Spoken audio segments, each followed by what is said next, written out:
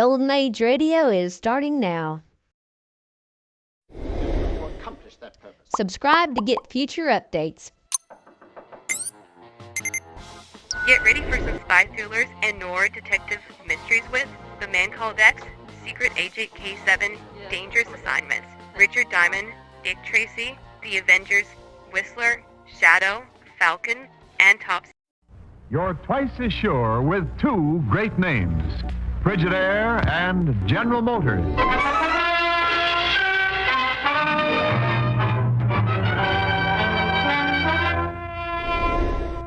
Frigidaire presents Herbert Marshall as the Man Called X. Wherever there is mystery, intrigue, romance, in all the strange and dangerous places of the world, there you will find the Man Called X.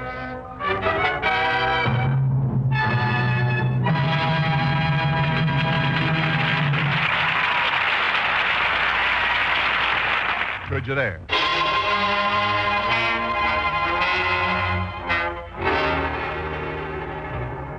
And now Frigidaire presents Herbert Marshall as Ken Thurston, the Man Called X.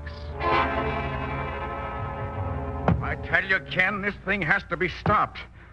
Thousands of lives are at stake, man. Stop pounding the desk, Chief, and tell me about it. I just got in from Calcutta this morning, remember? Oh, good Lord, Ken, of course. This thing has me so worked up, look, here. Take a look at this wall map. You see this town in Arizona near the Mexican border? Nogales, what about it? Well, somewhere down there, a deadly plague is spreading, and it could run wild over the whole country. Smallpox. Smallpox? 6 deaths down there in the past week and a half. Other cases being reported almost daily. Last year, it popped up in California. A few months ago, here in New York. Now it's down there near Nogales. It's anybody's guess where it'll hit next. Any idea where the carriers are coming from?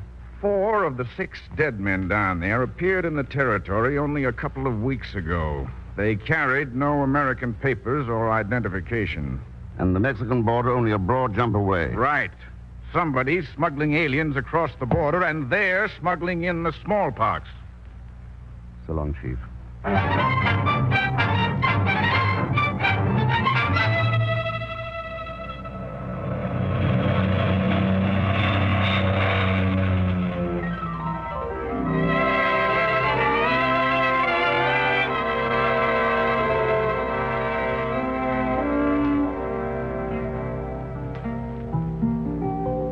All right now, Dr. Clark, you were the physician who reported the last case here in Nogales, weren't you? Yes, but I don't know anything more about the dead man than you do, Mr. Thurston.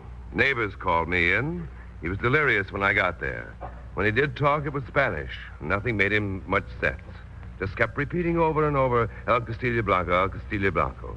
But apparently it holds no clue whatever as to the man's identity or origin. In other words... Dr. Clark, I don't know what to do. The patient in the examination room, Well, listen to it. All right, nurse, I'll be right in. This won't take long, Thurston. I'll be here, Clark.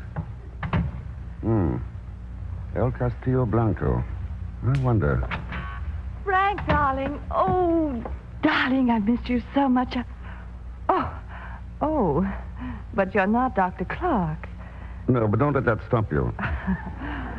Oh, my apologies. The sun was so bright outside, and it's so dark in here. For a moment, I was blinded. Oh, please forgive me. Well, that was almost the nicest introduction I've ever had. Why should I forgive you? Thank you. May, I know the name of the man to whom I've almost introduced myself? Ken Thurston. Dr. Clark is busy with a patient. I'm Estelle Carroll, Mr. Thurston. They're waiting for me outside. Oh. Would you be kind enough to deliver a message to Dr. Clark for me? Anything like the one you almost delivered? This time it's only an invitation, Mr. Thurston. I'm having some guests at my rancho for the weekend. I wanted him to come down. Lucky man, I'll tell him. Of course. Any friends of Dr. Clark's are more than welcome, too. Anyone in town could tell them the road to the White Castle, my hacienda. Hasta la vista, Ken Thurston. Hasta la vista, Senorita Caro. Well. What the devil? Try to hold his arm still, nurse. I am, Doctor, but he won't. Who are you stopping me? You're cutting off my arm. Just 1 second and... There, it's all over. All over, eh? I have no arm left. I'll sue you for every cent I have. Hagar. Oh, hello, Mr. Thurston, and I'll take you to the Superior Court, to the Supreme Court, even to the Justice of the Peace. Oh, Mr. Thurston. Relax, Pagan. It wasn't a major operation. That just goes to show you how much you know about it. Do you know what these butchers were doing to me? I could guess. All right, go ahead. I was being vaccinated. Well, what else are you doing in Nogales? I'm down here on big business, Mr. Thurston. Never mind. I'll hear about it later. What's that? You had a visitor, Dr. Clark. Oh, who was it? Miss Carroll. Estelle, I'm sorry I missed her. I can see why. She invited us down to her rancho for the weekend. Oh? I didn't know you and Estelle were acquainted. We'll add that to the list What list? of things you don't seem to know about her. I'm afraid I don't understand. What's the name of her hacienda, Clark? Why, it's... Oh. Yeah, the White Castle. In Spanish, El Castillo Blanco.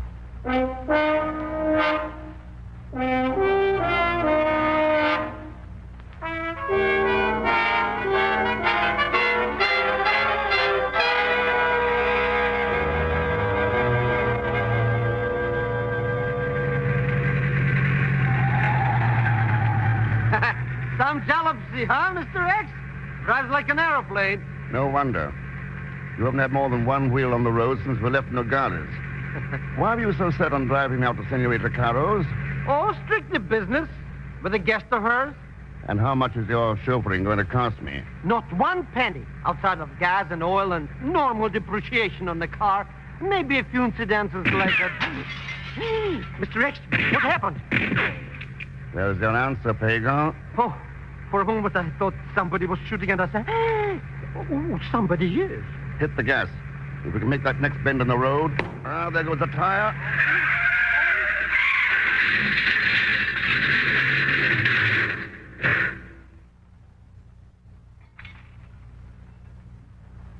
You know something, Mr. Thurston? We didn't make it.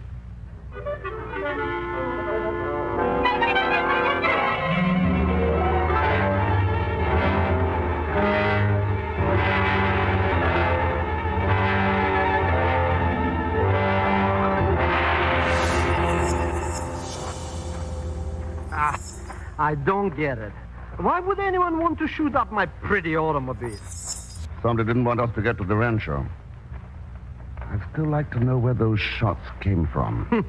You could hide an elephant in these mountains. Wait a minute, Pagan. Buenos dias, senores. You're in trouble? Senor Virva, it's you. Senor Zellschmidt. ¿Cómo está usted, senor? Buena, Senor Virva. Very much buena. Mr. Thurston, meet my good friend, Senor Virva. Glad to know you, Senor Verva. It is my pleasure, senor. But what has happened to you, walking in this lonely country? Car trouble. On our way to the White Castle Rancho. Oh, and the rancho is still some miles away. But I am against the road, so why do you not wait in that shady aurora while I ride for horses for you? If you could add a well-chilled martini to that formula, Verva, it'd be perfect. Bueno, I shall see that one is waiting for you upon your arrival at the hacienda. Patience, amigos.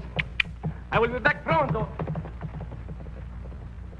You see, Mr. Thurston? It pays to know a man like me. Influential friends all over the world. I've met some of them. Oh, that's right. But Senor Vera is different. A lovely fellow. He wouldn't hurt even a fly. I figured that. You did? Yeah. He wasn't carrying that high-powered rifle just to hunt down flies.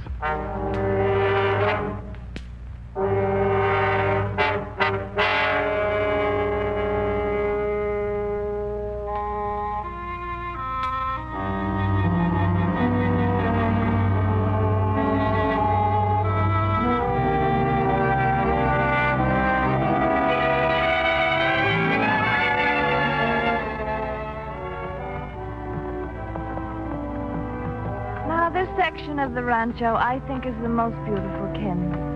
Do you, Estelle? Yes, especially now at sunset. That's why I have that small cabin down there to come to when I wish quiet and solitude. There are too few places like that on the face of the earth today, aren't there, Estelle? Yes, I know. But here, the snow-capped peaks above, the brilliant colors of the canyon below. Like a sword wound, cut deep into the breast of the earth. A wound dividing two nations. On this side is Arizona. On the other, Mexico. Mm-hmm. That canyon is called La Calle de las Perdidas, the Street of the Lost Ones. Many have tried to cross from one side to the other. But the rock walls are 1,000 feet straight up and down. Nobody's ever come out alive. I can believe that. And the two white sandstone buttes on either side of the canyon, like two white castle towers. That explains how your rancho got its name. Oh, yes. Oh, nature's made this country strong, hard, ruthless. Ken! Somebody's ideas about that cabin are different from yours. Come on.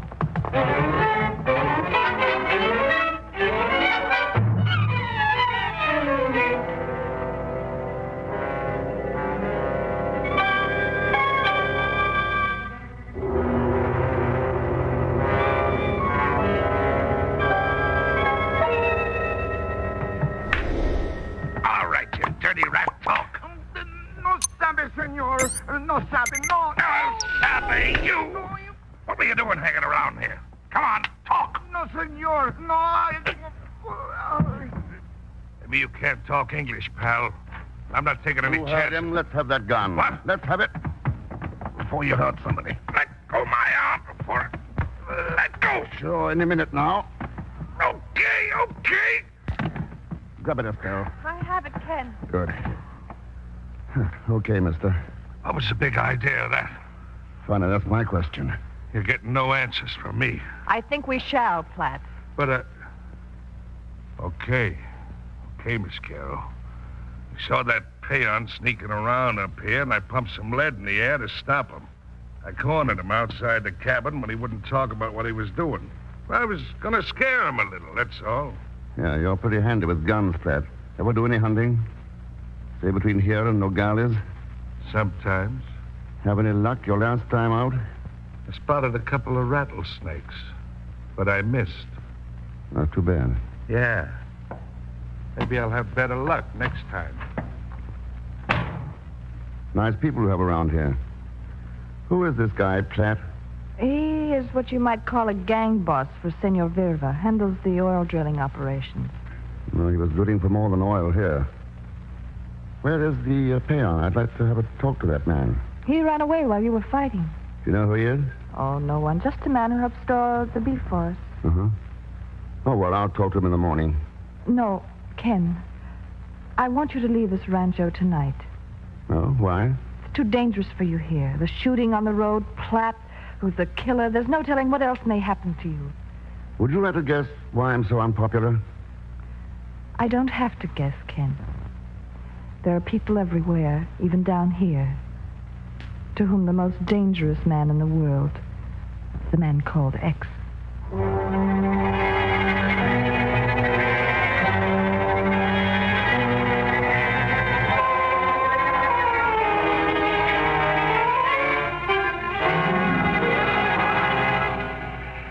Mr. Thurston, I don't understand it. Ever since we got here, you've been avoiding me like the smallpox. It's a habit I should have acquired earlier in life. A fine attitude to take after all you've gone through for me. Come on, we're going in here. Huh? But that's the ice house where they keep their meat. Yeah. There's a Mexican peon who works in here. I want to talk to him. Mr. Thurston, why did you let the door slam shut? Now it's only cold here. It's pitch black. Wait till I unlimber this flashlight. Wow. Ah, look at all those dead cows hanging here. I'll take that one, medium rare with French fried. Mr. Thurston, I gotta find the door. What happened to the door? Easy, Pago. But Mr. Thurston, that cow hanging there, that's no cow.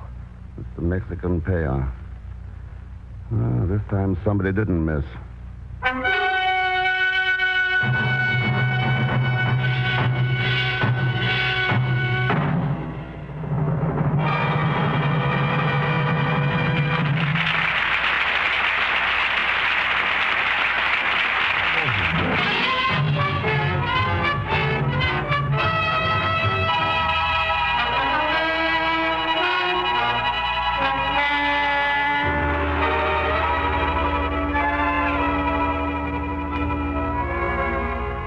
return to Frigidaire's Man Called X, starring Herbert Marshall.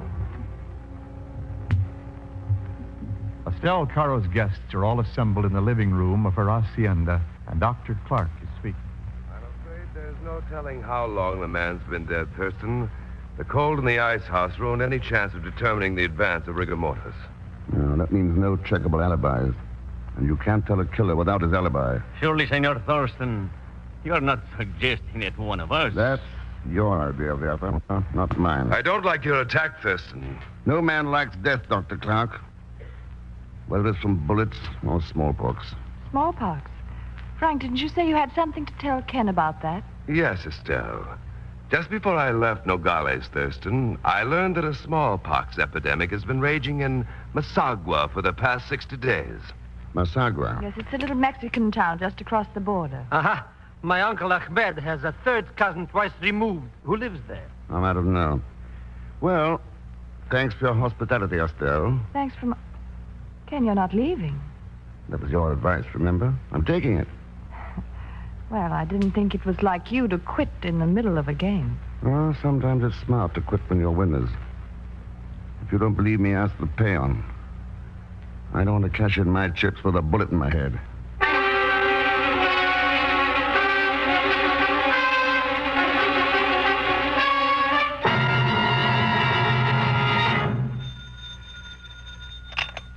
Yeah? Hello, Nogales. Ready on your call to New York. Go ahead, please. Hello, that's you, Ken? Yes, Chief. What have you got for me? Everything I could get in the 24 hours you gave me. Okay, shoot. Well, first of all, this man Vierver. He's a crook. Been selling fake Mexican oil stock for years. Made a lot of dough at it once, but right now he's pretty shaky financially. Mexican headquarters in Masagua? Well, how did you know? Maybe I'm psychic. What about Platt? Dishonorable discharge from the Coast Guard, nothing else. And Dr. Clark's record is absolutely clean. Uh-huh. As for Estelle Caro, she must be quite a woman. You must be psychic, too. Evelyn Horatio Alger, from chorus girl to property holder and ranch owner. Came up the hard way, but fast. An old friend of Verva's? Very old, and very good. Hang on, Chief. Be right back.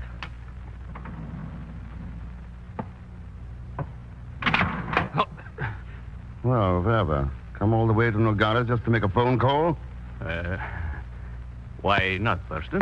Then why not use the telephone? It works better than ear against the wall of this booth. Or does it? That depends upon what one wishes to hear. Uh-huh. Well, have you heard enough? I think so. At least I have heard enough to offer you some good advice. That's a habit people are getting into. What's yours? Simply this. In the event you're thinking of visiting Masagua, remember, there are other things on foreign soils that can be just as deadly as smallpox.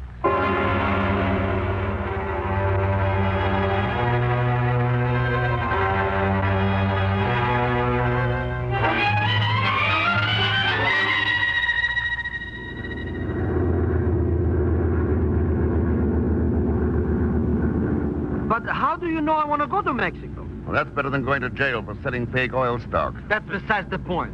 Anyway, why do you want me to fly to Masagua with you? So you can ask your Uncle Ahmed's third cousin twice removed if he can sneak you into the United States. But why should I do that? I just came from there. Besides, they have smallpox in Masagua. Yeah, that's why we're going there. To see that they keep it.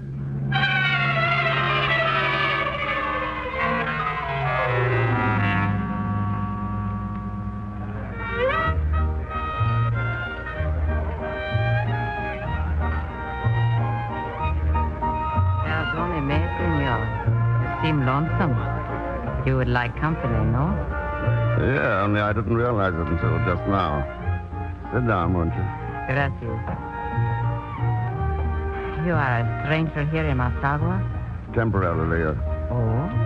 Then you do not intend to remain? Not if I can help it. But maybe I'll have to. You know how it is sometimes. I am not so certain that I do, senor. You are American, no? Uh-huh. Your country is not far away, and yet you remain here in Mexico, where you say you do not wish to be. That makes sense to you? Perhaps, senor. Perhaps not, but I enjoy stories. Tell me more. Okay. I know one about a man who wanted to get back to the house where he was born. Mm-hmm.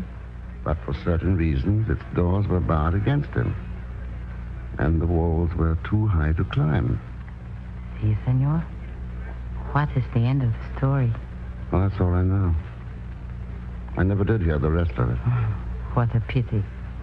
For that story could have had a happy ending. Oh? Si, senor.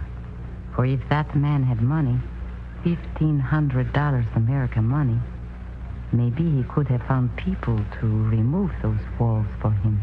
Maybe. But what if he didn't know where to find them? Perhaps that could be arranged, senor.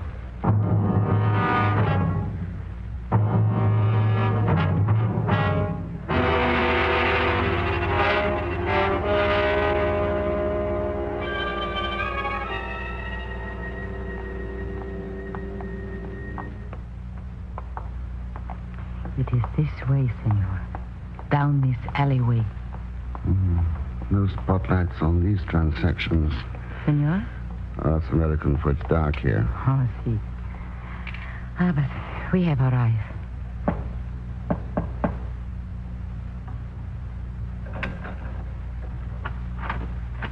Go in, senor. No lights here either. Now what? Just this. So. Would not listen to me, Nogales, eh? Perhaps this will teach you I mean what I say, Mr. X.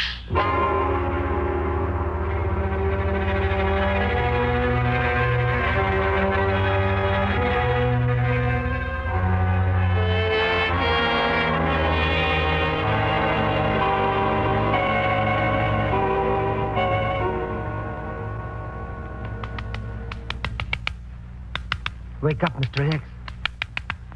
Please wake up. Yeah. Don't stay subconscious. Wake up. What's going, Pagan? Oh, glad to see me, Mr. Thurston. For once, yes. Oh, where are we? In the old building where Senor Verva left you. Verva, so he was the one. Mm-hmm. I knew darn well that girl was leading me into a trap, but I didn't expect her to close so soon.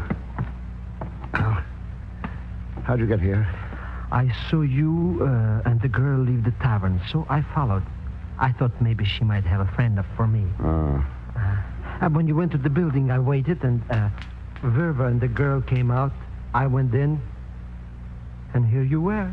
Well, how'd you make off with Uncle Ahmed's kinfolk? Oh, Mr. Thurston, they're the souls of the earth.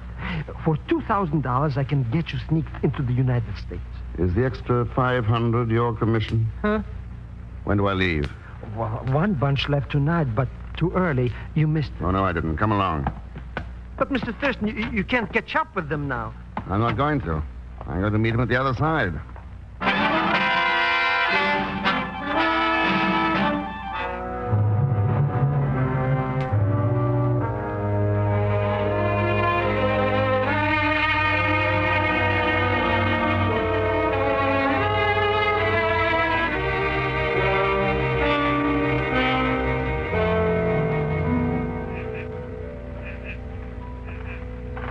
Hello, Estelle.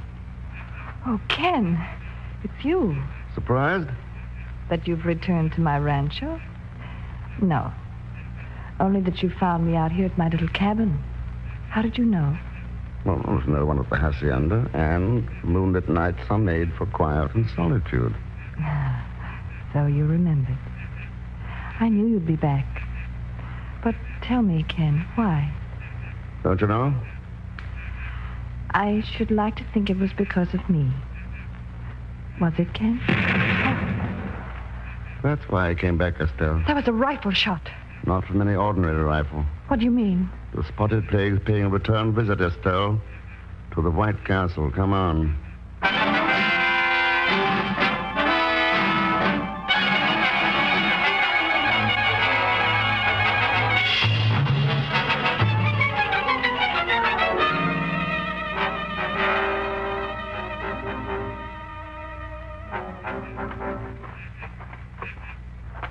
Okay, now we can see all right from here. But what is that?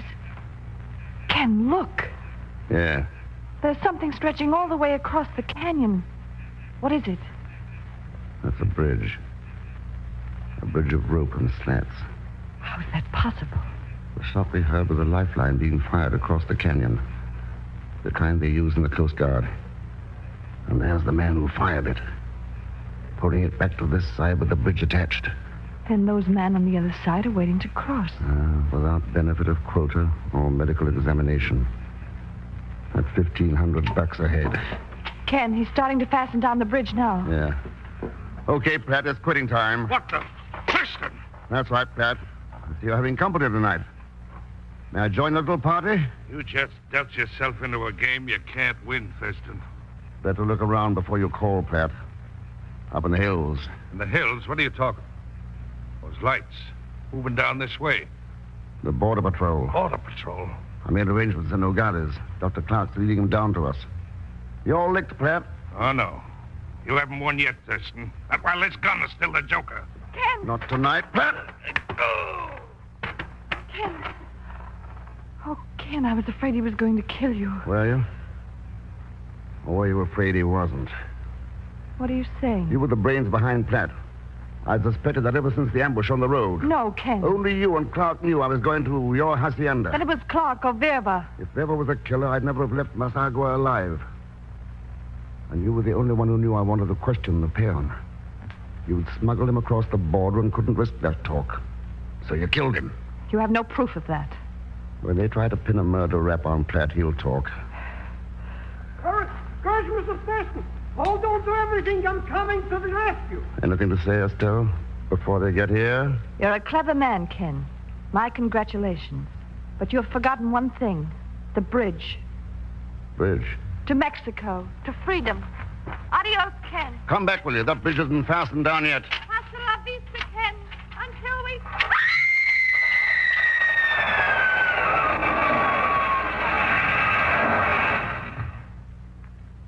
Good Lord.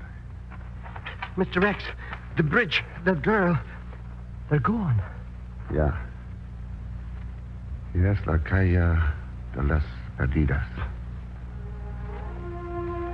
The street of the lost ones. She was heading there all the time. Only she didn't know it. She worshipped the gods of power and ruthlessness. Traded her soul to them. That's why she ended down there. For all those who put gold above human rights and welfare. All of them are lost ones.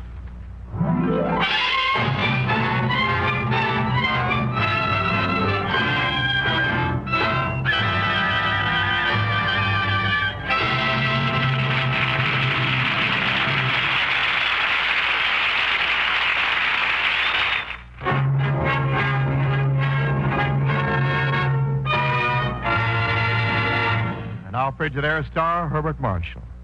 Thanks for being with us. Next week, a story called The Least of These. I read it. It's pretty exciting. I think you'll like it.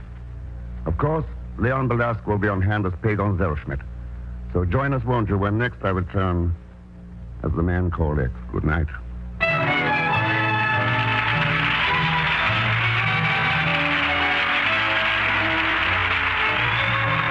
Frigidaire's Man Called X is directed by Jack Johnstone, with music composed and conducted by Johnny Green. Tonight's story was written by Sidney Marshall.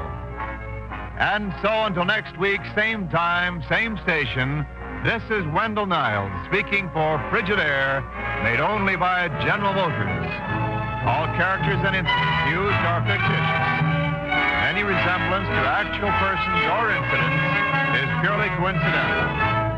Remember, every Thursday, for the best in entertainment, tune in and stay tuned in to CBS, the biggest show in town. This is CBS, the Columbia Broadcasting System.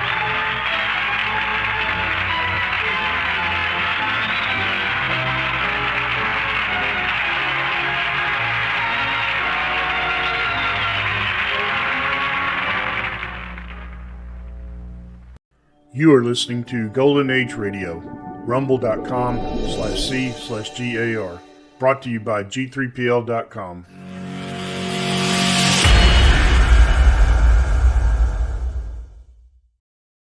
Subscribe for more videos. Secret Agent K7 returns.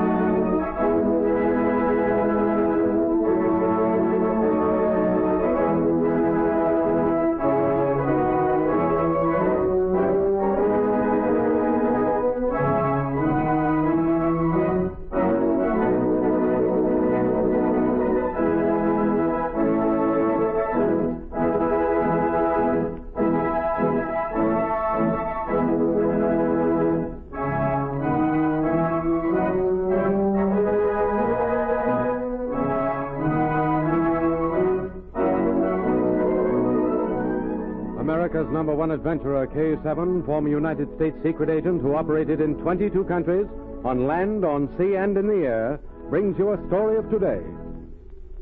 Here is K7. Ladies and gentlemen, sabotage is dangerous to the peace of a nation, for through sabotage, defenses are often weakened. In different words, I have made that statement before, and I shall probably make it many times in the future. It is a danger that must be kept constantly in mind, and it must be constantly guarded against. It is a different story of sabotage which John Holbrook introduces now. Thank you, K7. Recently, a new high-speed, heavy bomber was tested. Special Agent M was on the field and watched those tests. The reports by radio made them as real as if he'd been in the plane.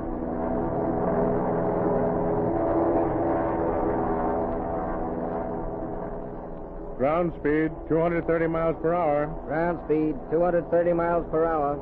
Air speed, 260 miles per hour. Air speed, 260 miles per hour. Wind velocity, 30 miles. Wind velocity, 30 miles. Altitude, 10,000 feet. Altitude, 10,000 feet. Right motor number 2 out. Right motor number 2 out. Left motor number 3 missing. Left motor number 3 missing.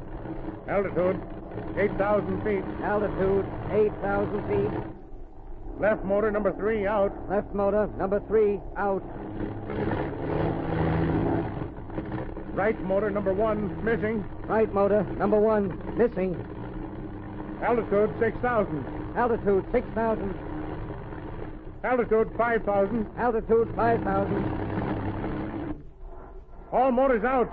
All motors out. Altitude 3,000. Altitude 3,000. Altitude 2,000. Altitude 2,000. 1,000. 1,000. Impossible to pull out. Crew, take crash position.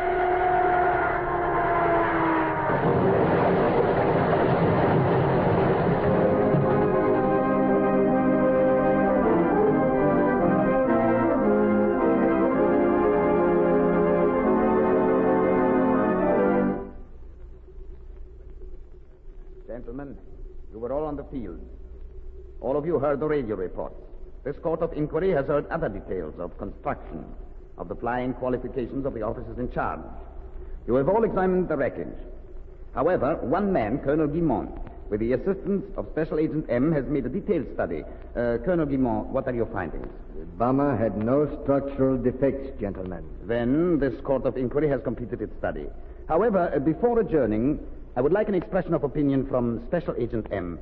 Special Agent M, what in your opinion caused the destruction of Bomber 2L5W? Sabotage. I base that belief on the fact that all motors failed at approximately the same time.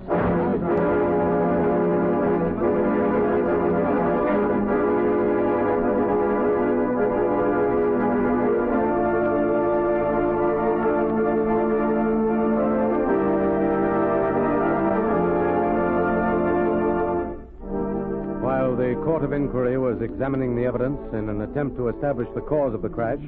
Yvonne, Special Agent M's assistant, was making other investigations under M's instructions. You have finished, mademoiselle? Yes, I have the fingerprints and history of each of your drivers. I want to check them against your employment records. You have those records here? Yes, of course. They are in this file. I will read the name. Answer me giving year of birth and nationality. Ready? Leo Pyron. A citizen, born 1903. Carl Stella. A citizen, born 1903. Jean Martino. Naturalized citizen, born in Cuba, year 1900. Leroy Duclon. Naturalized citizen, born year...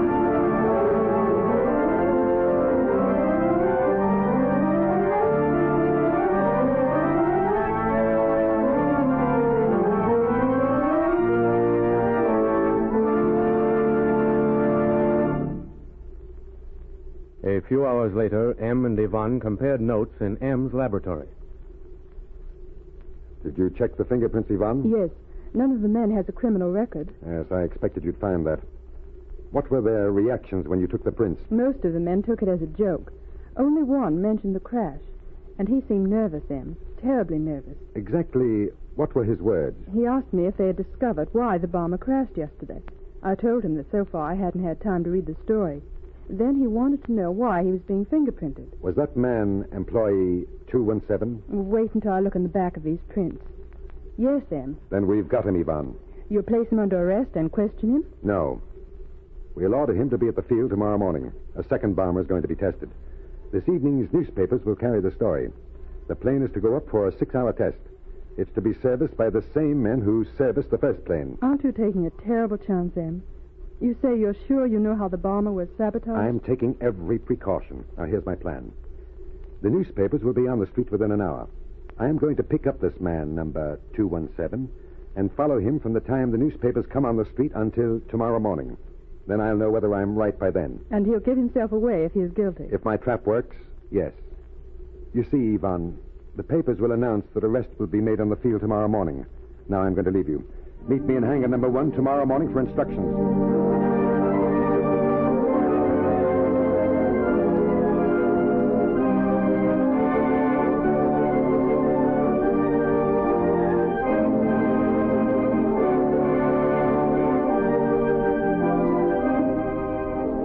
Early in the evening, M picked up the trail of the man he suspected.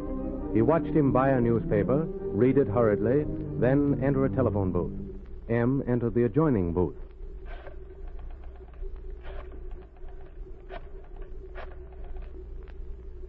Hello? Hello, Growler. Have you seen the newspapers? They know. I can't go through with it. It says they're going to arrest the man who did it. And I've been ordered to the field. No, I can't. You wouldn't testify against me. I'd face the firing squad. You couldn't do that. I only carried out your orders. All right. Yes, I'll go through with it. I'll do it.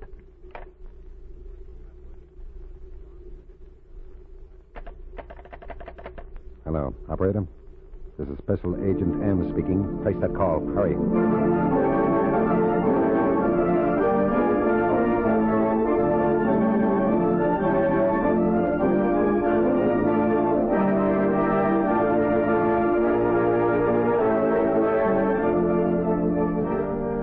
The next morning, M and Yvonne were at the airfield. M was dressed in the jumper of a mechanic. He talked to Yvonne in the office of hangar number 1.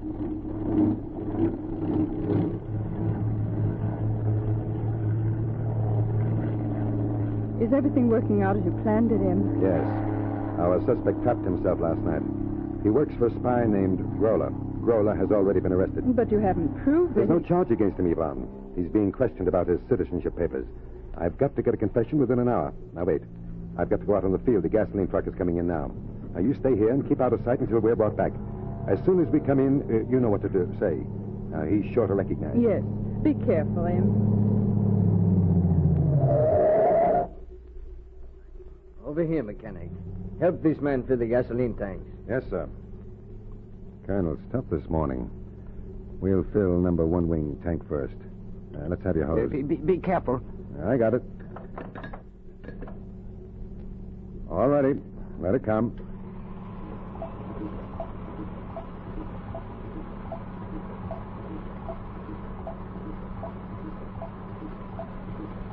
That's enough. All right. Ready to fill number 2.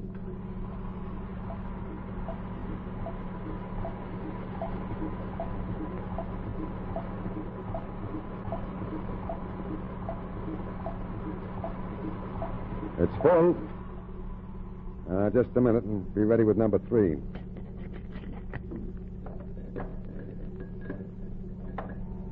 All ready. Say, what are you doing? Wait, I got to change hose connections on the tank truck. Did you wave at someone? No. Hurry up. I thought you signaled. How many of those gasoline tanks have you filled? 2, sir. Never mind the third. Sergeant, take these 2 men to the hangar office. Lock them in until I come. Yes, sir. But I can't leave my truck here, sir. We'll take care of it. Take them along, Sergeant. Come on. Are you arresting me? Why, I haven't done anything. Colonel's orders. All men who serviced this bomber have got to remain on the field until after the tests. Here's the office. Get inside. It's a trap. I haven't done anything. I thought you would recognize me, Duclaw. I took your fingerprints yesterday morning. She's from the police. We're under arrest. I know we are. Yes, Duclaw, you're under arrest. So is Gralla. He says that you put water in the gasoline of tank number 3. You are the police, too? That's right. He made me do it. He's to blame. Well, that's confession enough. You made a mistake in trying the same thing a second time, Duclaw. I knew when you started to change hose connections what you were up to. He made me do it. It was Gralla. He's got to pay, too. Don't worry, he will. You'll be tried together. M, how did you know what he did? How did you know there was water in the gasoline of the third tank of the bomber that crashed? I first suspected water because of the manner in which the motor spluttered and stopped. Then I remembered that the bomber had been in the air exactly 4 hours.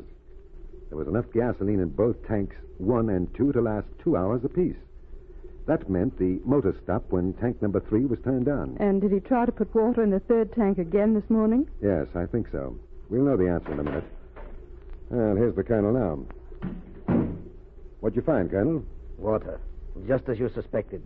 If that bomber had taken off, it would have crashed, just as the first one did. Gralla and this man are not only spies, they are murderers.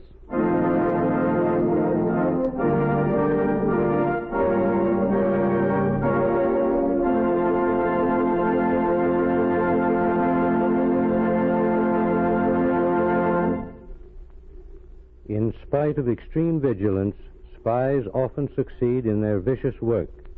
Sometimes they act themselves. At other times, as in this case, they hire someone to act for them. Groller was a dangerous spy. The man, Duclaw, only a tool who received money for his acts. Listen for my next story. This is K7 speaking.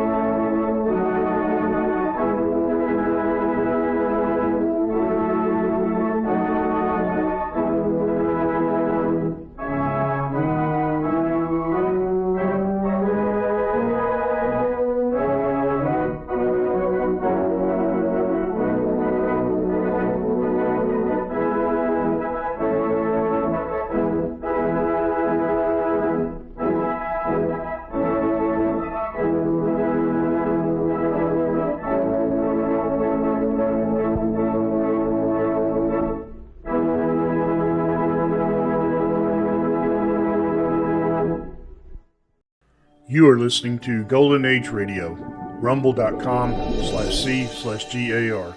Brought to you by G3PL.com.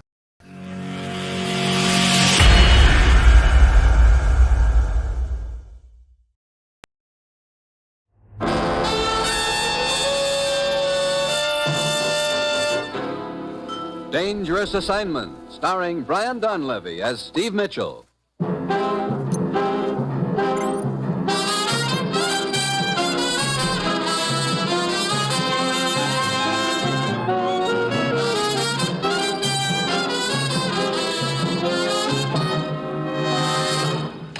Morning, Commissioner. Steve? You know, this better be important. There's a certain redhead who was just dying to go for a long ride in the country today. Now I can't even give her a chance to walk back. This is important, Steve. Ever hear of the Triangle Airlines? No. It's an American charter outfit owned by a man named Kovac. They fly cargo across the northern part of South America, from Ecuador to Brazil. The last 10 days, 3 of their planes have disappeared over the jungles, vanished without a trace. Pilots haven't been heard from since. So a private airline's in trouble. Since when have we been pulling chestnuts out of the fire for outfits like that? Ordinarily, we wouldn't be interested, but the circumstances accompanying the disappearance of these cargo planes makes it our concern. What circumstances? Well, I don't quite know how to tell you, Steve. Oh, now let's not be bashful, Commissioner. What do you mean? Flying saucers. What did you say? You heard me, flying saucers. Commissioner, I'm a pretty patient guy. But if you think I'm going down to South America and start looking for flying saucers... That's just what you are going to do, Steve, and your plane leaves in an hour. Now, look, don't tell me you're going to give me a Buck Rogers ray gun to shoot 'em down with. This is no joke, Steve. Look, I don't care whether it's flying saucers or flying dishpans. That area is too close to the Panama Canal for comfort. You'll be met in Ecuador by a man named Drake, the chief pilot of the airlines. He'll fill you in on the background. Well, that's it. You've got your assignment. Good luck.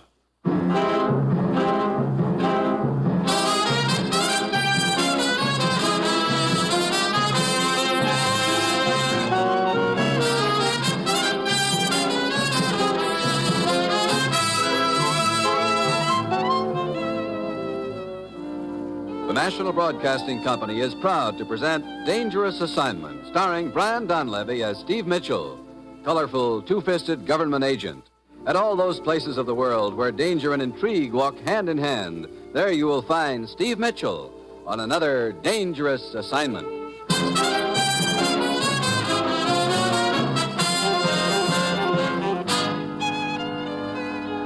Well, this assignment really takes the cake. I've had my share of screw-loose jobs, but flying saucers yet.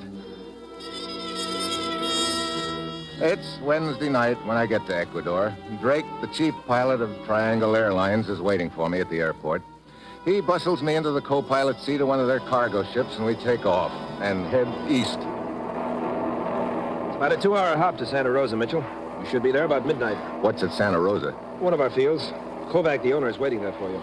You do most of your flying at night around here, Drake, huh? All of it. Less turbulence over these mountains. You a flyer, too? Oh, now and then. Too bad you're not looking for a job.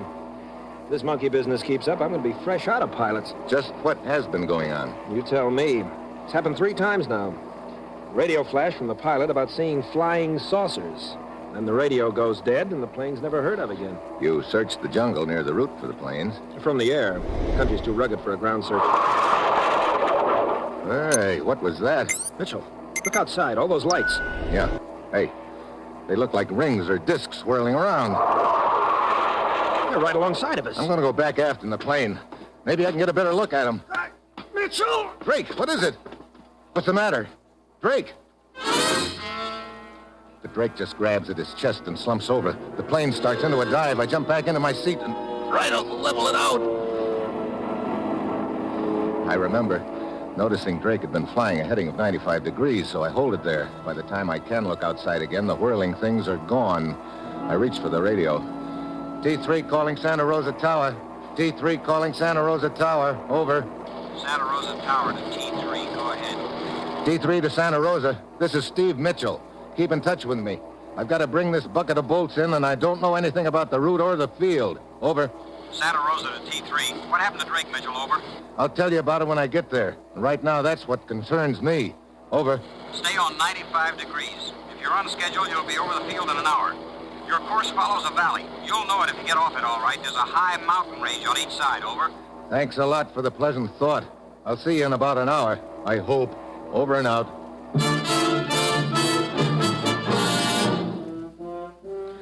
So, for the next hour, I nurse a strange plane between two mountain ranges I can't see on a night black enough to play post office.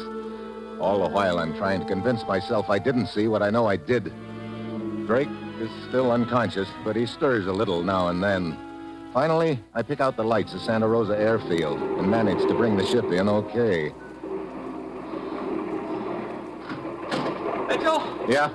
I'm George, Kovac's nephew. Yeah? I was talking to you on the radio. Oh. Sure glad you made it okay. You're glad. Come on, give me a hand with Drake here. Okay? Hey, he's coming out of it. Drake. Drake. What? Oh, my chest. What happened to you, Drake? I don't know. Right after we saw those things, I suddenly felt like I'd been kicked in the chest by a mule. That's all I can remember. But there's not a mark on you. Yeah, great. Flying saucers aren't enough. Now we've got invisible rays. Well, why didn't it hit you too, Mitchell? I don't know. Wait. I just started aft when it happened. Guess it's a good thing for you did. Yeah. Come on, Joyce. We'll get Drake taken care of, and then we'll talk to your uncle.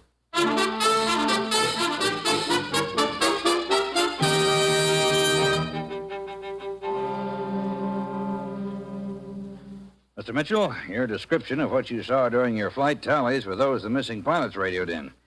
I tell you frankly, I'm on the ragged edge with this airline. I've lost 3 planes. One more and I'm ruined. Isn't your line insured, Mr. Kovac? Why, yes, but this is more than money. It's a matter of prestige. Look, Uncle Emil, if you'd taken my advice a month ago when the Van Horn Exporting Company wanted to buy you out... George, for the last time, I'll not tolerate any advice from you as to how to run my affairs. Sure, you stick your nose in all my affairs, but I'm not supposed to open my mouth where yours are concerned. If you don't keep a civil tongue in your head... Look, gentlemen, I don't want to stir up a hornet's nest between you, but what is this Van Horn Exporting Company? They ship crates of carved wooden statues regularly on our planes. Our largest customer, as a matter of fact. About 2 months ago, they approached me with a substantial offer to buy the line. But just before the trouble started, they notified me that they were withdrawing their offer. Bad business conditions, they said. Any particular reason why business should be bad? Oh, there have been rumors about some mysterious revolutionary party organizing lately.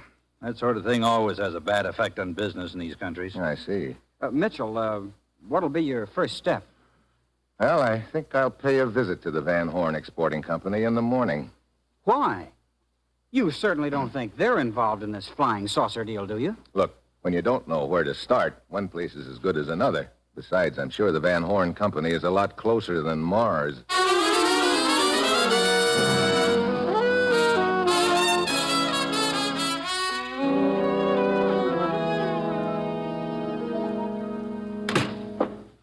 Yes, sir? This the office of the Van Horn Exporting Company? Yes, it is. Well, I'd like to talk to the boss. Is he around? Yes, I'm the boss, as you call it. Huh? You?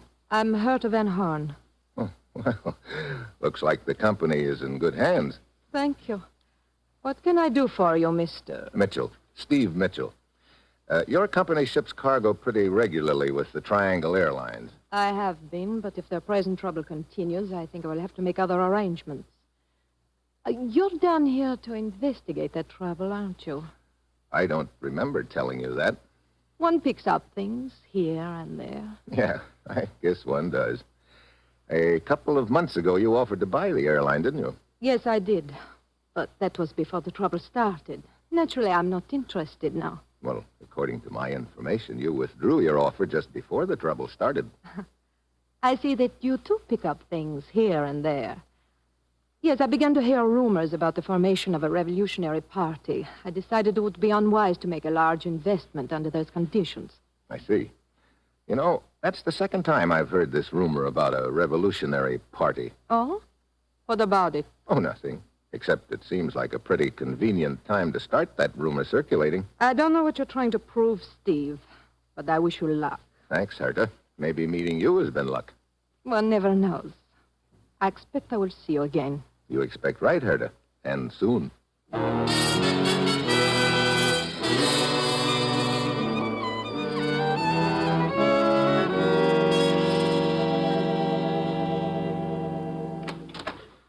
Hi, Mitchell. George told me I'd find you here in the office. Yeah. Come on in, Drake. How are you feeling today?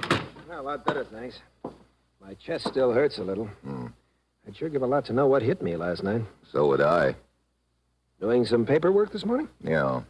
I've been checking cargo invoices and radio logs. I've discovered a couple of pretty interesting things. Huh? What? Look, each time a plane has disappeared, it's been carrying a shipment from the Van Horn Company. Well, what does that prove? I don't know yet. Take a look at this copy of the invoice. Well, what about it? How many Van Horn crates are listed there? Let's see, 6. Yeah, but isn't that number a little smudged on this copy? Yeah, it looks like it. Who handles these invoices on this end? Well, sometimes Kovac and sometimes George. How big are those Van Horn crates? 5, 6 feet long. Now, what are you getting at, Mitchell? I'm not sure yet, but here's something else. According to the radio logs, in each case, the pilot reported sighting the flying saucers about 20 minutes after takeoff. So? Now, take a look at this map. 20 minutes out at the course and speed your planes fly should put them right near this mountain. Yeah, Mount San Anselmo. Look, what are you getting at? Well, suppose those flying saucers came from the ground, Drake. You know... Don't tell me you're going into those jungles. Sure. You know anyone who could guide me? Seems to me one of those mechanics has a brother named Pavlo, some sort of a guide, I think. Mitchell, you ought to think this over before you go in. I have thought it over. Now see if you can round up that guide, will you? I'd like to get started as soon as possible.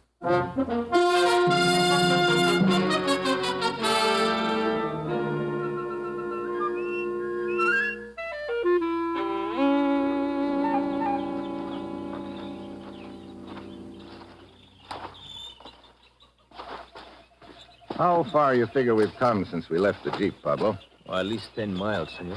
Well, we ought to be getting close to the spot, then. Brother, this jungle is thick. This is the only trail through it, huh? Si. I can believe it.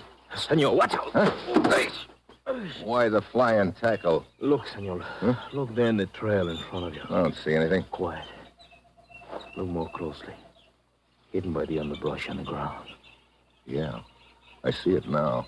A rope noose spread over the trail. See, and over there, senor. See the tree which is bent almost double? Another step and we'd have been dangling from that tree like 2 apples. Come on, let's spring that trap. Quick. Pues, senor, you... Look, someone's obviously hiding around here, waiting to catch us dangling from that rope. Let's make him think he succeeded. Here's a dead branch beside the trail. Give me a hand with it. See. Got it? See. Okay. Stop here. The trigger is probably under that little pile of leaves, senor. Yeah, that's what I was thinking. Okay, we'll toss this branch on top of it and see what happens. You ready? See. Let her go. Look at that. The rope jerked that branch right up in the air. Now get down here beside the trail. Senor, I hear something. Yeah, so do I. Somebody coming through the underbrush. Okay. Let him get right on top of us, then we'll jump him. Now. Watch it, Pablo. He's got a gun. Yeah, but I have a machete. No, hold it. Oh, great. Did something wrong, senor? No. He'd have done the same to us if we'd given him a chance. But I wanted to get some information from him. I will take a look. There is nothing in his pocket, senor, except this scrap of paper. Let me see it. See, here you are. La Posada, 8 o'clock. What's La Posada mean? That's the name of a bar in Santa Rosa. Sounds like he had a date. Okay, I'll keep the date for him. Maybe I can find out who's been going all out to kill me.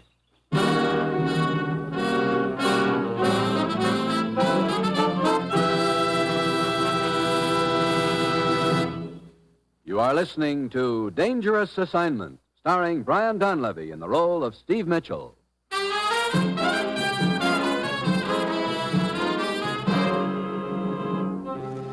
A few minutes before 8 that night, I'm waiting in the shadows across the street from La Posada Bar. A car pulls up in front. Herta Van Horn is driving. A guy starts to get out, but Herta pulls him back for a minute. There's a long kiss, and he gets out and heads for the bar. Herta pulls away. As he opens the door, the light silhouettes him. It's Kovac's nephew, George. I wait for a few minutes, and then I saunter in after him.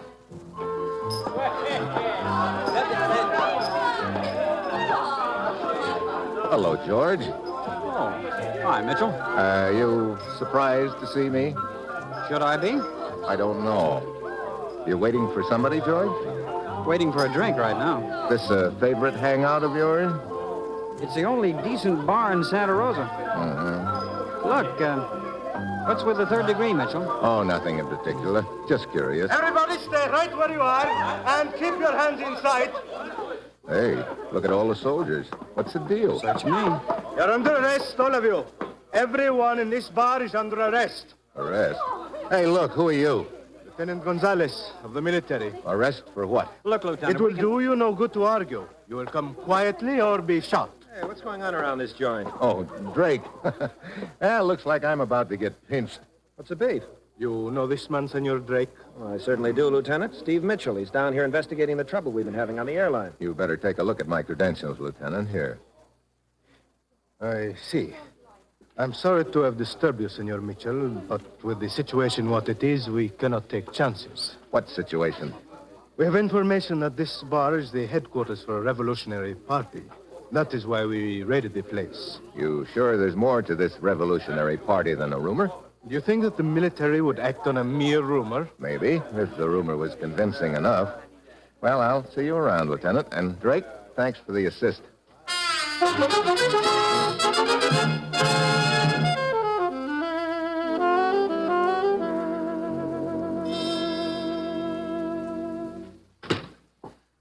Morning, Hertha. Good morning, Steve. What can I do for you? I'd like to take a look at your shipping invoices for the last couple of weeks, okay? Yes, of course. Here you are. Thanks. Yeah, here's the one I want. Now, this shipment was on the last plane that disappeared. What about it? This invoice shows 5 crates shipped, but the copy they have at the airfield shows 6. Well, there must have been a mistake then. Yeah. Right now, I'm wondering who made it. Steve, I don't know what you're trying to prove, but I'm beginning to resent your inferences. Sorry, I didn't know they were showing, Hertha. I guess George was right when he said your company couldn't possibly have anything to do with the trouble the line is having. George? Yeah, Kovac's nephew. Oh, well, it was very nice of the men to come to my rescue when I hardly know him. You hardly know George, huh? Well, just to speak to on the street. I see. Well, I better be getting back to the field. I'm sorry I cannot help you, Steve. Thanks, Hertha. Maybe you have. Oh, Mitchell. Why, hello, Mr. Kovac. On your way to see Hertha? No, looking for you. Have you found out anything at all about these flying saucers and what's behind this thing? Mr. Kovac, so far I've been just grabbing at handfuls of smoke here and there. But there's enough smoke to mean fire somewhere. You've got a plane going tonight, haven't you? Yes. Is there a Van Horn shipment aboard? That's right. How many crates?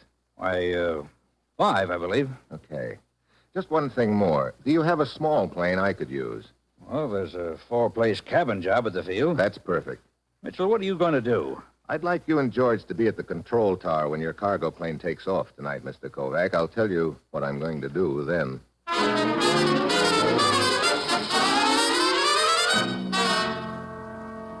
That night, I wait in the shadows near the airfield. I spot the plane T-5 loaded and ready. The pilot is in the shack getting his weather report. I slip quietly aboard. The invoice had said 5 Van Horn crates, but I can count 6 of them, all about 6 feet long. I put my ear to the top crate, and I hear what I expect to hear. Then I freeze. Footsteps outside. There's a faint scrape of metal under the belly of the plane. The steps fade away. I get out, crawl under. I take a long look, and a lot of things suddenly fall into place. I head for the control tower. George, Kovac, and Drake are there. T5 to Santa Rosa Tower, ready to go. Santa Rosa Tower to T5, go ahead. Wind 15 at 30 degrees. Well, Mitchell, now perhaps you'll tell me why you wanted George and myself to be here tonight. Sure. I want to take you for a ride in your plane. A ride? Where? We're going to follow the plane that's just taking off. What? Now, Mitchell. What's the matter, Kovac? Doesn't the idea appeal to you? Well, I'd rather not go, Mitchell. I don't like this idea. Afraid of what you might see, huh, Kovac?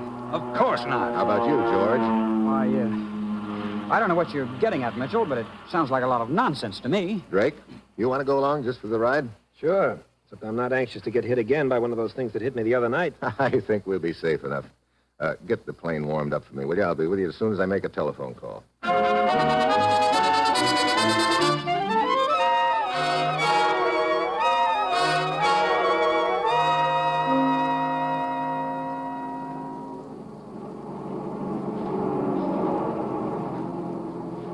Aren't you going to radio the pilot that we're following him, Mitchell? No. You and George just sit back there and keep your eyes on that plane. I don't see what you're trying to prove, Mitchell. I think you will in a minute, George. How long since takeoff, Drake? Oh, about 19, 20 minutes. Want me to take over the controls? No, thanks. Mitchell, look at that plane below, all around it. Circles of whirling light. Mitchell, the flying saucers. Relax. T5 to Santa Rosa. T5 to Santa Rosa. It's all around me. Flashing lights and whirling things. Must be the flying saucers. That was the pilot reporting back. Flying saucers. Wait a minute. They seem to be coming from the plane itself. They are. From underneath the plane. What? Yeah, from a bracket attached to the belly.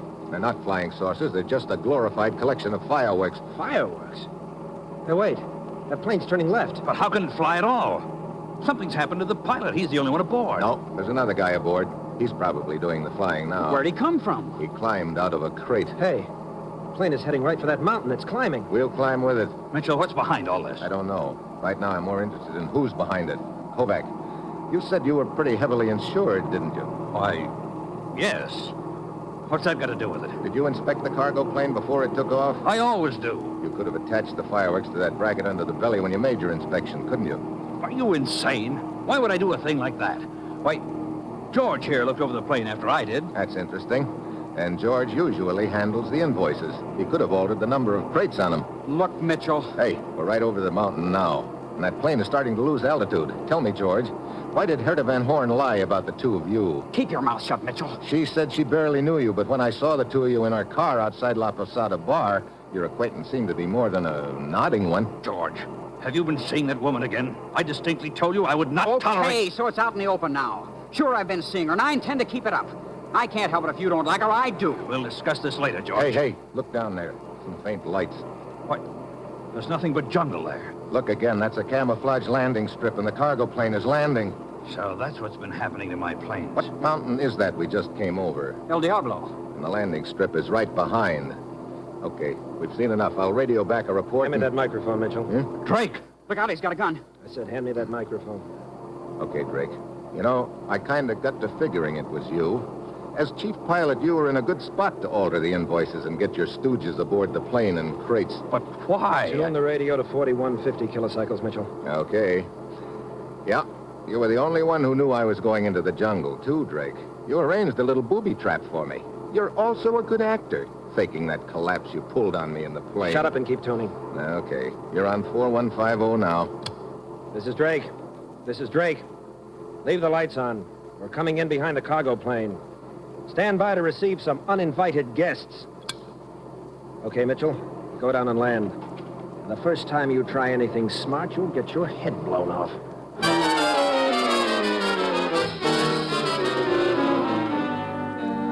I set the plane down on the strip. The landing lights flick off, and half a dozen of rugged-looking gents swarm out to meet us. Drake huddles with them for a few minutes, and then they haul Kovac, George, and me into a log hut hidden under the trees. They toss us in there and bolt the door. But the door has an inside bolt, too. We shoot it in place. We can't get out, but now they can't get in. Mitchell! Open the door, Mitchell! Okay, smart boy. You'll come out running when it gets light. The hours crawl by. We sit and wait and sweat.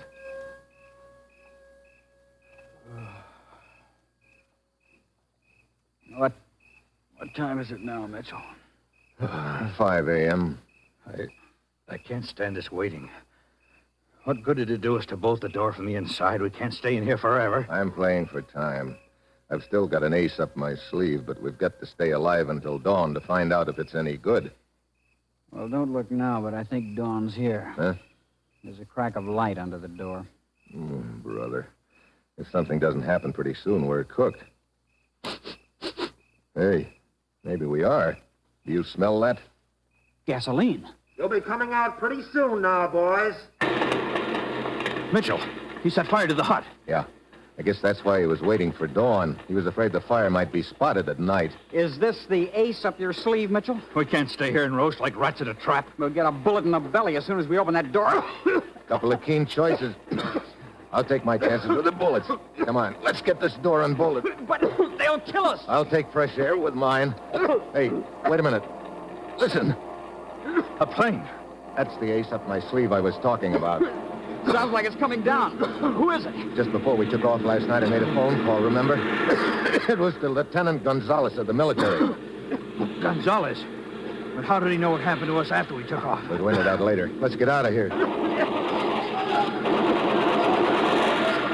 Hey, Gonzalez boys are taking no chances. They want that landing strip clear when they sit down. Come on, George, let's get this door unbolted. Okay.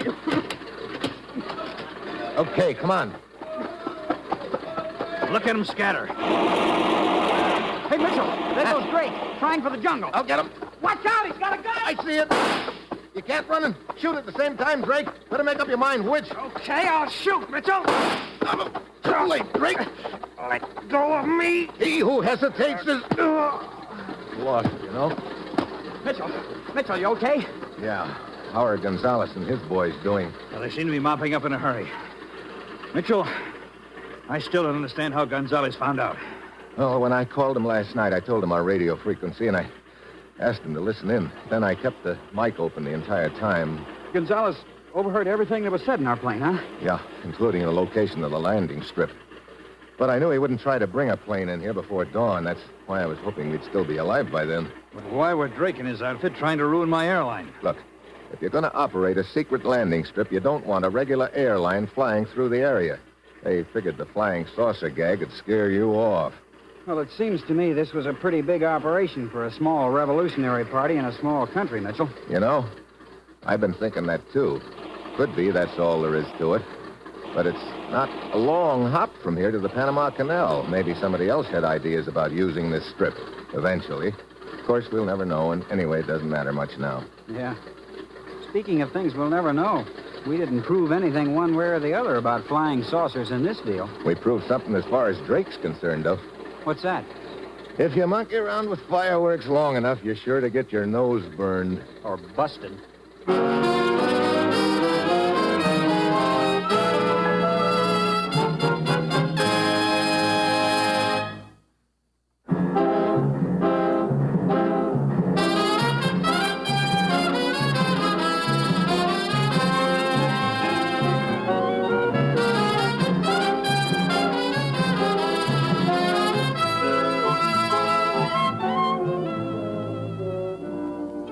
You have just heard another episode in the exciting new adventure series, Dangerous Assignment, starring Brian Donlevy in the role of Steve Mitchell.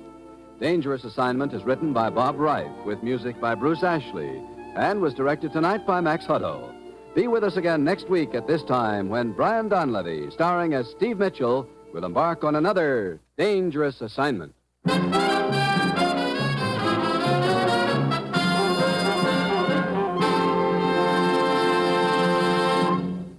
There's more great action-packed entertainment for you throughout the week on NBC. Other mystery adventure programs include such popular shows as Big Town, Dragnet, High Adventure, and Christopher London. Starring as Christopher London, you'll hear Glenn Ford in the swashbuckling role of a romantic, adventurous private investigator. On High Adventure, there's the utmost in thrilling drama to entertain adventure-minded listeners.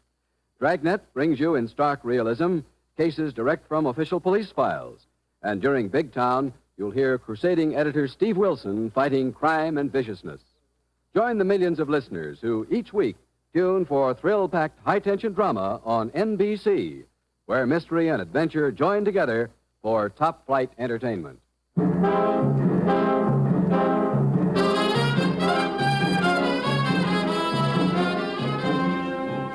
Tomorrow, be sure to hear Bob Hope and Fibber McGee on NBC.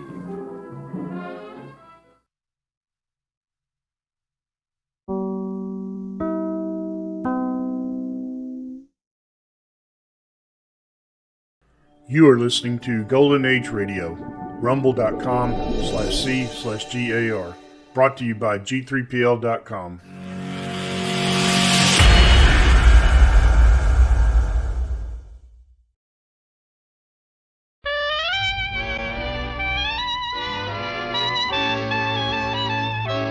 makers of Camel cigarettes present Dick Powell as Richard Diamond, private detective.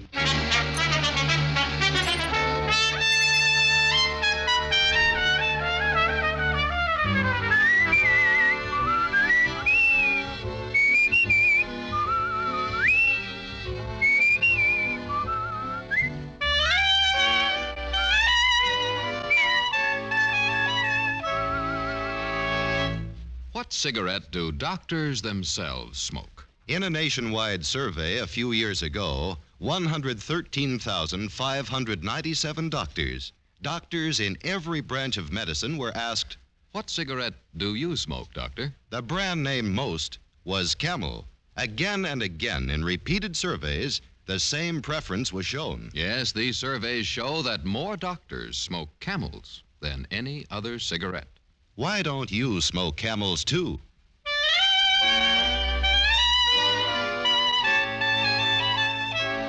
Now we bring you another transcribed adventure with Richard Diamond, private detective, starring Dick Powell.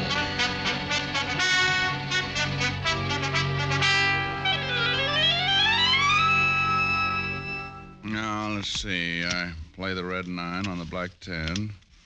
Move the 8 of spades off this pile and put it over here. That gives me another king. Where's the 3 clubs? I'll sneak a look under here. No, ain't there. Hello? No. I'll be with you in a minute.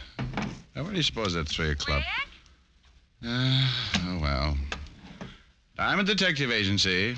Anyone for Pinochle? Rick, don't tell me you're still at it. You told me an hour ago you'd quit as soon as you'd won one game. 1-1 game. That's nice and confusing, isn't it? Helen, baby, I wouldn't admit this to anyone but you, but I haven't even come close. I was afraid of that. Have you tried stacking the deck? Helen, that's cheating. I know, but have you tried it? Well, just once. But only in self-defense, and even that didn't help. I still lost. Well, then I'm afraid you're hopeless. Why not give it up and come over here? We could play some gin. Oh, no. I owe you 1,369 toothpicks now. At that rate, I'll have to buy a lumber camp. You there on the telephone. Me? Yeah, you the boss? Well, no, not exactly. I'm just the owner. That's good enough. If that's somebody wanting to hire you, tell him to call back. Rick, is that man ordering you around? He's trying. You hear me? I said tell him to call back. Now, just a minute. That's right, killer. Stand up to him. We don't have to take no guff. Well, honey, I wish you were here so we could get a look at the size of it. You gonna hang up or not? Yes, sir. Yes, sir. Richard Diamond, did you say yes, sir? Yes, sir. I mean, yes, ma'am. I mean, bye. Bye, Helen, dear. Okay. You said you were the owner of this outfit? That means your name's Diamond? Yes, sir. My name's Ed Barton, Diamond. Don't bother shaking hands, because I got a hunch you ain't gonna go for the deal I'm laying down. That way there won't be any hard feelings. Reason I say that is because I've already been to 3 or 4 of you guys, and they didn't go for it. For my money, you're all a bunch of lilies. Well, look, Mr. Barton, you Now, don't get me wrong. That ain't saying you're like the rest of them. Truth of the matter is, I hope you ain't. The deal I got to offer takes a guy with a little backbone. Well, suppose you tell me what the deal is before you get too involved with my sacroiliac. You've heard of the Barton Metal Works? Well, that's me. I'm the boss. Started out 15 years ago with a forge and an anvil. Today, I got over 40 men working for me, turning out some pretty big jobs. Contracts a lot of these guys around town would give their eye teeth for. If it's made of metal, Barton will make it. That's my motto. Well, that's as good as some of mine. Go ahead. Diamond, it took me a long time to get this thing going the way I want it. And now, somebody's trying to mess it up for me. Trouble is, I don't know how much longer I can hold out. Loyalty is one thing, and staying with the sinking ship is something else again. Very well said, Mr. Barton.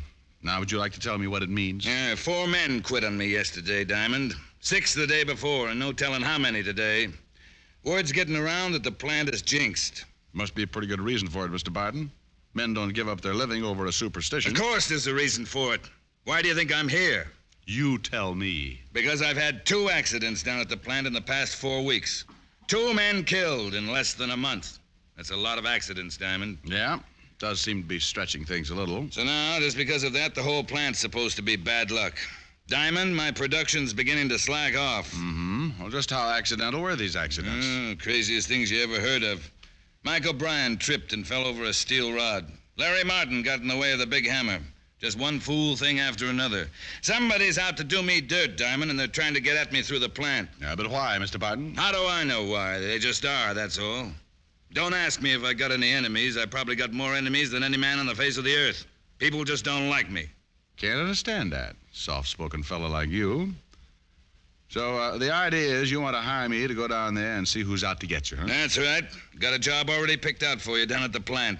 You mean I have to work, too? Certainly. You don't think I'm going to pay you just to run around asking a lot of fool questions, do you? No, I guess you wouldn't, Mr. Barton. Well, how about it? You going to back down, too? Mr. Barton, thanks to you, my girl already thinks I'm a coward. Looks like there's only one way to change your mind. Big Ed Barton came as close to a grin as he probably ever would, dumped a tidy retainer on my desk, and stuck out his hand. Coward that I am, I took off my ring and lost 5 fingers somewhere inside of his calloused palm. The bargain being sealed, Big Ed then drove me down to the plant. Miller, this here's Richard Diamond. Private eye I told you I was getting. Aye. All right. Get him some clothes and put him on it right away. This is Steve Miller, Diamond, my foreman. Oh. And this guy gets $100 a day, Steve. See that he earns it. I don't mind Big Ed, Mr. Diamond. He means well, but if it isn't made of metal, he doesn't understand it. Yeah, I wonder how he'd react to a Geiger counter. Which way is the locker room, Mr. Miller? Down this way, Diamond. Oh, and just call me Steve. Oh, sure. A nice little place you got here. Being foreman must keep you pretty busy. Full-time job, all right. I suppose Ed told you what he wants you to do. Yep. Wait for an accident to happen to me. Yeah, that's about the size of it. Whoever's behind this will try to get rid of you right away. Oh, isn't there something else we could talk about? Income tax or the war or something pleasant like that? Sure. Oh, locker room's right in here. Good. Big Ed and I have both gone over the entire personnel looking for a possible suspect. Just about everybody down here has been with us over 5 years. With the plant, that is. Well, Big Ed seems to think he's got a lot of enemies, Steve. Oh, it's just his way, Diamond. Ed hasn't any more enemies than the next fella. Oh, here's some stuff that ought to fit you. Oh, thanks. That's quite a uniform you fellows wear. Uniform? Oh, the overalls, you mean? Oh, not so bad after you get used to them. Oh? How long you been wearing them, Steve? Oh, most of my life, I guess. I was practically born in front of a forge. My father was a blacksmith. All right. How long have you been with Big Ed? From the beginning. Since before he moved out of the old shop into the plant here. Of course, I haven't always been foreman. That's only happened in the last... Oh, hi, Fred. Come in for a smoke? Diamond, meet Fred Larson. Hey, what's the matter, Fred? I'm quitting, Steve. Quitting? That's what I said. Oh, now, wait a minute, Fred. Save your breath. My mind's made up. Oh, I see. So it's even got to you. Look, Fred. Who's he? Someone who isn't afraid to get down into the furnace room and take over Larry Martin's spot at the hammer. Diamond here knows the place isn't jinxed, don't you? Well, I... Better not answer that until you've been here a while, brother. I just about had it a couple of minutes ago myself. You? How, Fred? What happened? Railing gave way up on number 5 catwalk. Right there where the plates are stored. What? That's what I said. If it hadn't been for that scaffolding, I'd have cashed in right then. But those railings are always given out, Fred. You know that. It's been happening for years. Yeah, but this one just came too close. I ain't stopping to pick up my check, Steve. Mail it to me. Well, those railings aren't indestructible, Diamond. They just wear out. Mm-hmm. What was he talking about? Plates? Oh, I'll show you when we get up there. Number 5 catwalk's right above the big hammer. Oh, all right. No, I'm all dressed. How do I look? On second thought, don't answer that.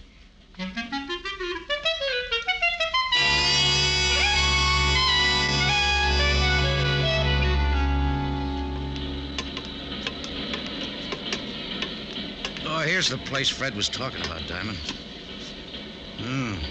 Guess I can't blame him for quitting. Would have been a nasty fall. Yeah. Hey, what's this stuff under the catwalk, Steve? Oh, those are the plates. They're too heavy to lug back and forth, so we just store them up here on the scaffolding. Oh, I see. You mean I'm going to work down there under these things? That's where Big Ed told me to put you, Diamond.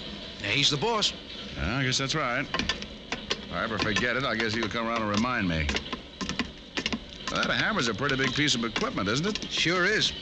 But the work you'll do isn't hard. The plates come out of the furnace hot. It's your job to flatten them out. All you have to do is flip a switch on the hammer and roll the plates. Roll the plates? Well, after that climb, I may not even be able to flip the switch. Otto! Yes, Stevie? That's Otto Schmidt. He'll handle the furnace for you. Well, looks like he can handle the whole factory. Hello, Stevie. Is the fellow going to take Larry's place? That's right, Otto. Rick Diamond, Otto Schmidt. Howdy, Otto. Hello. He's a new man, Otto. Never worked in a shop before. Yeah, I see that. Well, don't worry. I take care of him. Just how do you mean that? Now, take it easy, Otto. Production isn't as important as safety right now. Remember that. Yeah, I remember, Stevie. Now, you'll be working all alone down here, Diamond. Just you and Otto. Swell. The main thing is to keep your eyes open. Yeah, that's right. All right, Otto. You can take over now. Yeah, I take over now.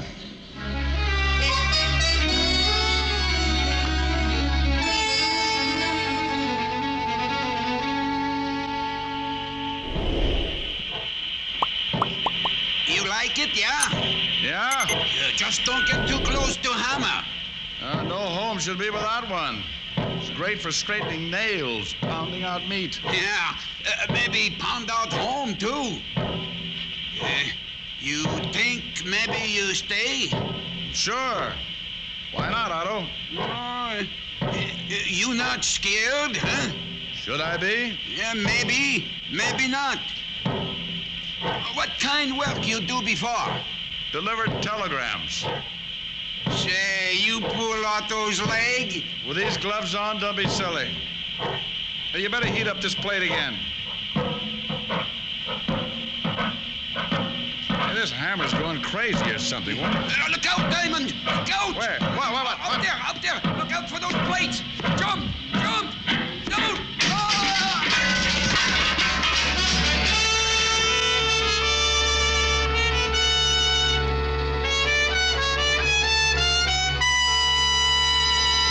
Before we continue with Richard Diamond, here are a few words about smoking enjoyment. Among the many stars whose voices, whose throats are their fortunes, is Maureen O'Hara. Maureen O'Hara's cigarette must suit her taste and throat, and that's the reason camels get Maureen O'Hara's vote. Yes, Miss O'Hara tried the different brands and chose Camels. Beautiful Maureen found that Camels agree with her throat. And Miss O'Hara's only one of the many famous stars who regularly smoke Camels. Some of the others are Dick Hames, Dennis O'Keefe, Linda Darnell, Henry Fonda, Vaughn Monroe, and our own Dick Powell. Why don't you take a tip from the famous people whose throats are their fortunes and who smoke Camels? Make your own 30-day Camel test. Smoke only Camels for the next 30 days. Enjoy Camel's rich, full flavor, pack after pack. See how well Camels agree with your throat, week after week. Camels, smoke Camels, and see how mild a cigarette can be. And now back to Richard Diamond, Private Detective, starring Dick Powell.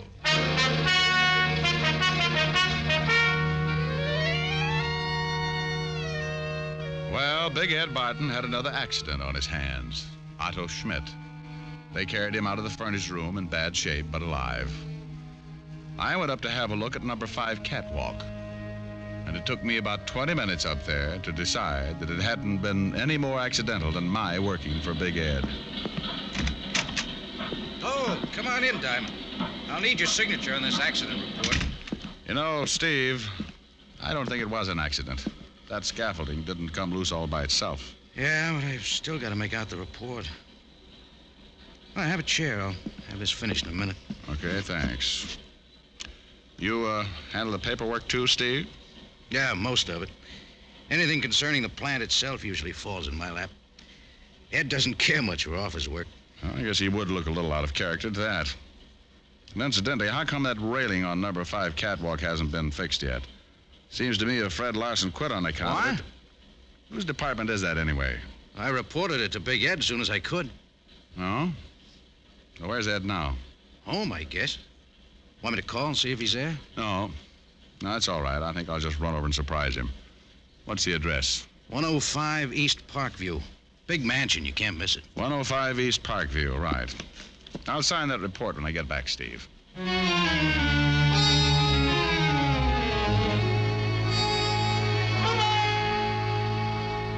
So, what if it wasn't fixed, Diamond? Those railings cost money. I told Steve not to let that plant nickel and dime me to death, and I meant it. Then you purposely let it go. Now, wait a minute. I didn't say that. But you don't have to, Barton. You got the report over an hour ago. That's plenty of time to get the work done. Who told you I got the report, Diamond? What difference does it make? You're responsible for the repairs, aren't you? That's right. But don't think you're going to jump all over me, Diamond. Matter of fact, I didn't even know the railing was down until you told me just now. Anyway, I don't see what this has to do with what happened to Otto Schmidt. You don't, huh? Well, I'll tell you, Mr. Barton. Someone got up there where the railing is out and loosened the braces on that scaffolding. If the railing had been up, he wouldn't have been able to reach it. That's a lot of hogwash. I don't believe it. I don't expect you to believe me, Barton, but talk to Otto. He saw who was up there. I saw part of it myself just before the plates started falling. You mean Otto saw... That's right. Well, don't look at me. I told you I didn't know anything about that railing. That's your story, Mr. Barton, and you better stick to it. Where do you think you're going? I didn't say I was finished with you yet. No, and I'm not finished with you, Barton. As soon as I've had a talk with Otto, I'm going to take off these overalls and get back into my own clothes, and then you can You mean take you're quitting? Walking out? That's right. Now, don't worry. I'm going to find out who's behind this, but I'm going to do it on my own. In case you haven't gotten the idea, Big Ed, I don't like working for you.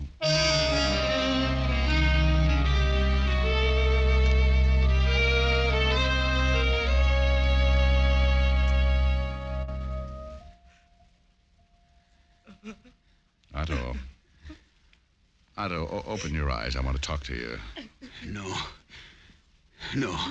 No talk. Why? It wasn't an accident, Otto. You know that. No, it was an accident. Don't you want whoever's responsible for this to pay for it? No. What are you afraid of, Otto? Who are you hiding? I'm afraid it's no use, Diamond. For some reason, he just won't talk. No, but why? What's he afraid of? That's all the time I can let you gentlemen have. You'll have to have some rest now. Just a minute, Doctor. Mrs. Schmidt, talk to him, will you? See if you... No, Otto don't want to talk. All right. How long will it be before I can see him again, Doctor? Well, that's hard to say. Several hours, anyway. You might check with the front desk later this evening. They can tell you more about it then. All right, thanks. Would one of you mind dropping her off? It's getting late. There's nothing she could do here. I'll take her home, Diamond. You probably feel like a shower and a change of clothes anyway. Thanks, Steve. But I've still got some work to do. I dropped by the Barton Metalworks to get my clothes out of the locker room, but the night watchman wouldn't let me in without a pass. Too tired to argue with him, I hopped a cab to my apartment for a change of clothes.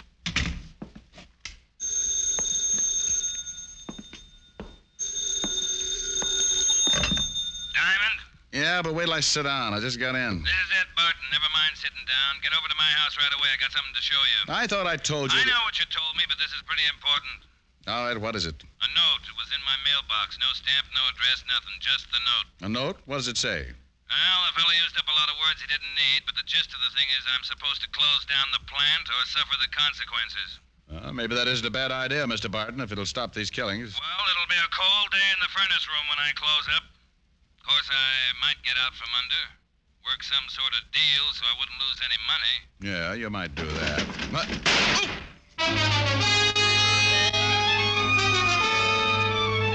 Whoever it was had been waiting out on the fire escape. The bullet thudded into the back of my best chair, and I got on behind it, wondering which drawer I'd left my gun in this time. After a while, when nothing happened, I sneaked a look around the arm of the chair. Diamond, what's all the noise? There was no one there. What's all the noise, Diamond? And then I realized Big Ed Barton was still talking. Hear me, Diamond? Speak up. What's going on over there anyway? What do you think?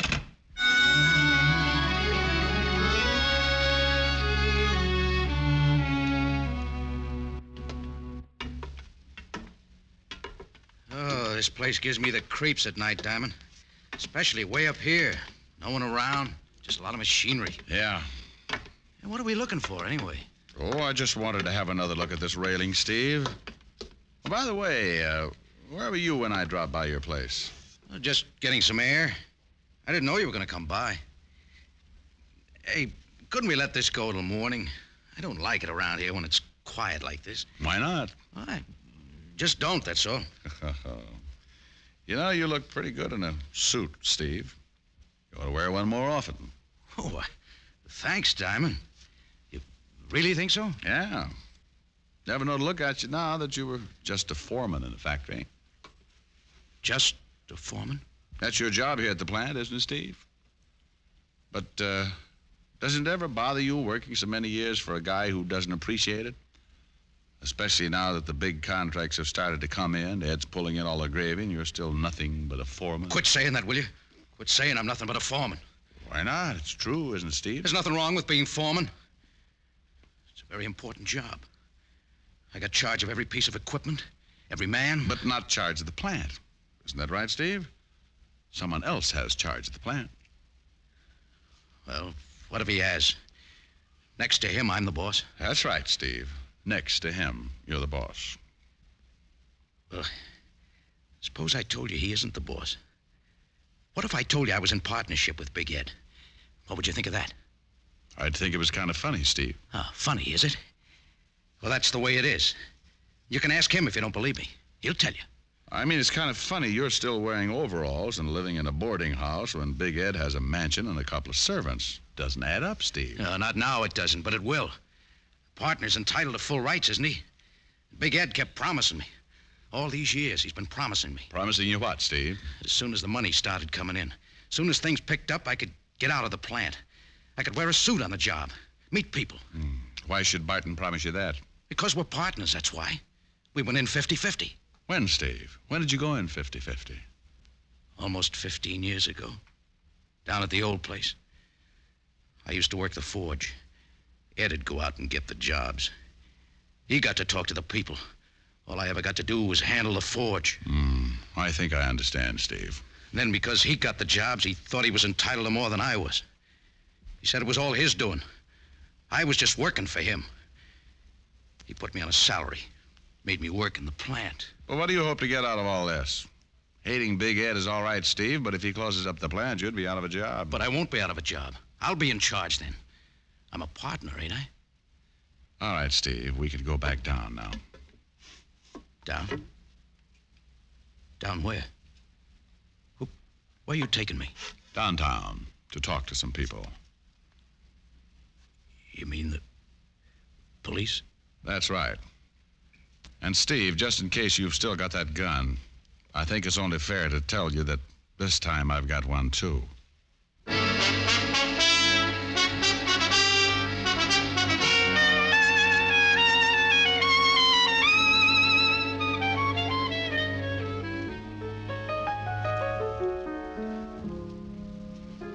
Kinda quiet tonight, Rick. Yeah, kind of quiet, Helen, honey. Is it because you owe me 1,369 toothpicks? Well, that could have something to do with it. Then I'll get the cards and give you a chance to even the score. Are you kidding? We'll be here for 6 months. What's wrong with that? Come to think of it, nothing. Well, then leave us get the show on the road. While you sing me a song, I'll set up the card table. Oh, Helen, you are just too good to me. Ain't it the truth? Fella comes home from the office, he's tired, needs comforting, and there you are. I just don't deserve someone like you. Wait a minute. You're reading the wrong part. Oh. Maybe you'd just better sing, huh? Yeah, maybe I better. I cried for you.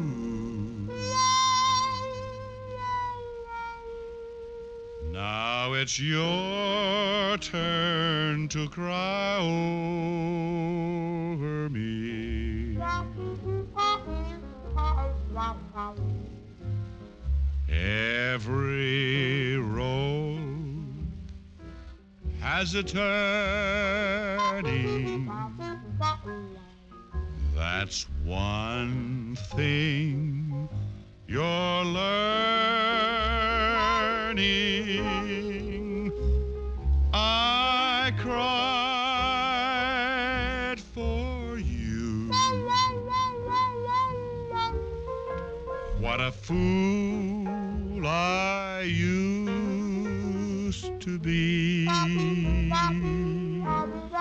Now I found two eyes just a little bit bluer.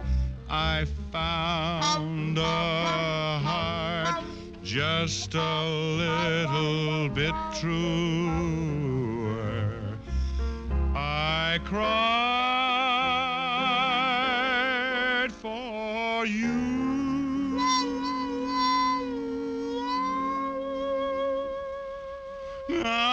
it's your turn to cry over me. Where'd the trombone come from? I played it with my feet. Abe Lincoln taught it to me. Gosh. Gosh. Gosh, and a whole lot of G's. Sometimes, Richard, you really get to me. Now, steady, girl. Richard, my fool, kiss me. Oh, well, here. This is a kiss? Oh, honey, after all, I'm tired, sleepy, worn out, bushed, beat.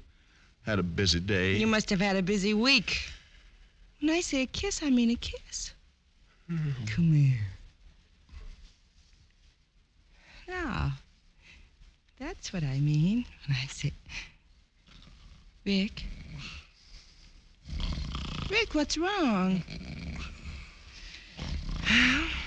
It serves me right. I'm going to have to get myself a younger detective.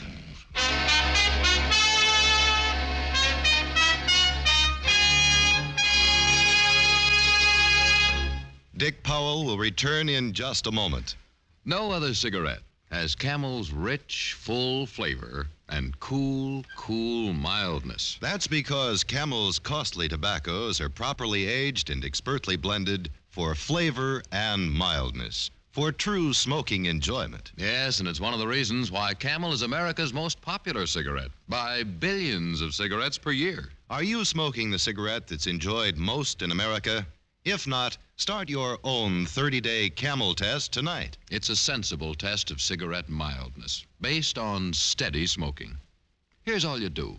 Smoke only Camels for the next 30 days. You'll soon see how rich, how flavorful a cigarette can be, and you'll discover why Camel is America's most popular cigarette.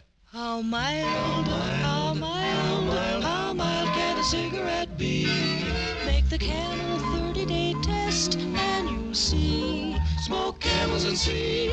Here's Dick Powell with a special message. Thank you. Ladies and gentlemen, to help bring pleasure to hospitalized veterans and members of our armed forces, the makers of Camel cigarettes send thousands of packs of Camels to veterans and military hospitals every week.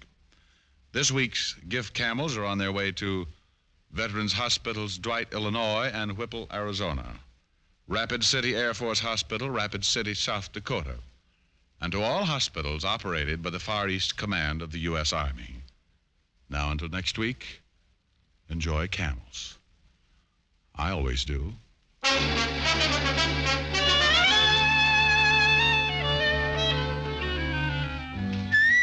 Tonight's adventure of Richard Diamond was written by Ty Cobb with music by Frank Worth. Virginia Gregg was heard as Helen Asher. Others in the cast were Raymond Burr, Jack Moyles, Jess Kirkpatrick, Joe Duvall, and Alan Reed.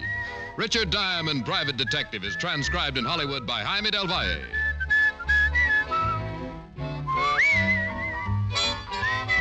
Be sure to listen to another great Camel show, Vaughn Monroe and the Camel Caravan, every Saturday night.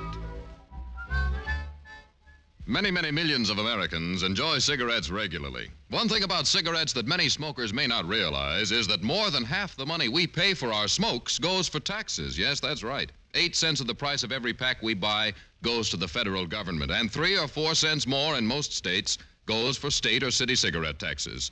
So that actually means that better than half the price you pay for cigarettes goes for tax.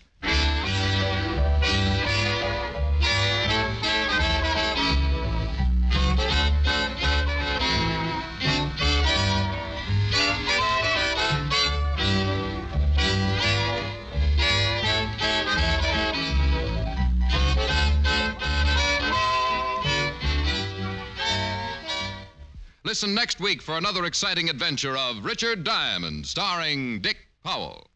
Now stay tuned, for This Is Your FBI, followed immediately by Ozzie and Harriet over most of these stations.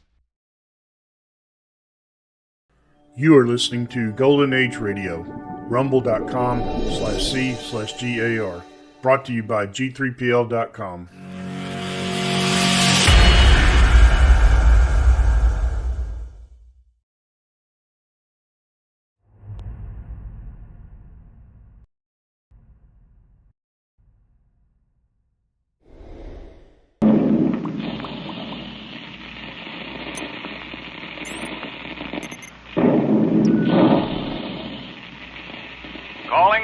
adventure fans, calling all Dick Tracy fans. Stand by. Dick Tracy is on the air.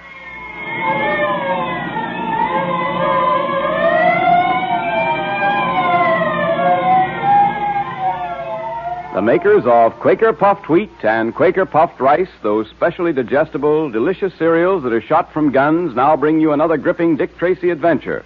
And now listen. Today, Dick Tracy tells you how to get a genuine Dick Tracy secret ring, free. Think of it. A beautiful gold-plated ring with a special secret compartment, just like the one Humi Batik gave Junior. Remember? Well, now you can wear one, too. And it doesn't cost you a cent. So be sure you're listening in at the end of the program to hear how to get your secret Dick Tracy ring free. Dick's a great fellow, isn't he? Have you noticed how fast his mind works? Like lightning. And what a great athlete he is, just full of trigger-fast energy. And I don't know of a better, more enjoyable way to get lots of the same kind of food energy than to have a big bowl of delicious Quaker Puffed Wheat or Quaker Puffed Rice for breakfast, the way thousands of active, athletic boys and girls and grown-ups do every day. Those two nourishing, delicious cereals are shot from guns.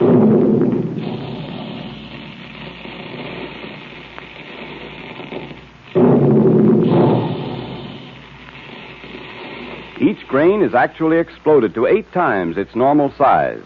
That makes Quaker Puffed Wheat and Quaker Puffed Rice specially easy to digest, so that you get their trigger-fast food energy much more quickly and easily. So for a real quick energy breakfast that tastes extra good, ask Mother to get you some Quaker Puffed Wheat and Quaker Puffed Rice at the grocer's. With the capture of the Mogul and head of a society of art treasure thieves, it seemed that Dick Tracy had brought to a close another interesting case. The Mogul was behind bars, and Tracy still had in his possession the Black Pearl of Osiris, sacred gem of an Egyptian cult dedicated to the worship of Osiris. But then the Mogul died in his cell. At least an examination showed that he was dead. But while he was being taken to the office of the medical examiner, a strange thing happened. Hey, Joe, did you hear something move behind us? Nah, I was sure I did. You mean back there? Yeah. Relax, brother. There's no one back there except a dead man. Gentlemen, don't be alarmed. Joe, it's the guy what's dead. I mean... You mean the man you thought was dead.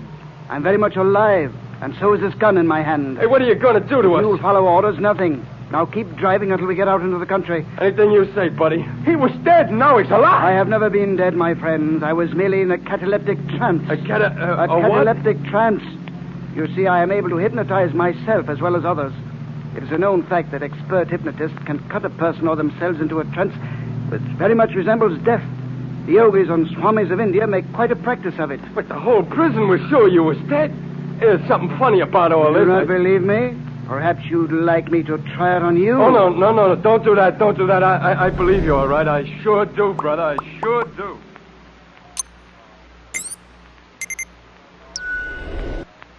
Escaped. And after you all were sure he was dead. Yep. Dick, this Mogul fellow must be a wizard to be able to fake an act like that. Well, there's nothing so very unusual about auto-hypnotism. Unfortunately, I didn't think of it in connection with the Mogul. He's clever and well-informed, which should put us on our guard.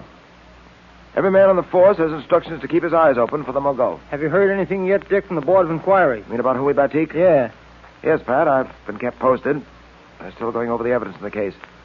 I had a report this morning indicating that the board, from the evidence available, is coming to the conclusion that Dryden Small was definitely in the wrong. He was guilty of several criminal offenses. Small is recovering from his wound, too, isn't he? Yep. All of which seems to indicate that Batik will be released shortly. Well, I'm glad of that. I'm glad they feel the same way as we do about Dryden Small. Gosh, Dick, when we consented to escort that fellow home from England, we never thought we'd get all mixed up in a thing like this. The Black Pearl of Osiris, Egyptian high priest like Humi Batik, art treasures, thieves like the Mogul and his gang, the secret ring of Osiris. Say, that reminds me. Did I show you mine, Pat? Hey, quite a number of times, Junior. But I must admit it's worth showing, especially with that swell likeness of Dick on it. Hey, that'd make a swell ring for any boy or girl to have. Say, I can't wait to hear what the members of the Secret Service Patrol who got rings like this will say about it. And the special compartment. Gee, I know they're going to think it's a beauty, Pat. Oh, incidentally, Dick, you still have that black pearl safely hidden in that ring you're wearing, haven't you? I certainly have, Pat. It's going to stay there until I can give it into the safekeeping of Humi Batik or one of his agents. You know, Pat, this case of the Black Pearl of Osiris and the gang that's after it has opened up an entirely new field for investigation. You mean the fake art treasures? Yes, the papers have been full of it. The manufacture of fake and imitation works of art, which are sold as the genuine articles, has become a problem. The moment we're finished with this Black Pearl business, we'll have another job in our hands, cleaning up this other racket. Oh, it's a vicious racket, too, no question about it. These racketeers imitate pictures by the old masters and sell them for terrific amounts. The price you'd pay for an original. Yeah. Tracy speaking. Yes? Nothing yet, huh? All right, Brooks, but keep on it. Scatter your men and see that every inch of the ground is gone over thoroughly. Right. Sergeant Brooks. Still nothing. Looks like the Mogul has really escaped us, Pat. Yeah, he's taking it on the lamb, all right. What did you say, Junior? I said he's taking it on the lamb. Now, where did you pick that up? What? The phrase, take it on the lamb. Oh, I don't know, Dick. Oh, yes, I do. I heard Blackie Moran say it once. I see. Well, I don't want you to say it again, Junior. Why not, Dick? Because it's slang, Junior. Slang of a kind that shouldn't be used by anyone, especially a boy like yourself. Whoa, Dick, I don't see anything wrong with slang. I don't do anybody harm when I say it. Take it on the lamb. Oh, yes, you do. Yes, you do, Junior. You do a great deal of harm to yourself. I don't understand, Dick. Well, I'll try to explain, Junior. Now, I'm not going to go into the technical definition of slang, but for our purposes, we might say that slang, the kind of slang you just used, is the language of the gutter. It's the language used by people who have no education, no background, just like Blackie Moran and his gang. After all, until people get to know you well, they judge you by what you say and how you say it. Oh, gee, I never thought of it that way, Dick. Well, I wish you would, Junior, because it's very important. You see, slang is the mark of a lazy brain. Well, gee, Dick, I've heard other kids use slang words and things. I know you have, and that's because they don't listen to their parents and their teachers. Parents and teachers object to slang because they know how great a handicap it is in life. Because it's not only unpleasant to hear, but gives people the idea that a boy is a hoodlum, a roughneck. And that may not be true at all. Boys like you may have picked up a slang expression and failed to realize how wrong it was to use it. I see. Well, I'm sorry, Dick. Don't be sorry, Junior. Just make a firm resolve not to use slang again. Whenever you're tempted to use slang, always stop and try to think of another way of expressing yourself. The truth of the matter is, you know, that as a member in good standing of the Dick Tracy Secret Service Patrol, you have to know how to express yourself clearly, concisely, and forcefully. There's only one way to do that, by precise English, never by the use of slang. Excuse me a moment. Sure. Tracy speaking. Board of Inquiry? Yeah, I see. Well, that's splendid. I'm glad they reached that decision. Thank you very much for calling. Board of Inquiry, Dick? Yes, Pat. I'm happy to say they've exonerated Homi Batik and have issued an order for the arrest of Dryden Small. Small is to be removed from the hospital into a prison cell the moment it can be done safely. That's fine. Batik will be anxious to know about their decision. I think I'll call at the prison now and let him know. Mr. Tracy, this is most wonderful news. Most wonderful. I don't know how to thank you, how to tell you how deeply grateful I am. Well, there's no reason for you to thank me, Batik. I had nothing to do with it. The law took its course.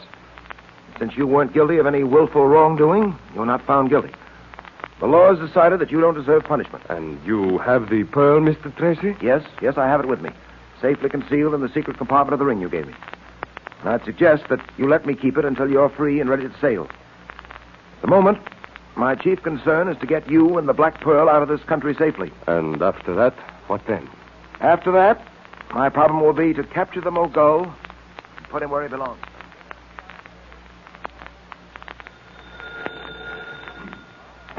Hello. Oh, hello, Tess. No, Dick went down to the prison about an hour ago to see Homi Batik. Uh-huh. Oh, I'm just writing a few letters. No, not love letters. All right, Tess, I'll tell him you called. Let's see. What was that address again? Do not worry yourself unduly about the address, Mr. Patton. You'll have no need for it. What? The Mogul? Yes, the Mogul. Don't look so surprised, my friend. What are you doing here? I want the Black Pearl of Osiris. No doubt you've heard of the Black Pearl of Osiris. I haven't got it. I know you haven't. But you will get it for me. Me? How can I get it for you? I know where the Black Pearl is, Mr. Patton. And I'm not so sure you don't. It is concealed in the ring which Tracy wears on his middle finger. The ring given to him by Homi Batik. I must have that pearl, Mr. Patton. And you will get it for me. I don't know what you're talking about. You will, because I will explain to you very carefully. But, pardon me. Don't you feel just a trifle sleepy, Mr. Patton? Why, Of course you do. Sleep, Mr. Patton. Sleep. Sleep. Sleep. And now, Patton, you are completely under my influence. You understand that? I understand. I will now give you certain commands, and you will carry them out. You will be unable to help yourself. You will find that you are forced to do what I command you to do while you are in this hypnotic trance. You understand? I will not be able to help myself. I must do as you command. Mm-hmm. You will go about as if you were not hypnotized. But all the while you will be under my influence. And now, Patton, this is what I command you to do, so that I may be able to get my hands on the Black Pearl Osiris. What devilish scheme has the Mogul thought of now? He has hypnotized Pat. Will he succeed in getting the Black Pearl of Osiris? Or will the great detective Dick Tracy outwit him again? We'll soon know. But now it's time for your Dick Tracy Secret Service Patrol meeting, brought to you by the makers of delicious, nourishing Quaker Puffed Wheat and Quaker Puffed Rice. And here comes Dick Tracy himself with Junior to tell you how to get your secret Dick Tracy ring free. Hello there, boys and girls. Last Friday, we told you we were trying to get secret Dick Tracy rings for all of you, just like the one Humi Batik gave to Junior. Well, we've succeeded. Gosh, 3 cheers, Dick. And we've arranged with the jeweler to make the rings for you. Say, will they be gold-plated just like mine with your picture on them, Dick? And all those lucky signs? Of course, Junior. Yeah, but you can see for yourself. Here's one of the rings now. Boy, it's exactly like mine. Here, you see, Mr. Quaker Man? Say, isn't that a beauty? And look here, it's adjustable. You can make it fit any size finger. Gee, that's a great idea. Because this is one ring you'll always want to wear. Well, mine's got a secret compartment just like yours, too, Junior. Listen, boys and girls, here's the best news of all. To get one of these beautiful gold-plated Dick Tracy secret rings free, you just mail 5 Quaker Puffed Wheat or 5 Quaker Puffed Rice box tops, or some of each, with your name and address printed on a plain piece of paper to Dick Tracy, Box L, Chicago. And you get your Dick Tracy secret ring free. Isn't that great? And that's not all. Tess Trueheart went to the jeweler's with us. And she fell in love with a very good-looking gold-plated bangle bracelet. The charms show Dick Tracy, Jr., and Lucky Four-Leaf Clover. Listen, girls, be the first in your crowd to wear a smart, gold-plated Dick Tracy bracelet, as well as a beautiful Dick Tracy secret ring. It's free, too. You just send 5 Quaker Puffed Wheat or Quaker Puffed Rice box tops for your Dick Tracy bracelet to Dick Tracy, Box L, Chicago. Be sure to write whether you want the Dick Tracy secret ring or the Dick Tracy bangle bracelet, or both. You are listening to Golden Age Radio, rumble.com/C/GAR. Brought to you by G3PL.com.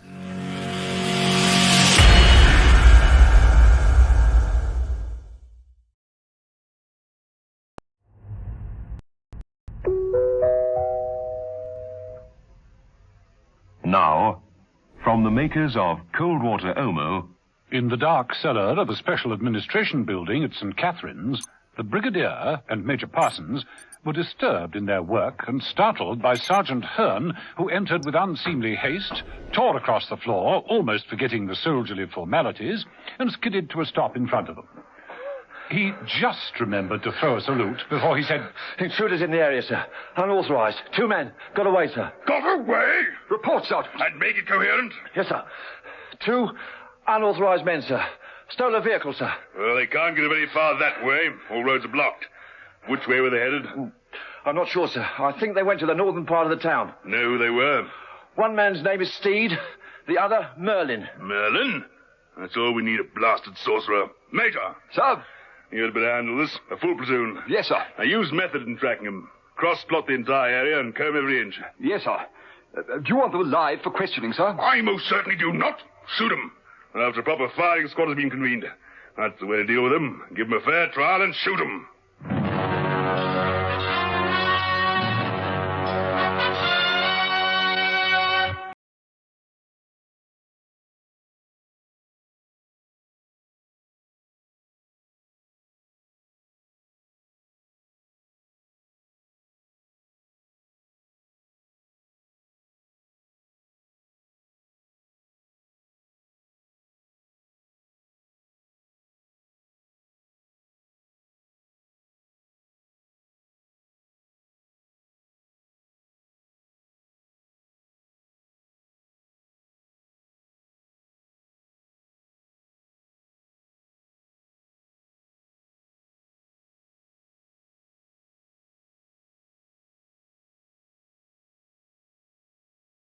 My husband wears overalls to work, and they come back very sort of greasy and dirty.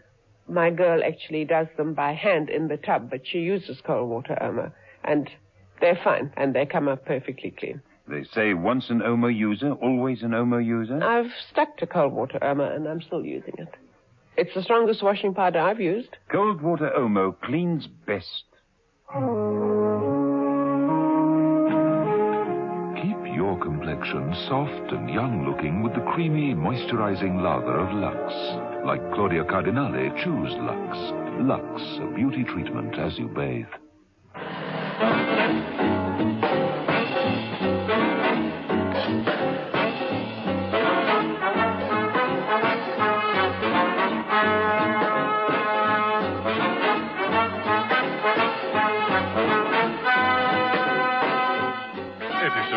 Of this story, in which John Steed and Jimmy Merlin find themselves an ally, but still can't unravel the mystery of what's going on in St. Catherine's the morning after.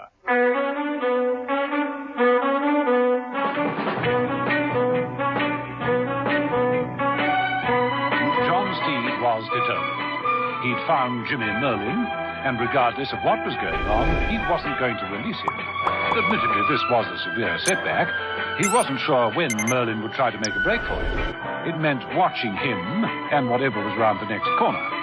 And driving the armored car was difficult with only one hand. Steed decided to park the thing.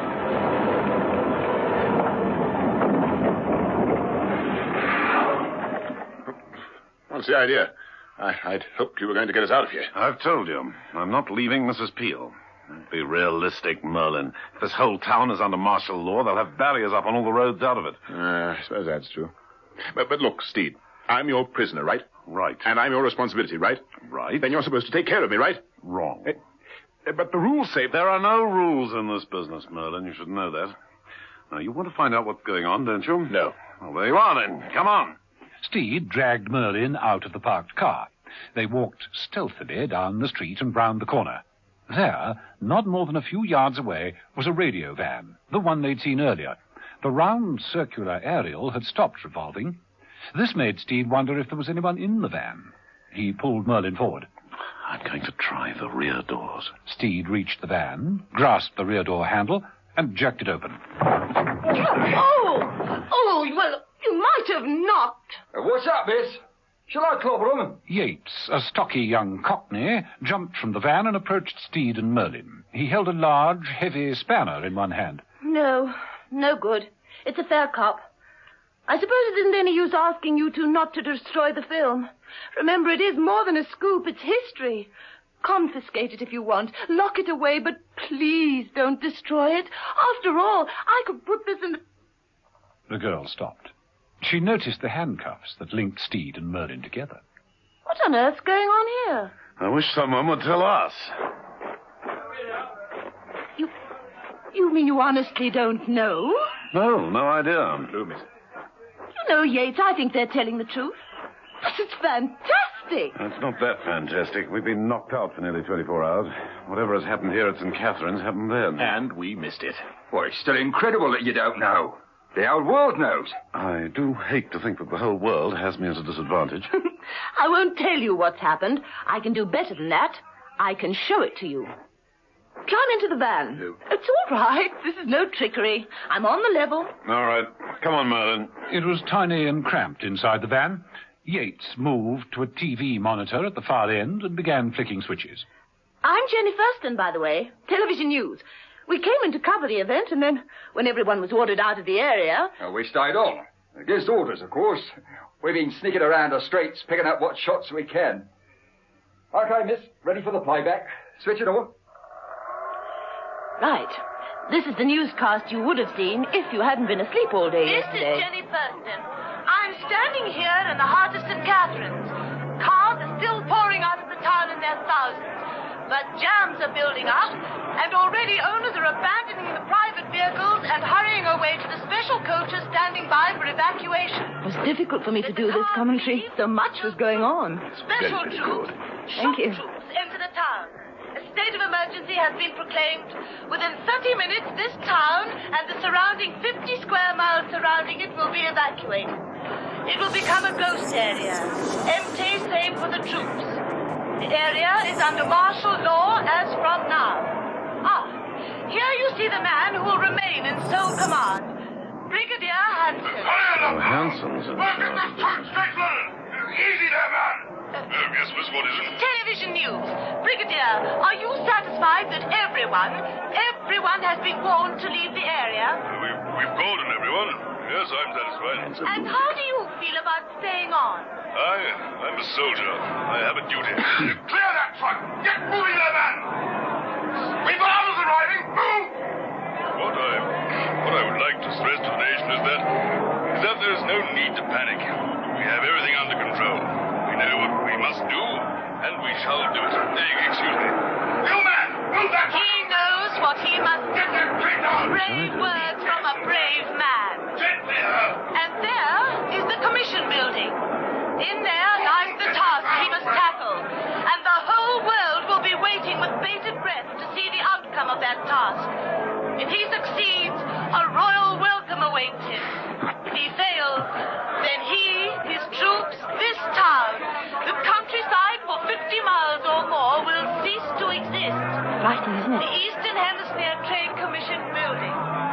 It was vacated recently, but its occupants left behind them a monster buried deep in the cellar. They left behind the atom bomb, which Brigadier Hansing and his men must attempt to defuse at once. And now I think we should pass on to the crowds and ask their opinions. The men over there for the coach. All right, Yates, that's enough. Kill it. Yes, miss. An atom bomb? But why? Who? No one's sure. The Trade Commission building was occupied by representatives of more than 20 countries. Your guess is as good as mine. A hostile warhead deep in the middle of our own territory. Nice ace to have up one's sleeve. How was it discovered? Pure fluke. Brigadier Hanson's one of the nuclear experts. He was staging some maneuvers in this area. His instruments registered radioactivity. He pinpointed the bomb. That explains a great deal. I should have thought it explained everything. So, Miss Thurston, you're here without authority, then? I'm afraid so. If we're caught, they'll... Shoot you. Oh, I think a firm reproof would be more in order. Don't kid yourself. We've already seen how trigger-happy they are. The firing squad's already been at work. You've got to be joking. I'm afraid not. You mean they actually shot someone? Here in an English country town? There is a state of emergency. Did you hear that, Yates? Come on, we can't miss this. Right, miss. No. Better still. You stay inside here. These two can ride with me in the front and show me the way. You can tell me more about yourself as we drive. I say, look here. No arguing. This could make the biggest story we've ever done. Well, come on. No time to lose.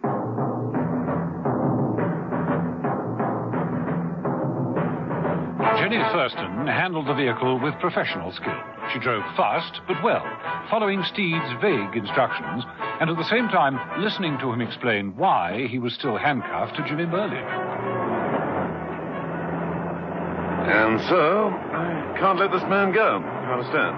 Sounds unbelievable to me. No more unbelievable than what's happening to us at this moment. No, I suppose not. It doesn't look criminal. Don't be fooled by his looks and easy charm. They're very deceptive. I say, I wish to the devil you wouldn't keep discussing me as though I wasn't here. It's very embarrassing. I've only said nice things. So far. All the same, it's embarrassing. I notice you haven't asked to hear my side of things. You haven't got a side of things. Anything you tell Jenny will be calculated to foul up her task. Forget him, Jenny. Oh, I won't do that. Thank you. But I will be careful. It's round this corner, isn't it? Bad as steering wheel. Well, you've got to put up with it. You can't get out and walk. Hey, look, up ahead. Soldier. Looks like a major.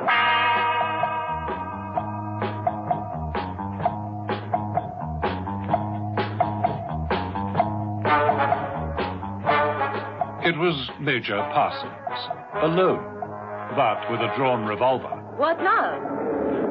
Slow down. Slow down. It's about time I made myself known to the authorities. You sure that's safe? Don't worry. I'd have probably been sent into the area anyway. Hey, Major! I'm John Steed, security clearance KL5. Might be able to give you a hand. No, don't stop! Merlin suddenly stretched out a long leg and stabbed his foot over Jenny's foot on the accelerator. The van leapt forward.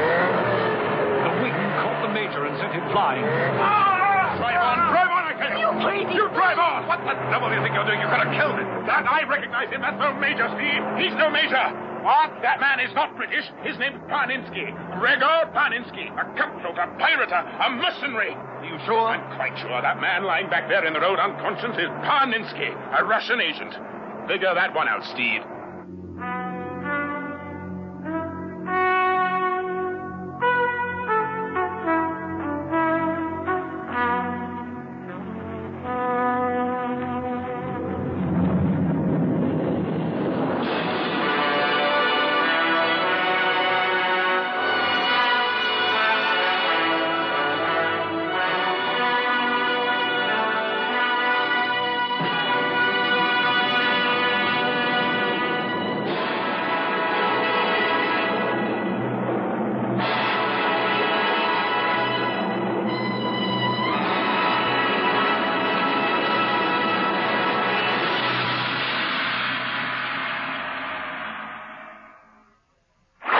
And with one last lurch, Sam Lacey finishes washing his dog in just 17 minutes, 45 seconds. Well done, Sam. There any other sports? I lift a pint of beer now and then. You look very fresh, Sam. What deodorant do you use? Shield for Sportsmen, of course. Why? It works. Shield for Sportsmen deodorant won't stick, sting, or stain. In aerosol or roll-on, it's made to keep sportsmen cool and dry. Think what it can do for you. Once an Omo user, always an Omo user, like Mrs. Bodington. My wash is beautiful, and I'm very proud of it. There's nothing like cold water Omo. No dirt can stand up to Omo. Over 1 million housewives have proved it. It cleans best.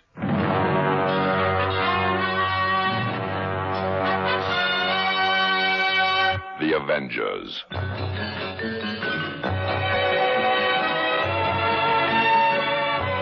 Listen every evening, Monday to Friday, to John Steed and Emma Peel, The Avengers. Brought to you by the makers of Cold Water Omo.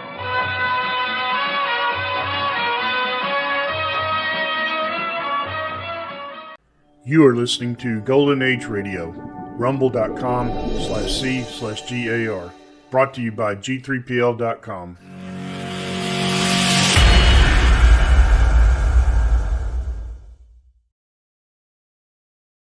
Listen at the end of the following program for an important announcement regarding change of time. Have you heard the strange tales of the Whistler?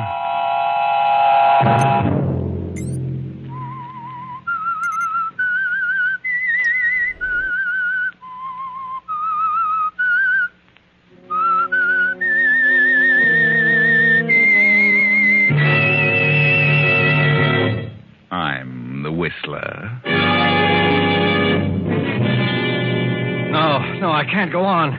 I gotta get away from it all. For a year now, it's been nothing but murder and death. How much do you think a man can stand? Saturday night, and again, CBS presents The Whistler.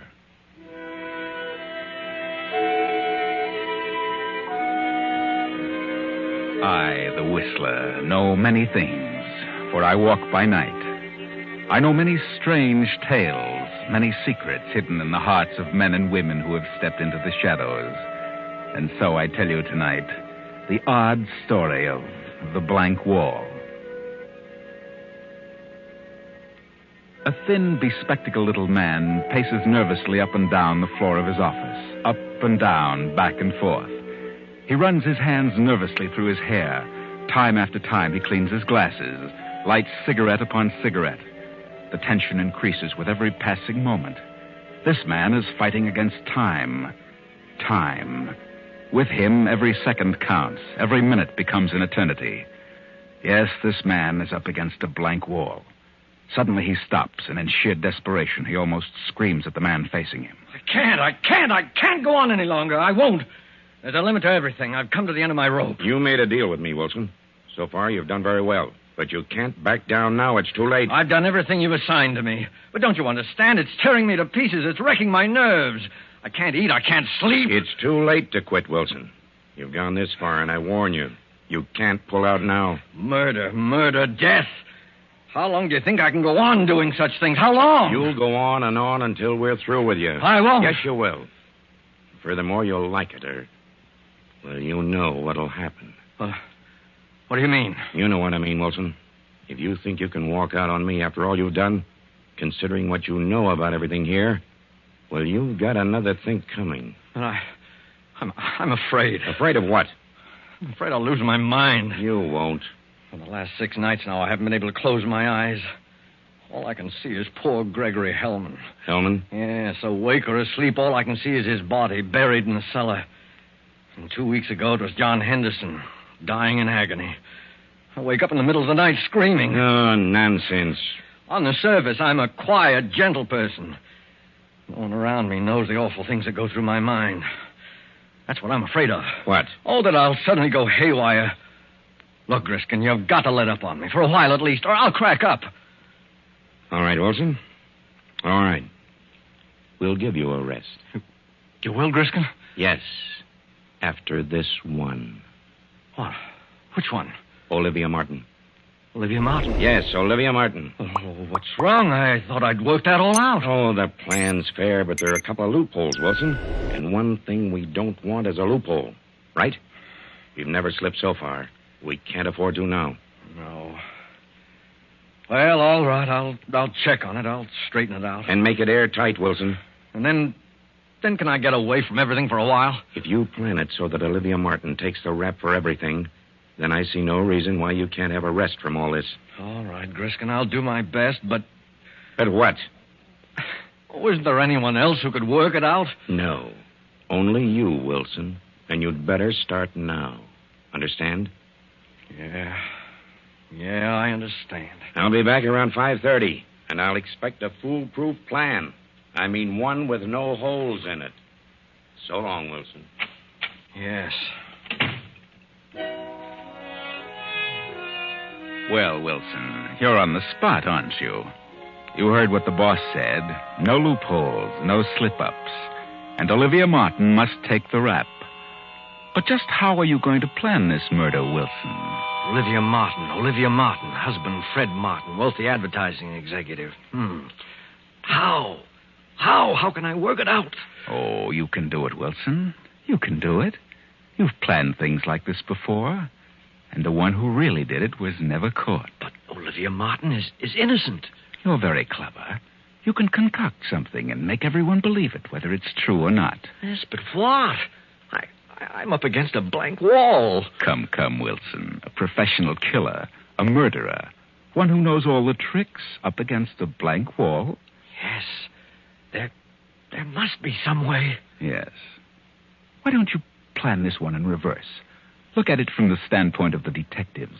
Start with the moment Olivia is accused and trapped. Think in reverse, Wilson, and work backwards. Yes. I'll start with Olivia when she's caught. That's right. Now, supposing it's this way. Suppose Olivia Martin had returned to her home in New York. The plane she was flying crashed, and her husband's secretary, Doris Hammond, was killed. Now Fred Martin, Olivia's husband, who has been living at his club, goes home to question Olivia. Hello, Olivia. Fred. Oh, Fred, it was terrible. I can imagine. I'm sorry, Olivia. I don't know what happened. All of a sudden, my motor went dead. I couldn't find a clearing anyplace.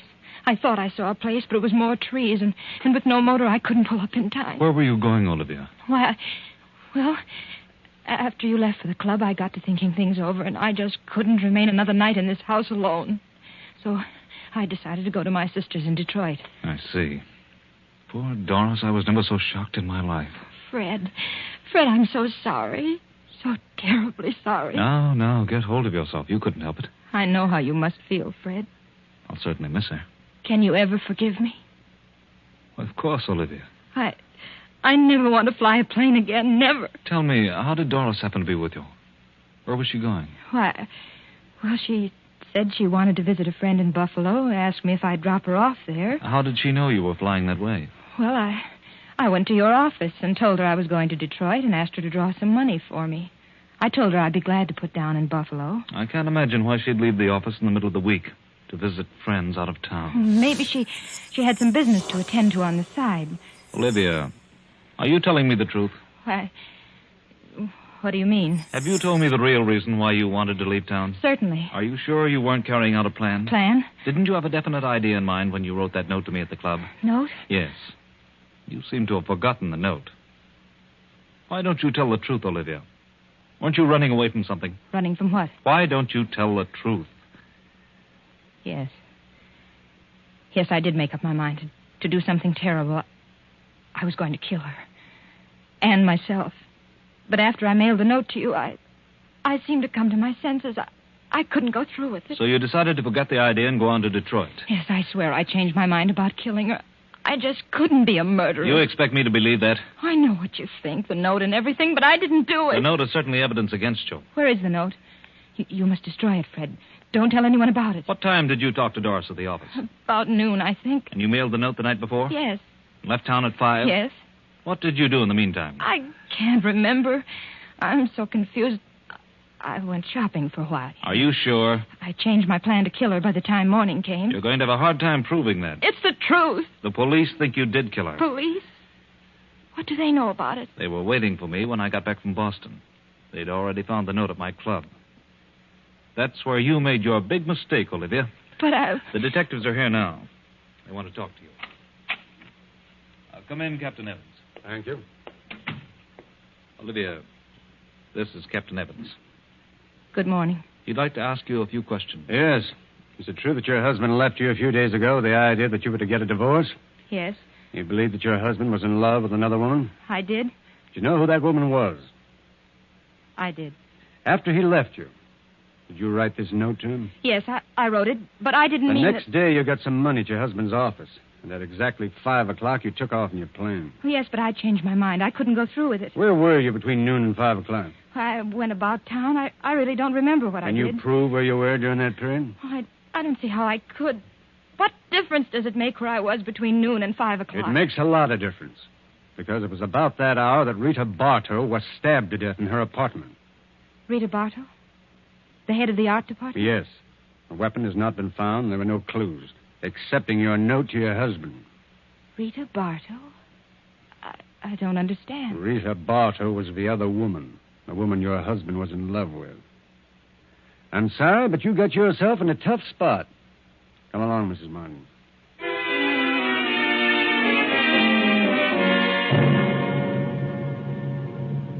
Well, there you are, Wilson. Conclusive evidence against Olivia Martin as the murderer of Rita Bartow. Olivia will never be able to prove where she was between noon and 5 o'clock when she took off. Rita Bartow was dead, stabbed, no weapon found. But why should Olivia kill Rita Bartow? Because Olivia knew her husband was in love with another woman. That's what she said in the note. That's right. But what about that note? How can I manage that? Oh, you can do that easily, Wilson. Someone as clever as you are can arrange a detail like that. Now, let's move back to the day of the plane crash. The day when Doris Hammond, Fred's secretary, was killed in the plane flown by Olivia. Olivia, we are presuming, has told Fred that Doris was going to visit friends in Buffalo. Now, let's see what happened between New York and Buffalo. How far have we come now, Mrs. Martin? Oh, I don't know, about 75 miles. That was quite a storm back there. Hope we don't run into any more. I don't like a plane during a storm. I don't know anyone who does. Doris, aren't you just a bit upset over this trip? What do you mean? Just that. Do I seem upset? Yes. Is something preying on your mind? Yes, there is something bothering me. A guilty conscience? What? Isn't that what it is? What are you talking about? Are you looking forward to a nice visit in Buffalo? Well, I don't consider it a visit. It's part of my job. A very pleasant job, too. I'm sure you'll miss the job and its attending interests. Working late at night, several nights a week. What do you mean by that? Why should I lose my job? Your job isn't all you're going to lose. What? Fred isn't in Buffalo. Where is he? I don't know, but wherever he is, you'll never see him again. Put this plane down. Let me out. You're mad. I'm going to put it down. Straight down on its nose. What? Fred won't think you're so attractive the next time he sees you. You can't do this. You can't. Put that key back in the switch. I won't. Give me that key. Pull up. Those trees. Pull up.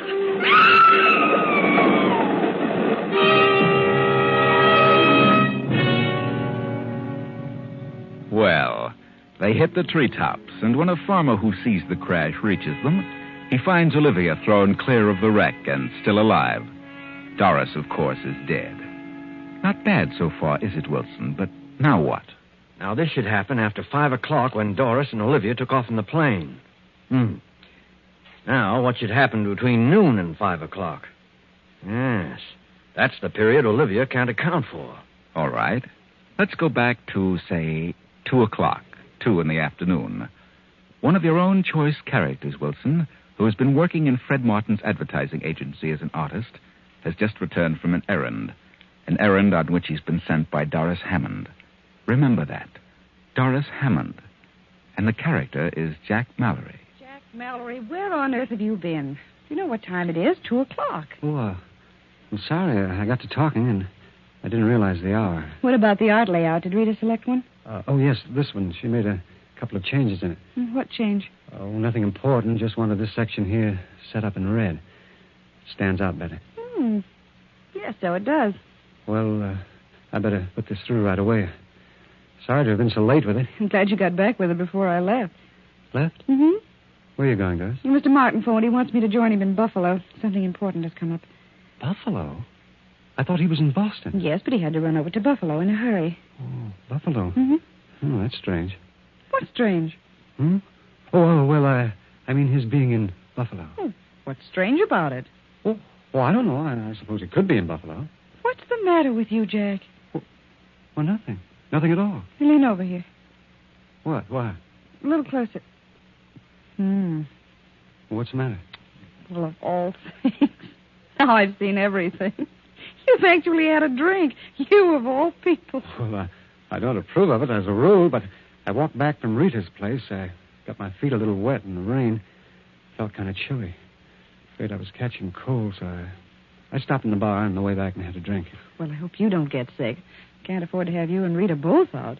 No, that's right. There's lots of work to be done this Here, week. take off that top coat. It's damp. Let me have it. I'll hang it over the radiator.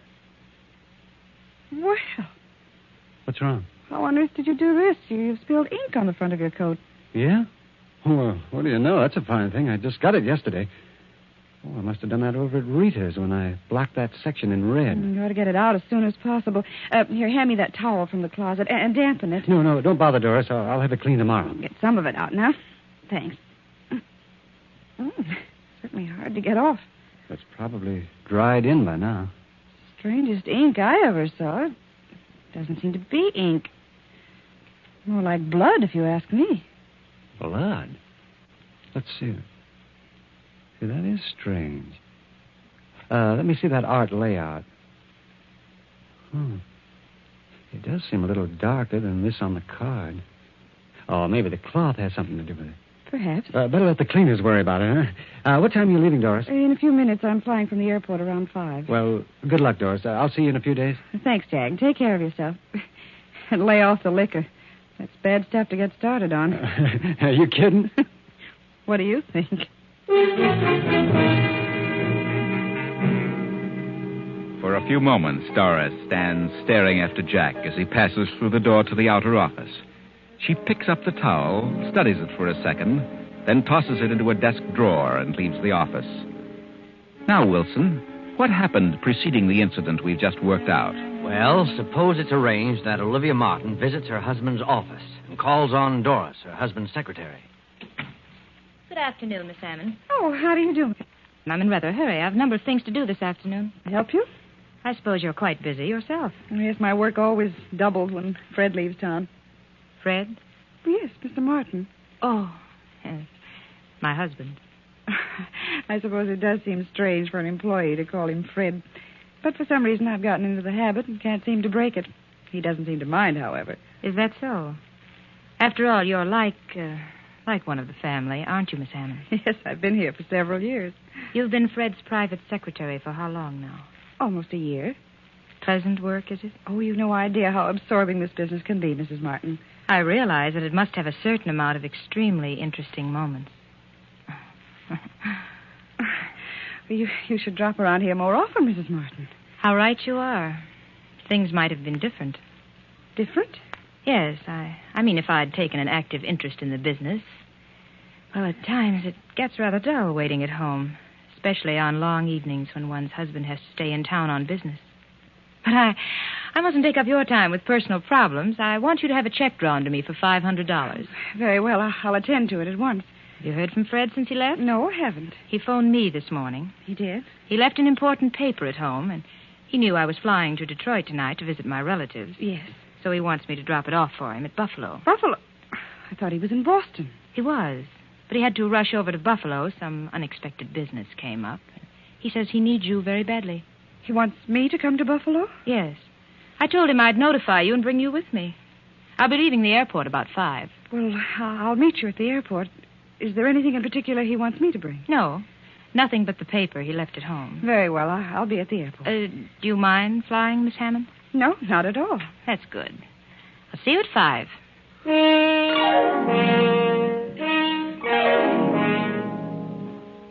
Well, Wilson, so far, so good. Doris, the secretary, has been killed in a plane piloted by Olivia. Prior to that, Jack Mallory returned from a visit to Rita Bartow's apartment with a stain on his coat. And shortly before that, Olivia talked to Doris in the office. Now, what happens while Olivia is wandering about town till 5 o'clock, the time she took off from the airport? Well, it was after 2 o'clock when my man Jack Mallory, who was working in the art department, returned from Rita Bartow's apartment with the art layout. Doris had sent him there about noon. All right. Now, let's see what happened while he was at Rita's. Oh, hello, Jack. Doris phoned me. Said you were bringing that layout over. Oh, yes, Rita. The client wants you to pick out the one you want to use for the display. I know. How do you feel? Oh, all right. I just didn't feel like coming to the office today. Oh? Well, Doris said you were ill. Had a bad cold. Huh? Oh, no, not too bad. I'll be all right tomorrow. No, I see. Well, here are the layouts for next week. Which one do you want? Well, I'd planned on this one, but I think you should make this section in red. Mm-hmm, I see. Well, that's easy. I'll fix it up in a jiffy. Well, it'll stand out better that way. We'll run this other one for the week following. Okay. Hey, you look mighty lovely, Rita. Thanks. Where are you going all dressed up? Shouldn't you be in bed? Why, I've got to go out of town this afternoon on that Henderson deal.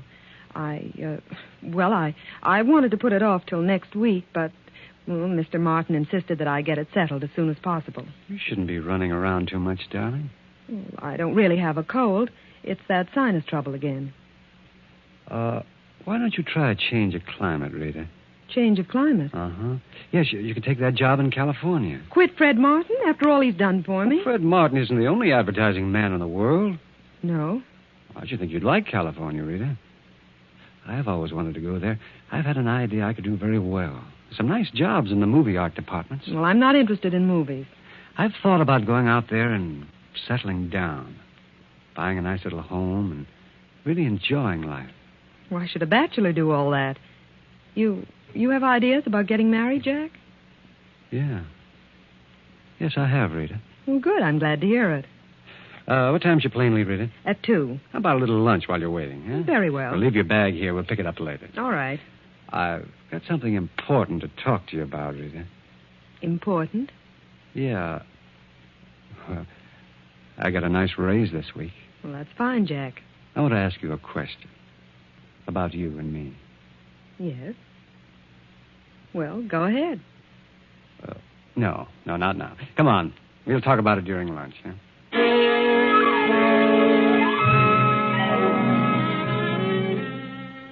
Now, we know, of course, what Jack had to say to Rita. That's obvious. Marriage. But if Rita was ill, why was she leaving for an out-of-town appointment? Well, the next step is the most important. Remember, Wilson, Olivia and her husband Fred had come to the parting of the ways, and Olivia wrote a note. Yes, that was the part that made the whole thing logical, the part that afforded a perfect setup for me. Olivia was pacing the bedroom floor long past midnight when Fred came home and knocked on her door. Olivia? You awake? Yes. Come in. I thought you might be asleep. Asleep? How could I sleep? Well, it's 1 o'clock, isn't it? Yes, Fred. I really didn't realize it was so late. You don't usually bother to see if I'm awake. Don't I? For the past 2 months, you've gone right on to your own room. Yes, I guess I have. Get your business settled? Yes, I had quite a bit to attend to. Have dinner at the club? Oh, yes, the club. Then why didn't you answer my call? I had you paged. They said you hadn't been there this evening. Oh? Well, perhaps I hadn't arrived yet. Really? Well, I think I'll turn in. Good night, Olivia. Why don't you say it? Say what? What you came here to say. What makes you think I had anything particular to say? I've known all evening you were planning to tell me something when you got in. Why, that's nonsense. I've known for months this was coming. I know what sort of business detained you. A woman. What? At first I believed your stories about working late. But as the weeks passed and I realized you were growing colder, the whole thing became clear to me. Then I knew you were evading me, that you were lying. Go on. We've been married 10 years, Fred. I've done everything humanly possible to make our marriage a success. Have you? I think I have. That's your opinion, Olivia. Oh, Fred, I'm just sick all over. I've tried not to believe it. Oh, let's not have a scene, Olivia, please. What do you expect me to do? Laugh it off? No, not you, Olivia. Certainly not you. I suppose you'll say it's all my fault. I'm to blame for everything. I haven't said anything. Then why don't you? Why beat about the bush? You came here to say something. Say it. Very well, since you put it that way, I will. I'm going out of town tomorrow on business. I'm sending my things to the club. When I return, I intend to live there. Fred. Now, wait a minute, Olivia. I haven't finished. I want you to get a divorce on any grounds you please. Desertion or whatever you wish. Divorce? Do you mean that? I do. Very well. If that's the way you want it, there's nothing else I can do. No, Olivia. Nothing. Good night.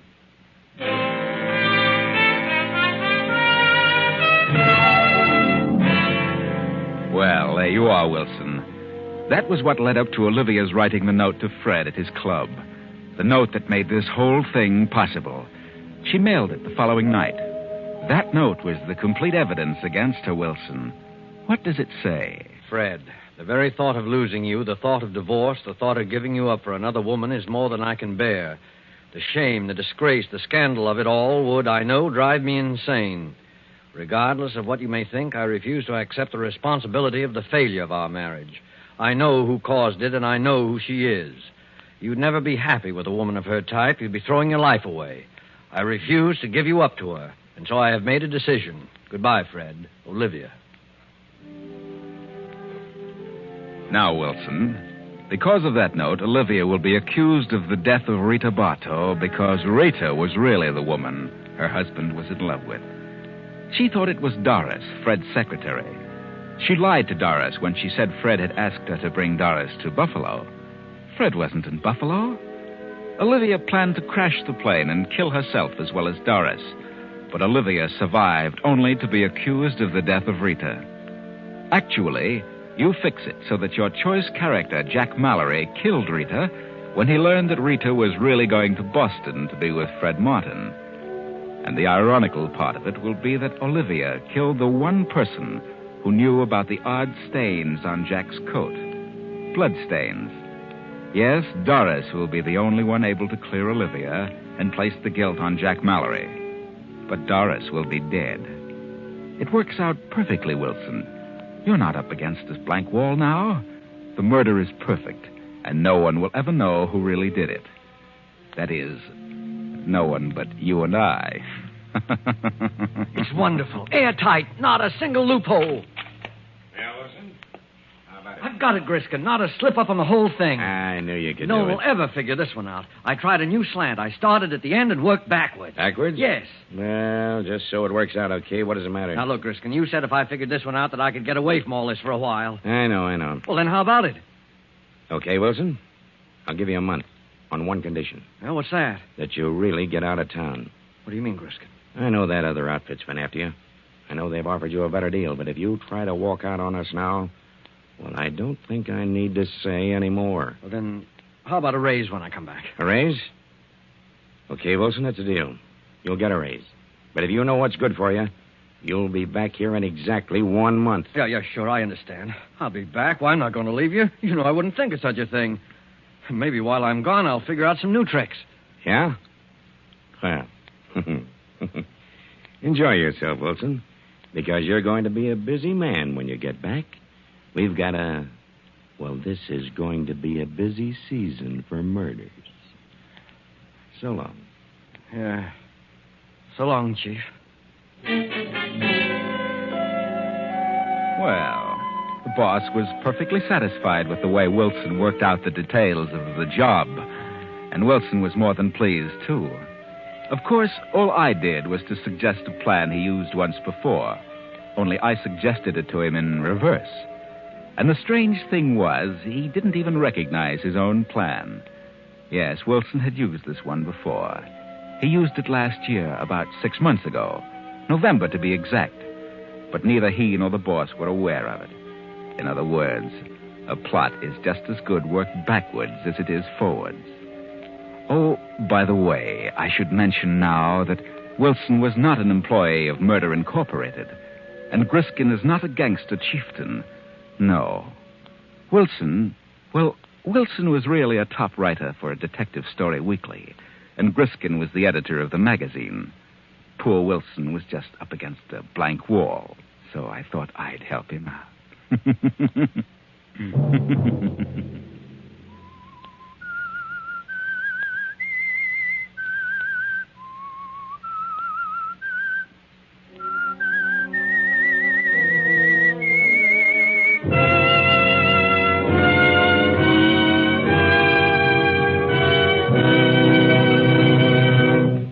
Beginning next week, The Whistler will come to you at a new time. Friday night at 9. Remember, next week, Friday at 9 p.m.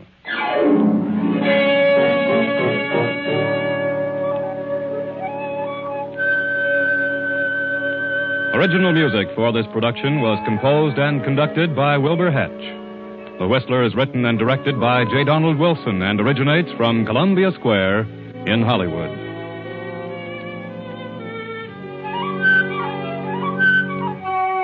This is CBS, the Columbia Broadcasting System.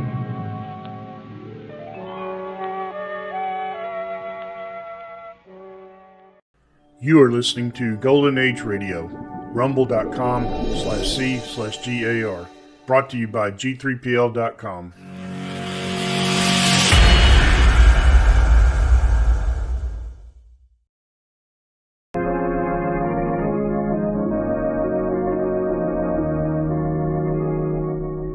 The thrilling adventures of the Shadow are on the air. Brought to you each week by the Blue Coal Dealers of America. These dramatizations are designed to demonstrate forcibly to old and young alike that crime does not pay.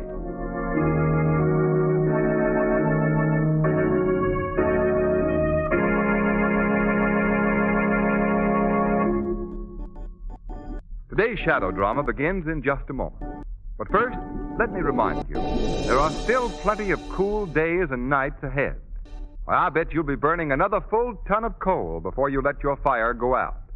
And when you order that extra ton, make sure that it's a ton of blue coal.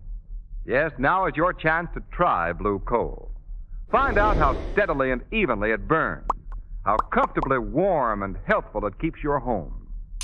Get acquainted with blue coal now. Order a ton from your neighborhood dealer first thing in the morning.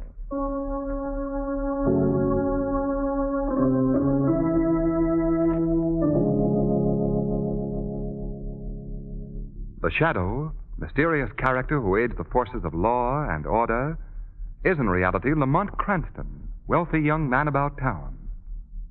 As the Shadow, Cranston is gifted with hypnotic power to cloud men's minds so that they cannot see him.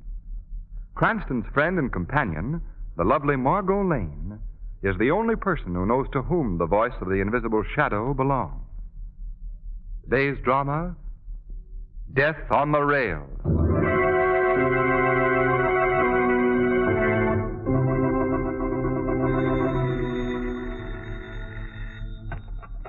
Hello? Hello, Margot? Oh, Lamont, where are you? Well, I'm leaving for your place in a few minutes. How's everything going out there in the country? Oh, fine, thanks. Well, that's good.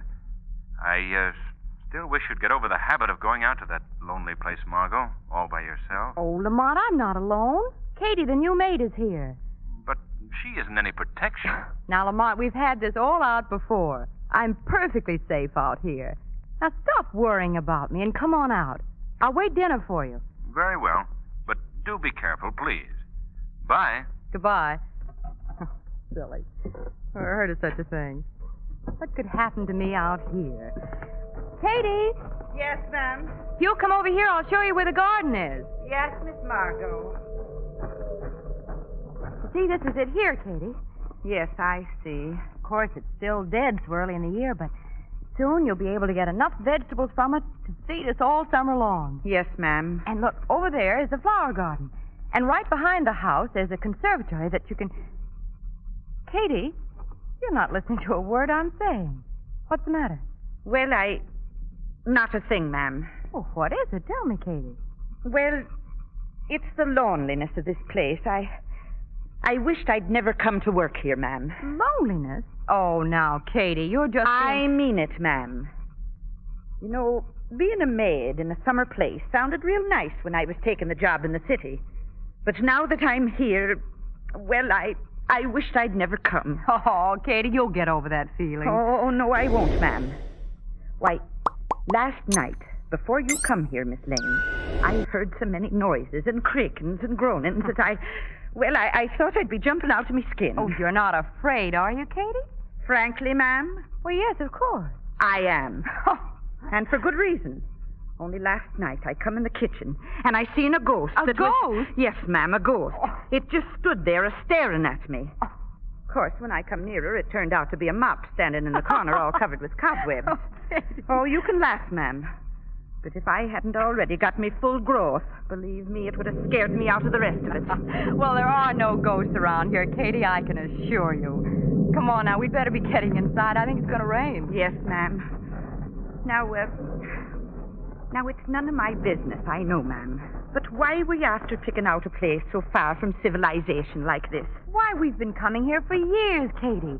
It's an ideal summer place. 5 miles from the railroad, no neighbors nearby. And you call that ideal, ma'am? Well, Mother and Dad and all of us love it here. And you'll feel the same way by the time the summer's over. You wait and see. Well, I'm not so sure. Come on now, we'd better get the rest of our unpacking job done, Katie. Miss Margot. What? I didn't leave the front door open. Did you? Why, no, I didn't. Oh, wait, of course I did. I remember now. But I remember you're closing it, ma'am. That I do. You pulled it shut. Oh, now, just Katie, stop acting like a child. I think I left the door open. But if I didn't, what difference does it make? Why, there might be somebody in there. Oh, Miss Margot, it ain't right for 2 women to be all alone out here in this forsaken... Katie, stop that talk. And come inside and get to work.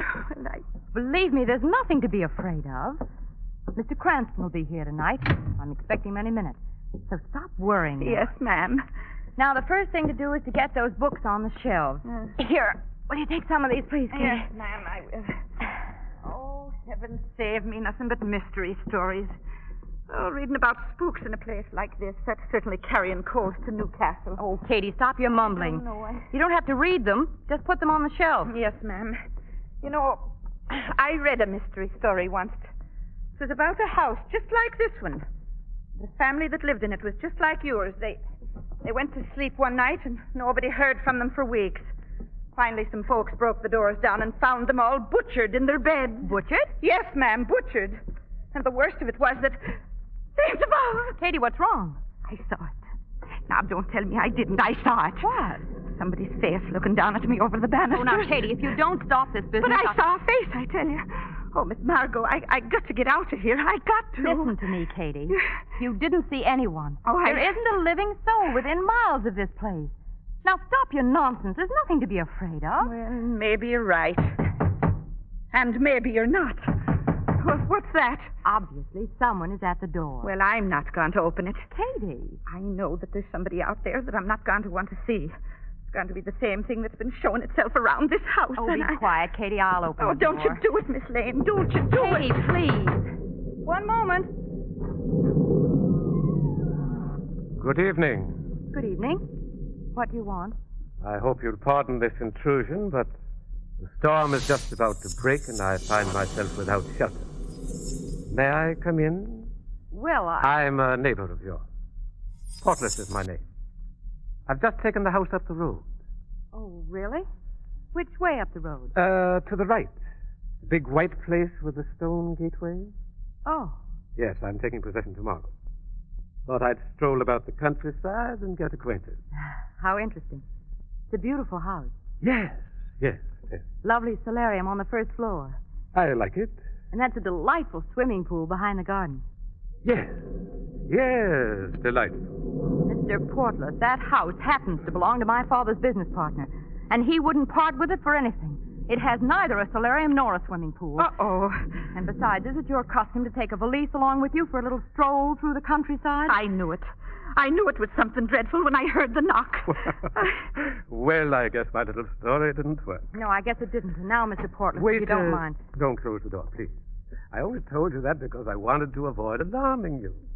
Thought it would make things a good deal more simple if I appeared to be a neighbor, since I am forced to ask you to put me up for the night. To ask me to what? Let me explain. You see, there's been some trouble on the 7:45 train for New York. Engine coupling went wrong, and since I'm not a well man, I couldn't risk my health waiting around the drafty station at Pegram Junction. Now, don't let him in, Miss Lane. Please, close the door. Please. So I inquired after the nearest habitation and was told there were no hotels, but that you were here opening your place for the season. So I just walked over. I see. Didn't you find it rather a long walk for a sick man? Listen, young lady, I'm not going to stand here explaining myself any longer. No, I should say you're not. Oh, no, you don't. You're not closing that door until I'm inside. Let go of that door. Get out. I'm sorry to have to impose on your hospitality. Nevertheless, I must. Merciful saints, he's in. No, you needn't be alarmed. I'm not going to harm. I'm going to call for the police. I wouldn't advise that, young lady. Oh, no. No, don't call the police. He'd butcher us before we ever got to the phone. No, I'd hardly do that. But I would suggest that you do not reveal my presence here to anyone. Why have you come here? What do you want? A night's lodging, I told you. That's all. Your bedchambers are upstairs, I believe? Yes, sir. Will you show me to one of them, please? Yes, sir. Hey, we've got to, ma'am. We've got to. Butcher us, he would. This way, sir. Thank you. Good night, young lady. I will be gone in the morning. Yes, I wouldn't be surprised if we all are. Not very funny, that last remark. Hello? Is Lamont Cranston there? Why, no, but I expect him soon. Tell him, please, when he comes, to be very careful. Why? What do you mean? There are some desperate people in the neighborhood of your house who will stop at nothing. Who are they? I can't say any more just now, but please warn Mr. Cranston. Who is this? Hello? Hello, who is this? Oh, I've hung up. Miss Margot, what are we going to do? Now, please, Katie, this is no time for hysterics. Oh, but Now, listen to me. Stand there by the foot of the stairs and keep an eye out for Mr. Portland. Yes. I'm going to put a call in Mr. Cranston in New York. Oh, but what if he hears you do it? He'll butcher us, just like was in the story. Oh, Katie, please. Operator. Hello, operator. This is Pegram 316. Yes. I want to put a call in to New York City. The number is... Operator. Operator, you still there? Operator. Operator. Phone's gone dead. Hello? Hello? The door. The door's opening. Look, someone's coming in. What do you want? Who are you? Where is he? Who? Who are you looking for? You know who I'm looking for. He's here, all right. I saw him come in, so there's no point in trying to lie to me. She's got a knife. She's carrying a knife in her hand. Shut up, you. Yes, ma'am. Now, where is he gone? Where is he hiding? It's Mr. Portless.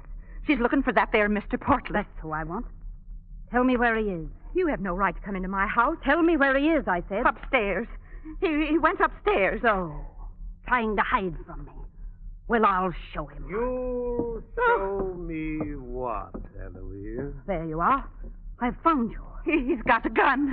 Please, both of you. You didn't expect this sort of a reception, did you, Eloise? You're not frightening me, Portless. I'm not afraid of that gun. Katie, go quickly for help. Stay where you are, all of you.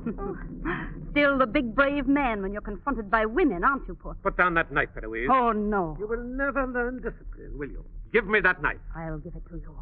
In your heart. Oh, saints above us. In his heart, she said. Please, I can't stand anymore. The knife, Eloise. I'm going to give you the count of 3 to drop it. If you still insist on crossing me, I'll kill you on the spot. All right, now. 1. Oh, give it to him, miss. You wouldn't dare to kill me. Believe you know me better than that. 2. Give it to him, please. Stop it. Will you give me that knife? No. I've bent to your will for the last time. I've warned you. Yes, he's warned you. He'll do it. He'll kill you. Give him the knife. No. 3. Oh! He did it! He killed her! Katie, come on. We've got to get out of here. Yes, come on, ma'am. Katie. Come back here, Miss Lee. Go ahead, Katie. Miss Lee, come back here, I say. Hurry, Katie!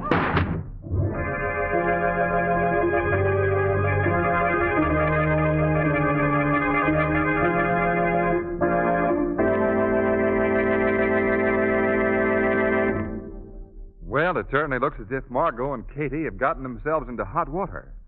And you know, there's only one thing worse than getting into hot water, and that is running out of hot water.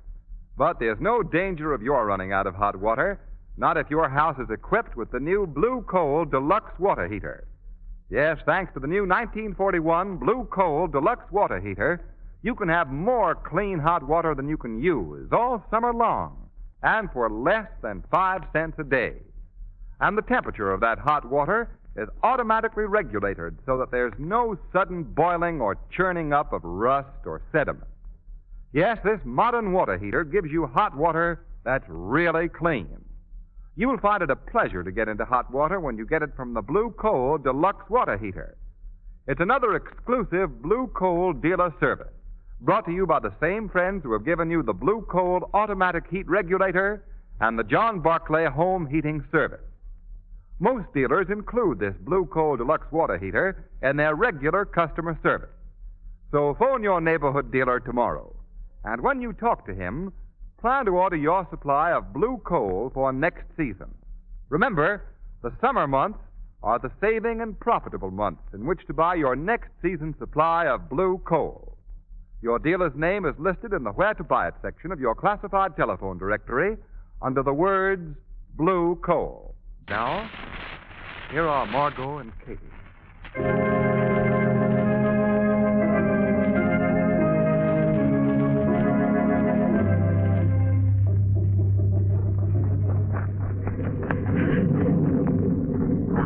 Margot, I can't go another step. You've got to keep going, Katie.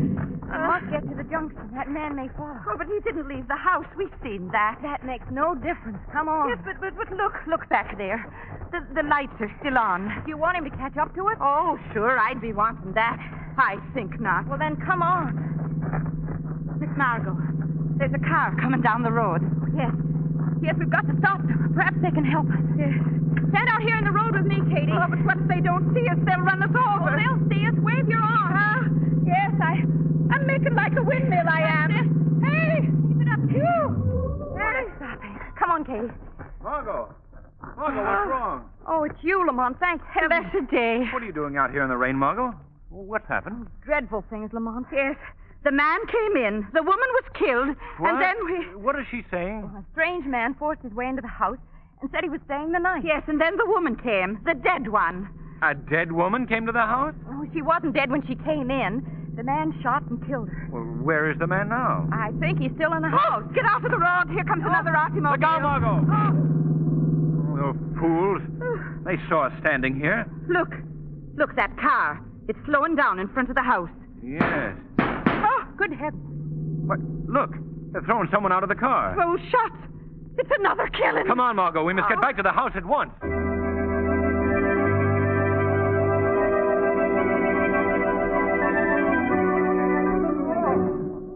Listen. Do you hear that, Margot? Yes. Seems to be coming from down there by the hedge. It was him. Him that was thrown from the car. I know it. Katie, don't make so much noise. We don't want Portless to hear us. It was him that was thrown from the car. I know it. Let's have a look at this fellow. There he is, Lamont, lying on the ground. Yes. Who is that? No, don't be alarmed, old man. Take it easy. We're here to help you. Lamont, look at his shirt. It's covered with... Yes. You're too late. Nothing can help now. Take it easy, old man. Take it easy. We'll be the judge of that. No. Here. Let's have a look at you. No. Just leave me alone. Let me die. Oh, we can't do that. You've got to let us help you. Just a minute now. Here. Give me a hand with him, Margot. We must get him into the house. Into the house? Oh, merciful saints, the house is full of killers and dead ones now. Well, this man needs immediate attention. Yes, but what about that Mr. Mortless? I mean, Mr. Portless. Lamont will deal with him, Katie. Portless. Did you say Portless? Yes, you know him. Portless is in that house. Yes. I changed my mind. I want to go in there. Oh, Lamont. Is he dead? Just a minute. No, it just fainted. Loss of blood, I imagine. Well, let's get him inside at once. All right. Katie, you go ahead and prepare some hot water and bandages. Ahead? Where? Into the house. Merciful saints. With a madman running loose in there, I should say not. You'd be carrying him in and me out. We'll all go in together, then. There, wait a minute. I've got him now, Margot. You lead the way. All right. Lamont, what's behind all this? Well, I'd like to be, Miss Margot, way behind it. Oh, please, Katie. Well, Lamont? I don't know. This man here was evidently taken for a ride. He, in turn, knows the chap that just killed a woman in your house. It's all linked up together somehow. Lamont, someone called for you a little while ago. Oh, who was it? Well, he didn't say, but he left a message that there were some desperate people in the neighborhood, and he warned you to be careful. Oh, I see. Lamont, we can't just walk into the house with Portless waiting there for us with a gun. What do we do? Call out to him. Tell him we're coming in. It's the only way. Call out to him? Oh, but that only gives him a chance. Be quiet, Katie. Mr. Portless! Mr. Portless, we're coming in. Why don't he answer? Open the door, Margot. Come on, do you think we should? Open the door. All right. I'll go ahead in. Oh, we're just putting our head in the lion's mouth. It's all right, Margot. There's no one here. Come ahead. All right, come on, Katie. As I said before, we're putting our head in the lion's mouth. Oh, Katie, will you stop? Get some water, please, Margot. Some hot water, and get some cloth for bandages. All right. Oh! Katie, what's wrong? It's gone. It's gone. What? What are you talking about? The body of that woman. She was lying right here by the stairs. That's so, Lamont. Margot, are you positive that she was shot? Oh, Lamont, we heard the gun and we saw her fall. Yeah, we're dealing with spooks now, too. Nonsense. She's evidently been taken away by the man who shot her. Well, then where are they? Still in this house? Perhaps I'd better find out. Wait a minute, Lamont. Where are you going? Upstairs to have a look around. We won't be safe here until that man is found. Or meanwhile, Margot, it might not be a bad idea if you call the police. The phone is dead, Lamont. The wires were evidently cut. Oh, I see. Well, if anything goes wrong down here, call out to me. All right. But do be careful, Lamont. Don't worry. I will. Now look at the pickle we're in. All alone in a house with one dead, one dying, and one waiting to kill some more. Oh, Katie, I can't stand any more of your complaining. You can leave here right now if you wish. Leave? Leave? For where? Out into that storm with spooks chasing me all the way? Oh, no, not at all. If I must die, I'm going to die in comfort in a warm house. Oh. What was that? This man seems to be regaining consciousness. Get me some water, Katie, please. Well, all right, but I'm telling you, there's nothing but a pack of butchers. Where am I? You're in safe hands. Just relax, please. Oh, yes, you found me. You're the one. Yes. Brought me into the house. Yes, that's right. Wait. You said Portless was in this house. Yes, he was. Where is he? Where is he now? I don't know. Find him. Find him. Wait. They wrecked the train. What? What are you saying? Portless and his gang dynamited the train off the tracks. People killed. Many people. Good heavens, when did this happen? 7:45 train. Tonight. Why did they do it? Money. Robbed a train of money in a mail car. How do you know all this? I was planted with a gang. Supposed to report them. Then you're with the police. Yes, but they found out. Took me for a ride. They left me for dead. Then you're looking for Portless to turn him over to the authorities. Yes, that's right. Oh. Right. Lamont, did you see any sign of him? No, but I found this black valise. That's the bag he was carrying. I thought so. Lamont, this man has regained consciousness, and he's just told me all about Portless. He and his gang have wrecked and robbed a train. What? That bag. That bag contains the money they stole. Are you sure? Yes, give it to me. I'll take that bag, Huh? men. I hope this gun is sufficiently impressive to stop any of you from attempting to interfere with me. I wish to be alone with the gentleman that you brought into the house. Huh? Both of you go into that room. No, don't leave me alone with him. I'm locking the door of that room. Please. If either of you attempt to get out, I'm warning you, I'll shoot, and shoot to kill.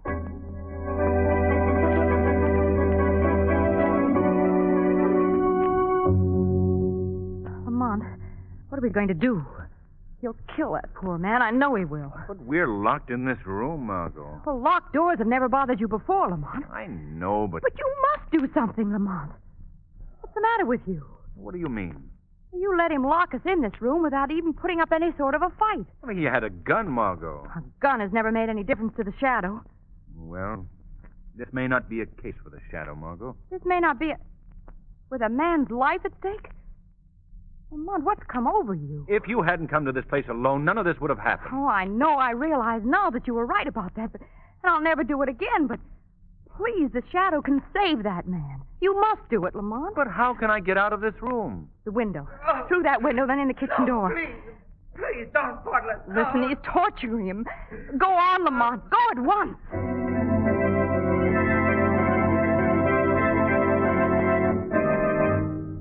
I've spent enough time with you, no doubt. No.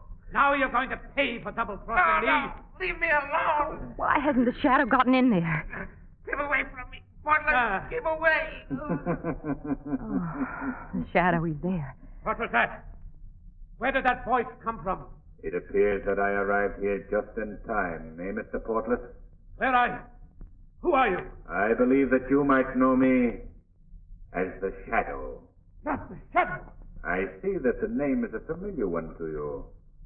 Then you must know why I'm here. You're not going to interfere with my plans, Shadow. Put down that gun, Portless. Oh, good heavens. You don't frighten me. Put down that gun, I say. Attaboy, Lamont. Let me warn you, Shadow, you may be invisible, but I have a very keen sense of hearing.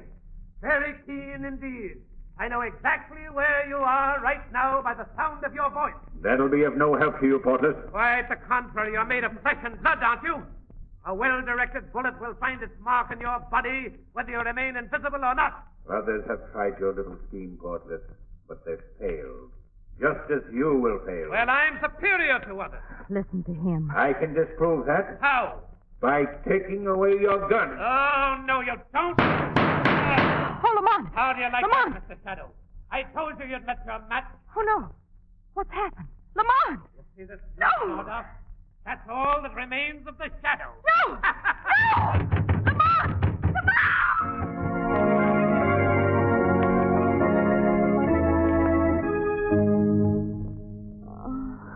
Yeah, she's coming to now.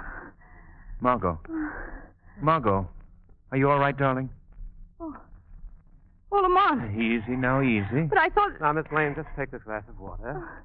That's it. Oh, some color. Porter, what are you doing here? Nordorf, you're walking around. You're all well again. Yes, Margot, they're perfectly all right. Well, I'm afraid you had too much of a shock, Miss Lane. Oh, this is fine. Now enters the mystery woman who was shot. That's all I needed.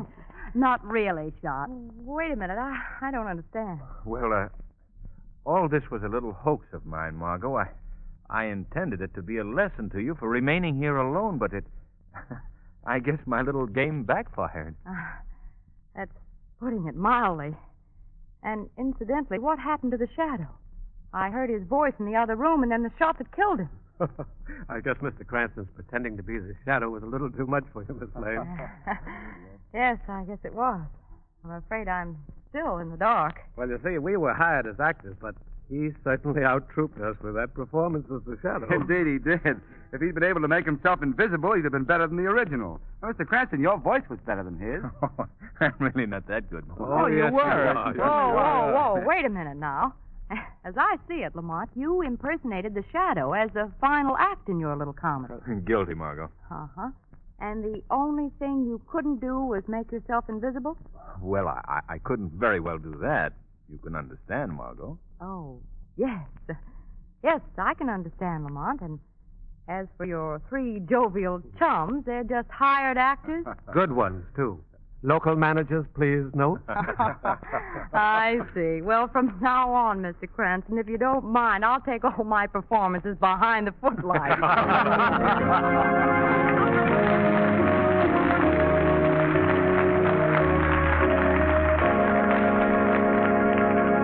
The Shadow will return in just a moment. But first, here's John Barclay, America's home heating expert. Mr. Barclay. Thank you, Ken Roberts, and good evening, friends. Well, it won't be long now before you'll be giving your heating plant a well-deserved vacation. That's why I'm recommending the John Barclay Blue Seal Summer Conditioning Service. It's an all-out, all-over electrical vacuum cleaning and furnace inspection service featured exclusively by the Blue Coal Dealers of America. It gives you 10 jobs for the price of one. Capable John Barclay trained serviceman goes over your heating plant from ash pit to chimney. He completely removes all soot and dirt from the inside of your furnace. He seals up all leaks around the joints and doors. He checks and cleans gauges, inspects and adjusts dampers, and drains and refills boilers if necessary. Yes, this John Barclay Blue Seal Summer Conditioning Service is more than just a brush-over for your furnace. It puts your heating plant in prime working condition, ready for use next fall. And remember, a clean furnace will save you money and give you greater comfort all next winter. So take my advice and plan now to have your furnace thoroughly cleaned and conditioned by your neighborhood Blue Coal dealer. Just give him a call in the morning. I thank you.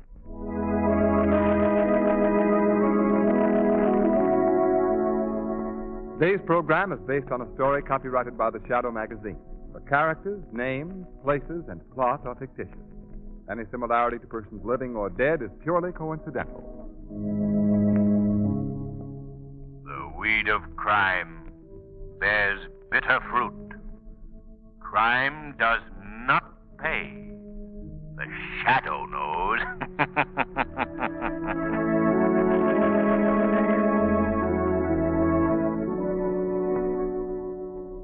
Next week, same time, same station, the Blue Coal Dealers of America bring you an adventure of the Shadow so thrilling that I can't attempt to describe it. You'll have to hear it. So be sure to listen. And be sure to phone your friendly Blue Coal dealer for greater heating comfort at less cost. This is Ken Roberts wishing you a happy Easter from the Blue Coal Dealers of America. You are listening to Golden Age Radio, rumble.com/C/GAR. Brought to you by G3PL.com.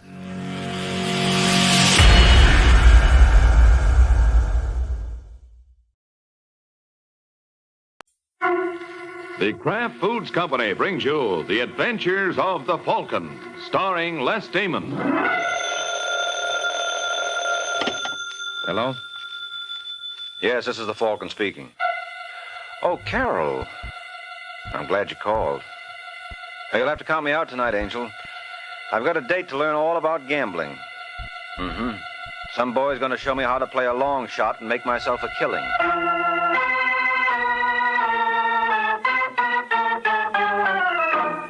This is Ed Hurley, friends, inviting you on behalf of the Kraft Foods Company to listen to The Adventures of the Falcon. You met the Falcon first in his best-selling novels. Then you saw him in his thrilling motion picture series. Now join him on the air when the Falcon solves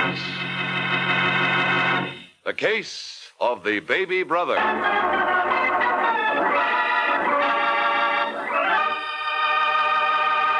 Miracle Whip. Has a flavor so pleasing. Miracle Whip. Tastes so lively, so teasing. Miracle Whip. Only one of its kind. Miracle Whip. Best salad dressing you'll find. Miracle Whip is the only one of its kind because it's a different type of salad dressing made from a secret Kraft recipe.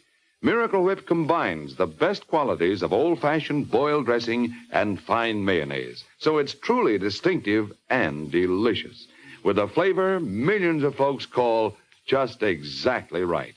Try it, won't you? One taste will tell you why it's America's favorite salad dressing. The one and only Miracle Whip.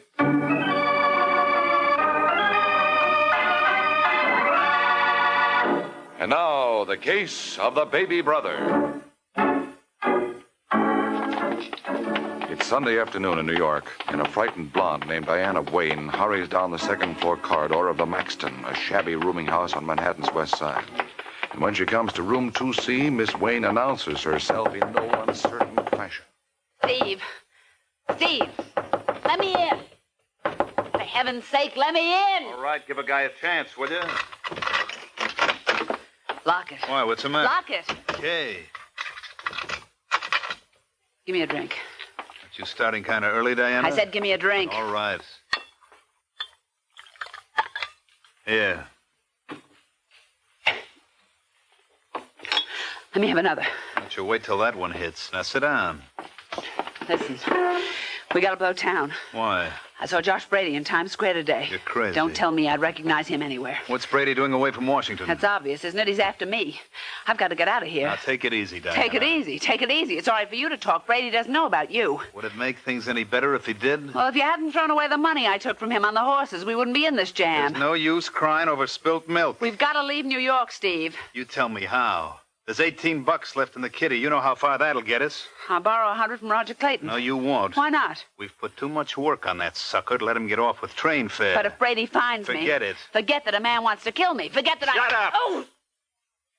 Now behave yourself. Go on. Hit me. Hit me some more, you big hero. You don't know how close you are to really getting it.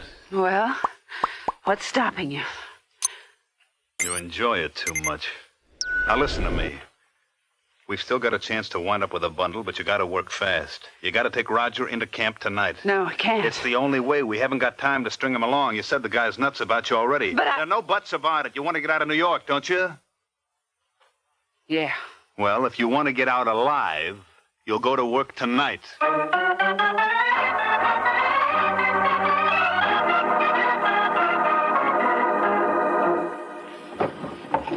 Now, where the devil did I put that thing?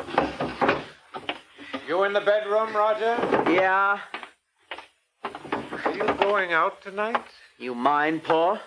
Or maybe I do. You haven't stayed home one night this week. So what? So maybe you ought to start taking it easy. Look, Paul, when I want your advice, I'll ask for it. Now, don't get me wrong, kid. I only meant... I'm not interested in what you meant. I don't have to account to you for anything. Oh, yes, you do. While you're living with me, you'll keep in line. Who's this gal you're running around with? None of your business. I asked you something, Roger. And I still say it's none of your business. I'm sick and tired of your running my life. Just because you're my brother doesn't give you a license to tell me what to do. What? I'm sorry, kid. I didn't mean that.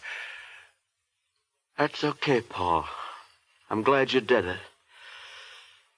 Because that's the last thing I'm ever going to take from you.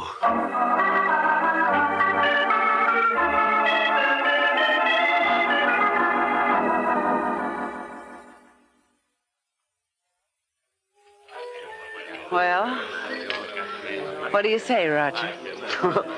I suppose I'm not very bright, Diana, but... Well, really, I don't understand you. It isn't very difficult, honey. Remember this man I mentioned last week? No. We were sitting right here in the same booth. He's the one who's got all the connections in the stock market. Oh, yeah. Yeah. Well, he phoned me this afternoon. He's got an inside tip on a stock that his office is going in for very heavy. He told me it's going to jump at least 10 points in the next 2 days. Well, I don't see If we play it smart, we can make a fortune. Well, sure, but where am I going to get the money to invest in the first place? Borrow it. From whom? Well, what's the matter with your brother, Paul? I wouldn't take a nickel from Paul. But I've got a couple of thousand of my own.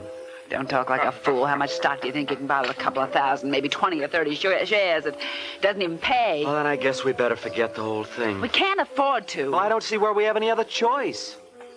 Well, how about your office? You mean Mr. Schnabel? Mm-hmm. You told me he was one of the biggest betting commissioners in New York. Oh, look, honey, if he knew. Why would he have to? I don't follow you, Diana. You've got the combination to the safe. So? So, if you went to the office tonight and took, say, 50 or 75 grand. Forget it. Why? Why? It's stealing. No, it isn't. By Tuesday morning, you'd have the money back. What? I knew that last drink was a mistake. By Wednesday morning, we could be on a plane for Hawaii. Now, Diana, look. Think of it, darling. We could do anything we wanted. You don't know what you're saying. All right, Roger. If that's the way you feel. Wait, Diana. Where are you going? What's the difference? No. Come back here. Yeah? Well, at least give me time to think it over. Time is the one thing we don't have, Roger. If you're going to do it, you'll have to do it tonight. You've got a key to the office, haven't you? Oh, yes. Take this. Diana. Don't worry, it's on safety. But what do I want with a gun? It's a great morale builder, kid. Come on. Put it in your pocket. Honey, just listen to me for a minute. If I do, we won't have time to say goodnight. Move over to the corner of the booth. Please, baby, let's be sensible. Oh, Roger, I am just crazy about you. No. Diana. Wait for me at your place. I'll call you the minute I'm through.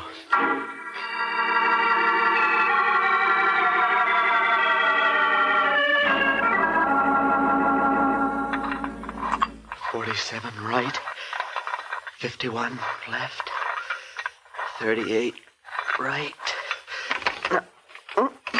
What the devil's the matter with this thing? Obviously, you have made a mistake. What? It must be very difficult working with only a flashlight. Allow me.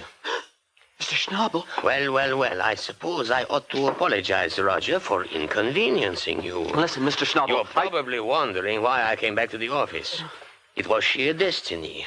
For the first time in a year, I forgot my medicine. Now, why do you suppose it happened tonight, of all nights? Please. It makes you think, doesn't it? Now, a cynic might ascribe it to coincidence, but I prefer to... Oh, operator, would you be so kind to get me police headquarters? Put on that phone. I am sorry, Roger. What did you say? Put on that phone. 98th Precinct, Sergeant Corbett. Oh, Sergeant, my name is Walter Schnabel. I have an employee in my office who I... No! You... Roger... I told you to put it down. Hello, Mr. Schnabel. I told you to put it down.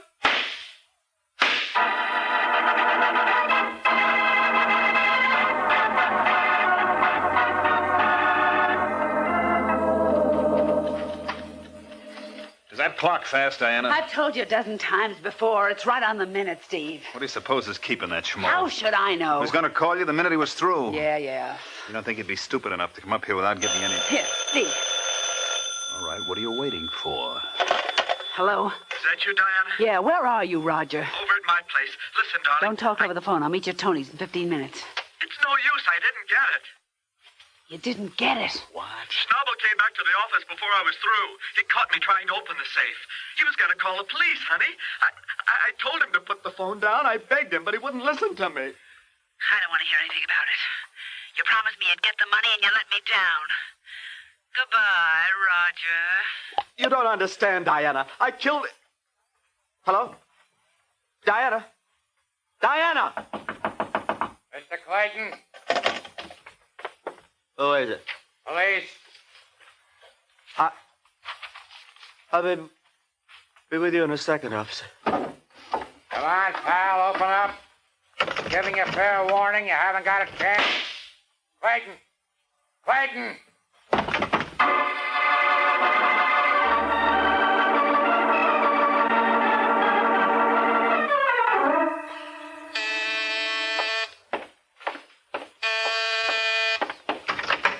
Yes? I'm looking for a Mike Waring, the Falcon.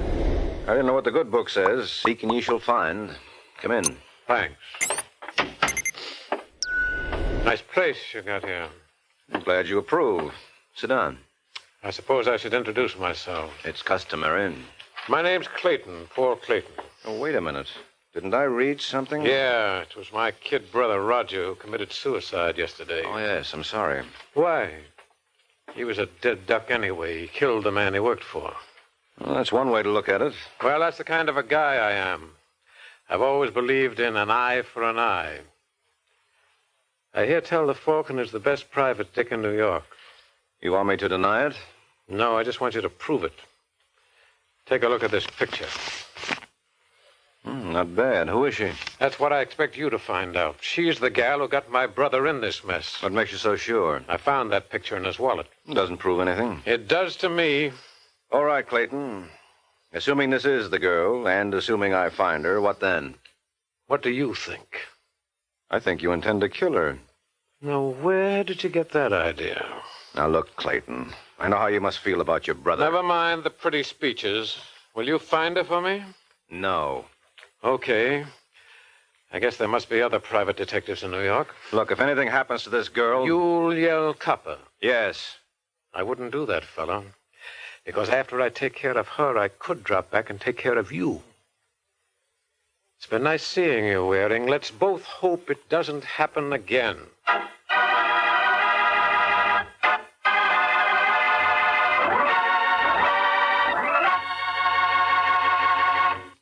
This is Ed Hurley again, friends. I have a little suggestion for you ladies who wonder what you're going to do for some interesting menu ideas. And my suggestion is this.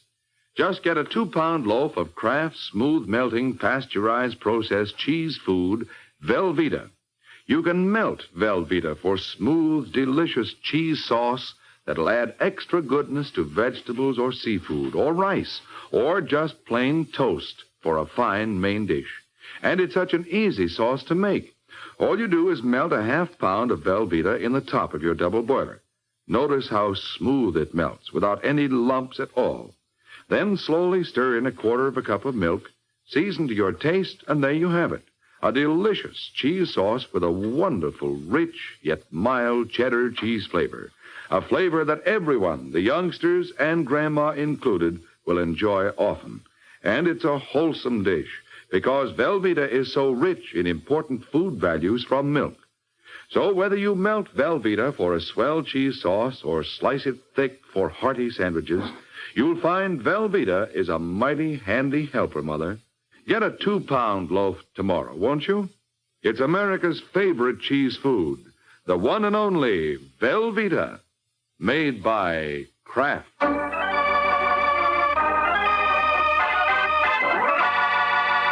Now, back to the adventures of the Falcon. An hour has passed since Mike Waring was approached by Paul Clayton to hunt down the girl who was responsible for his brother's death. And now we find the Falcon. He's in a cheap dive, doing a little hunting on his own. Hello, Eddie. Oh, hiya, Mike. Sir, can I have 60 seconds of your valuable time? Well, I'm talking to this gentleman here, right? Right. It's very important. Now, this is too.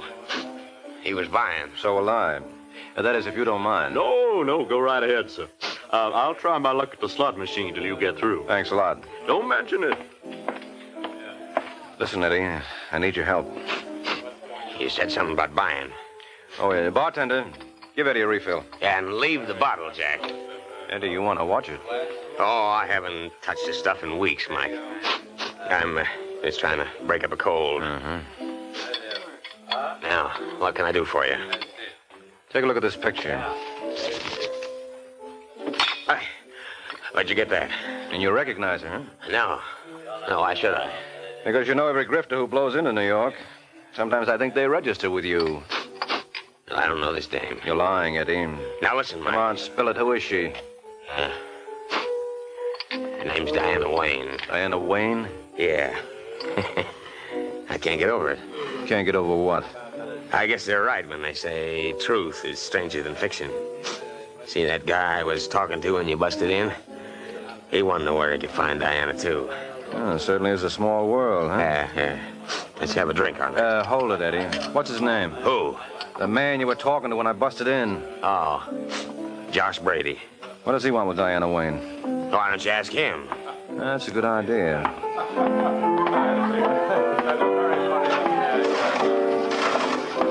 How you doing, friend? I can't seem to beat this machine. Nothing but lemons on it.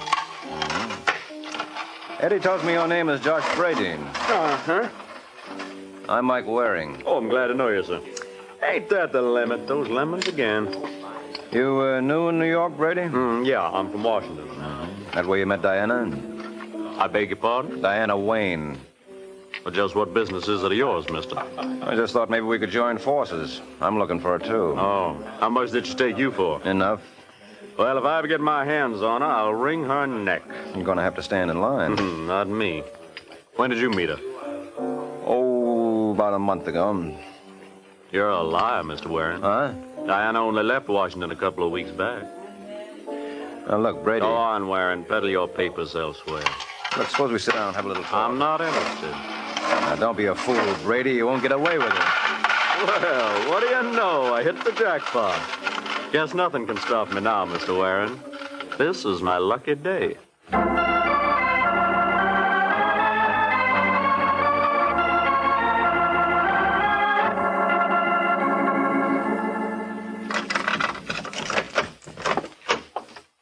Come on in, Steve. Huh? What's the matter, honey?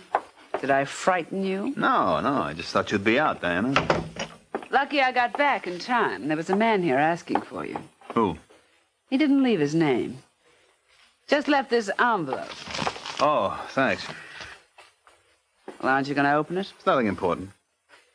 And why are you making such a mystery out of it? What are you babbling about? I know if I received an envelope like that, I'd naturally be devoured by curiosity until I found out what was inside. Well, I know what's inside. So do I. What? A one-way bus ticket to Detroit. How do you know that? Elementary, my dear Watson. I opened it. By mistake, I suppose. Yeah, I suppose. You know, Steve, that's what I love about you. You're full of surprises. You're even a bigger rat than I thought. Shut up. If you think you're going to walk out on me and leave me holding the bag for Roger's suicide, you got another thing coming. I was just going to Detroit to see if I could dig up something. Ha! I'll bet. Now, don't be silly, sweetheart. Would I lie to my wife? You certainly would. Look, will it make you feel better if you hold the ticket? Yes. All right, here. Now, you feel better? Much. What's the idea of tearing it? I just wanted to make sure you don't go off without me. So if Josh Brady drops around or anyone else, he'll be right alongside to take your bows.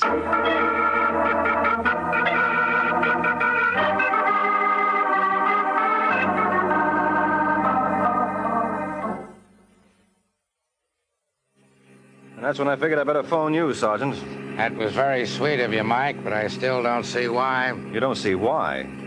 2 men have threatened the life of this girl in the past 24 hours. I only have your word for that.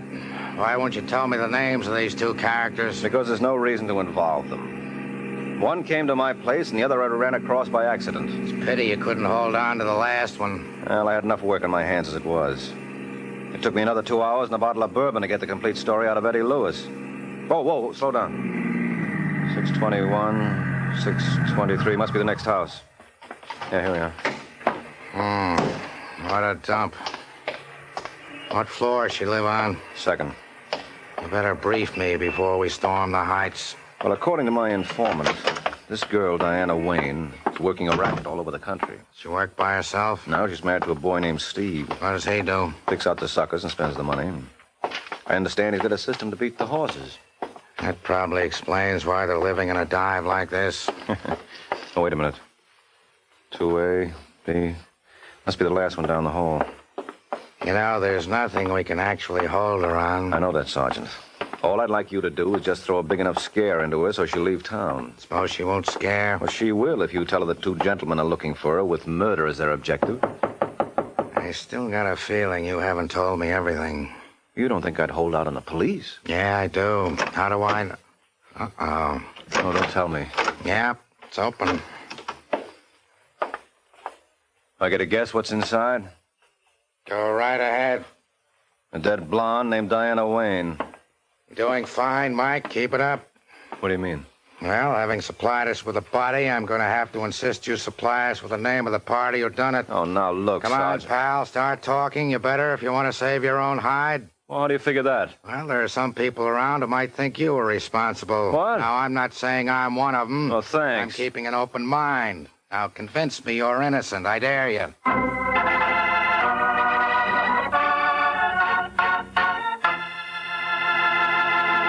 Remember, tomorrow at your grocer's, you can get a wonderful new salad oil for your homemade salad dressings, your cooking, your baking. It's Kraft Salad Oil, the first salad oil for home use ever offered by the makers of all those wonderful Kraft dressings. Kraft Salad Oil is a lighter-bodied oil, superfine to blend perfectly with other ingredients. Get a pint or quart bottle tomorrow at your grocer's. Ask for Kraft Salad Oil.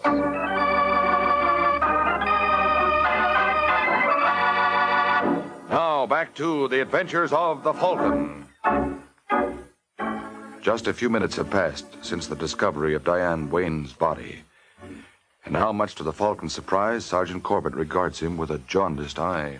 All right, Mike, let's start with page 1. You knew this girl was murdered before we walked in here. Oh, you're being ridiculous, Sergeant. Well, who do you work for? No one. What about that guy who came to your place and asked you to find her? You mean Paul Clayton? How would I know his name? You wouldn't tell it to me before. There was no reason before. He's the brother of the kid who committed suicide a couple of nights back. Because of her? Yes. Well, guess that takes care of everything. Don't you think Clayton strangled her? Don't you? What do you think a jury would say to that? You tell me. They'd acquit him in a minute. It's too pat. Look, if you're going to murder someone, you don't go around telling the world all about it. So where does that leave us? Well, I told you there was another boy Diana trimmed. Oh? A lad from Washington named Josh Brady. And what about husband Steve? What about him? Well, don't you think it would be advisable to find out where he disappeared to? You're certainly there with the questions, aren't you? Well, somebody's bound to ask them, Sergeant. Might as well start digging up the answers. Say, any idea when she died? Yep, I can tell you that to the minute. Oh, how? Come over here. Notice those scratches all over her face and the broken fingernails? Yeah.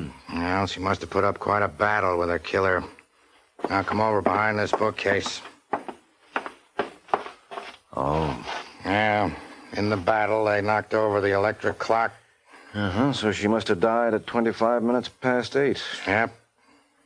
So is that clock broken or just disconnected? Well, let's try it. Here's the outlet. Oh, you blew a fuse. Thanks. I never would have known it. Well, that answers one of our questions. Now, let's see if Paul Clayton can clean up the others.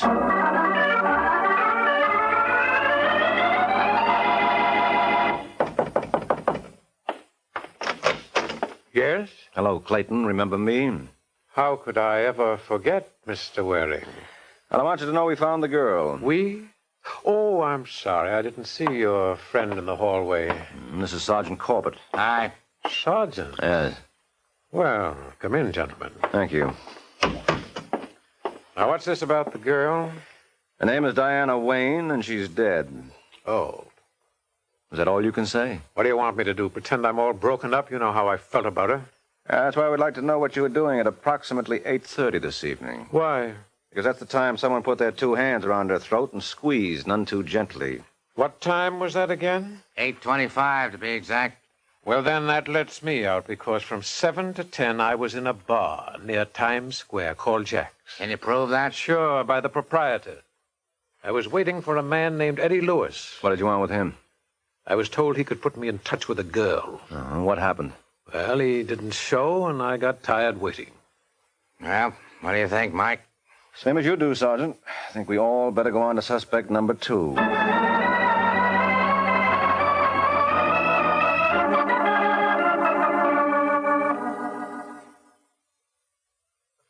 I still don't see what all you gentlemen want with me. Well, I don't know about the sergeant and Waring, but I came along to congratulate you. For what, Mr. For Clayton? doing something that I wanted to do. And if you need any dough for legal expenses, you just let me know. What's he talking about? What were you doing at 8:30 tonight, Brady? Probably playing a slot machine someplace. You know, it's the funniest thing. I just can't stay away from those gadgets. And where was this one located at? Oh, I don't rightly remember. But you do recall being clipped by a girl named Diana Wayne. It's funny. I don't seem to recollect that either. Look, that you-all routine isn't going to get you anywhere, Brady. The sergeant here could disprove it in 5 minutes. I'd like to see him try. That's easy. You probably made a complaint to your local DA after Diana clipped you. All I have to do is call Washington, D.C., and I'll have... Hold the line, Sergeant. What now? I know who killed Diana Wayne. You mean Brady just gave himself away? No, I mean he just gave you away, Clayton. The heat's got you. In December? Don't be ridiculous. Wait a minute, I'll take that back. It is possible for the heat to get you this time of the year. And you're going to find that out at Sing Sing very shortly.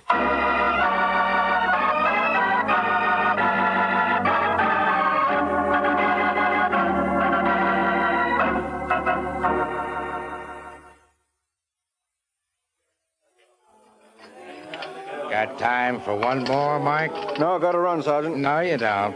A couple of questions I want to ask you first. No? Well, while we're on the subject, there's one I want to ask you. Did you pick up Steve Wayne? Yeah, in Detroit. Lucky the bus driver remembered him. Steve gave him a ticket that had been torn up and glued together. It was like you suspected. He ran out and the missus. Sweet kid. So you left Diana alone to face the music, huh? Yeah, but what gets me is how you knew that said music was provided for by Paul Clayton. Well, first of all, he had an alibi for 8:30, whereas Josh Brady didn't. What kind of logic is that? Oh, the best kind in a case like this, Sergeant. Because when Clayton was so ready with his alibi, it occurred to me that maybe Diana wasn't murdered at the time we originally thought.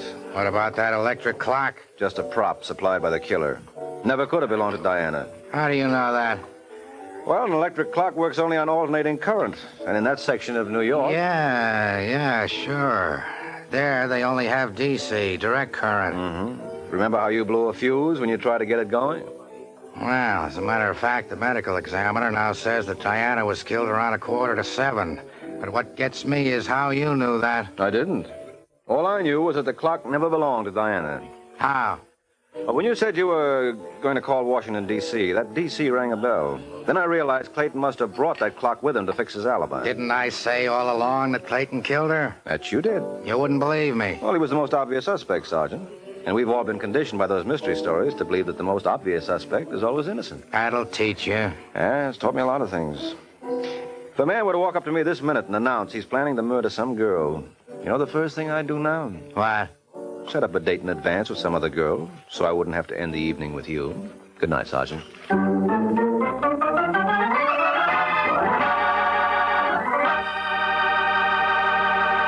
There comes a time in the life of every homemaker when she has to fix a dinner fast, and that's when Kraft Dinner is such a help. You see, in just 7 minutes cooking time, Kraft Dinner makes delicious macaroni and cheese. Wonderful, tender macaroni with fine cheese flavor all through. Just like I said, in only 7 minutes cooking time. That's because every package of Kraft Dinner gives you a special quick cooking macaroni and just the right amount of Kraft grated for that grand cheese flavor. So tomorrow, get a couple of packages of Kraft Dinner.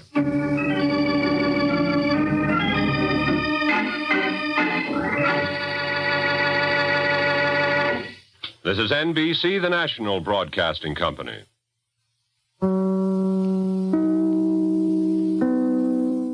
You are listening to Golden Age Radio, rumble.com/C/GAR. Brought to you by G3PL.com.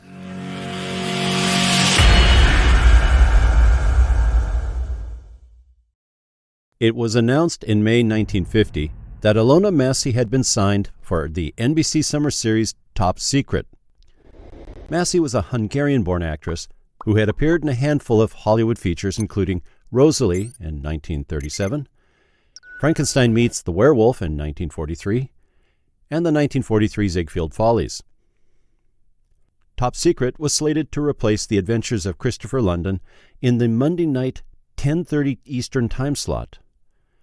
Both series featured tales of international intrigue, a genre quickly gaining favor in the post-war landscape.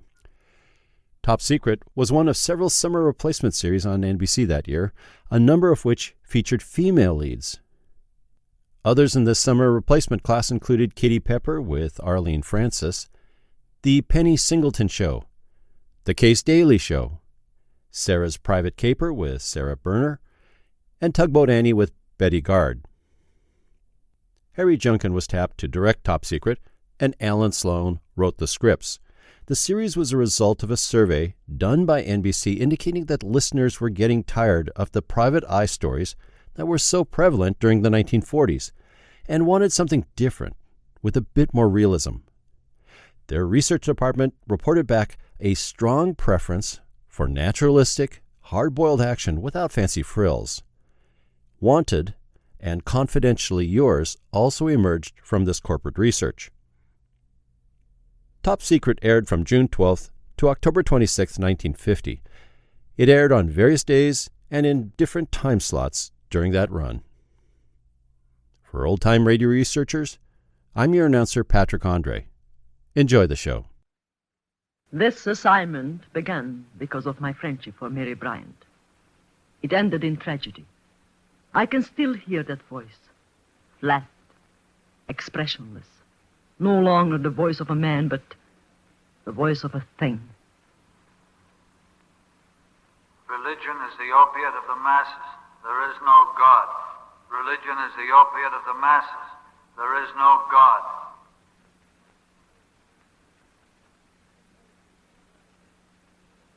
Over and over, with no meaning, no expression. This is what they did to Jerry Bryant. They broke his mind. I was given the assignment of finding Jerry Bryant and bringing him back because of a letter. A letter written to Mary, his wife. A strange, mysterious letter which no one could understand. There was evil in it and danger. A danger that was intangible, unseen. 2 months ago, at 11 in the evening, my telephone rang.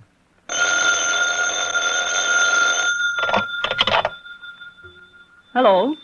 Karen, it's Mary Bryant. Can you come over right away? Tonight? Yes, right away. I've been trying to get you all day. Mary, is something wrong? I got a letter from Jerry. A letter? Yes, From where? Bulgaria. Karen, please come quickly. I'll be there in 20 minutes.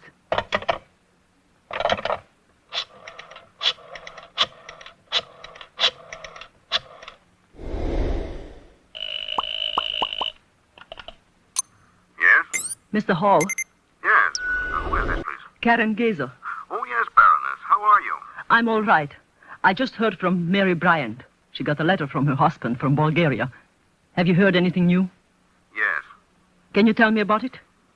Would you like to be assigned to the case, Baroness? Is there a case? Yes, I'm afraid there is. It would seem that your friend Jerry Bryant is a communist.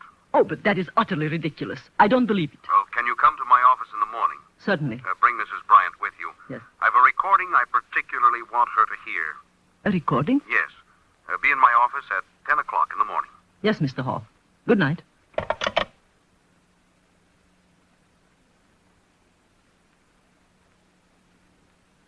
I had known Mary Bryant for 10 years, before the Nazis murdered my husband in Vienna.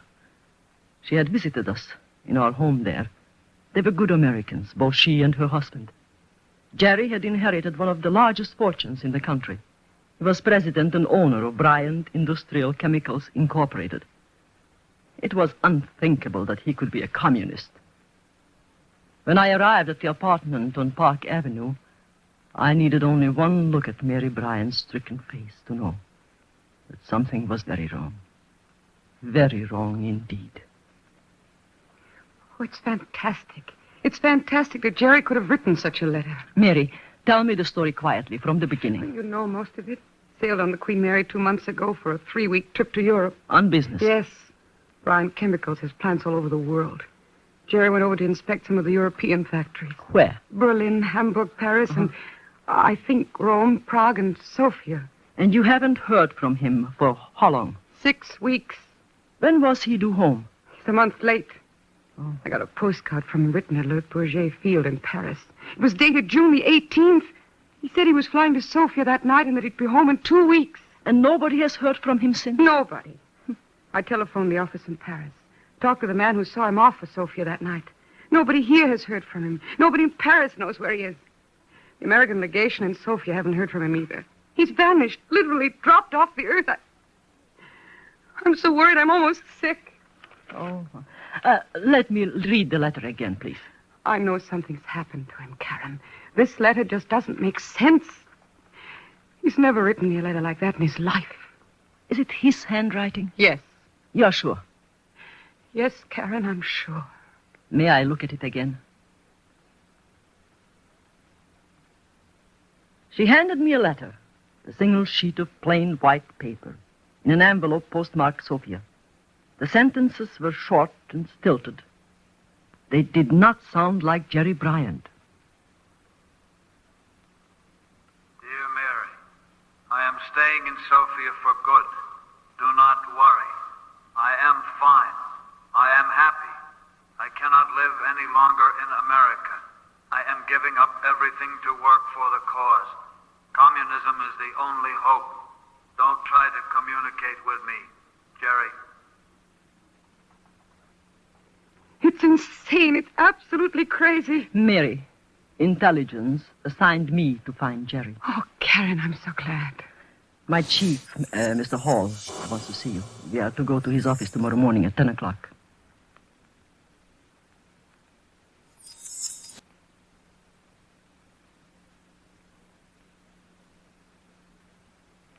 Of course, Mrs. Bryant, you understand that it is possible the letter is genuine. Mr. Hall, will you stop saying that, please?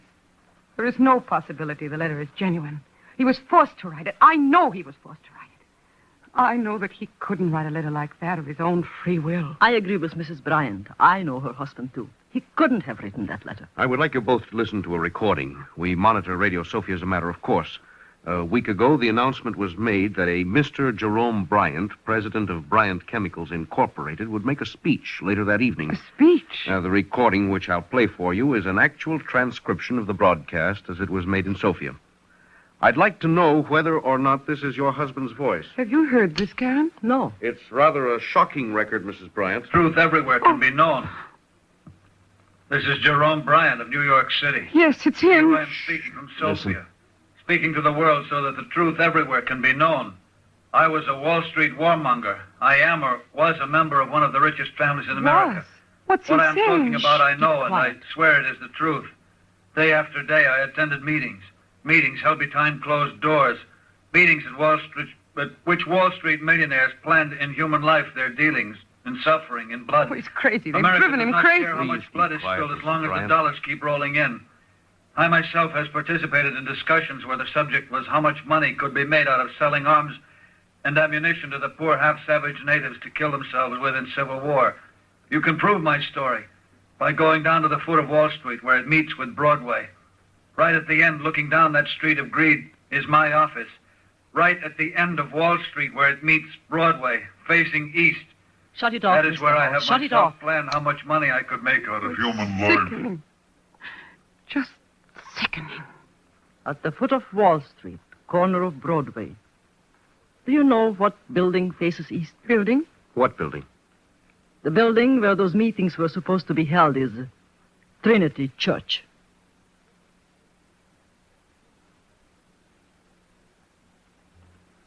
That day, I began my preparations to go to Sofia and get Jerry Bryant. Intelligence took care of the details. Passports, visas, papers, Communist Party card, a letter of introduction from an American communist, whose name I cannot tell, but who is in reality one of our most trusted agents. I had one last interview with my chief, Grenville Hall. Well, Baroness, I guess we've thought of everything. Yes, except my contact in Sofia. He has a dozen names, a dozen professions. At the moment, he is a porter in the Royal Hotel. His name is Daudet, Franz Daudet. He was born in France, now is a naturalized American and one of our best operators. You will contact him by a number. A number? He has in his possession a U.S. $1 bill. The number is A12132068F. A12132068F. Right. Remember it, don't write it down. If we can get Jerome Bryant back here, we can prove that every so-called communist confession in the past has been extorted. I'll do everything I can. I know you will. But remember, this is completely unofficial, completely. In espionage, there is no protection in danger. No recognition, even in death. I know that, Mr. Hall. And I know, too, that my first mistake will be my last.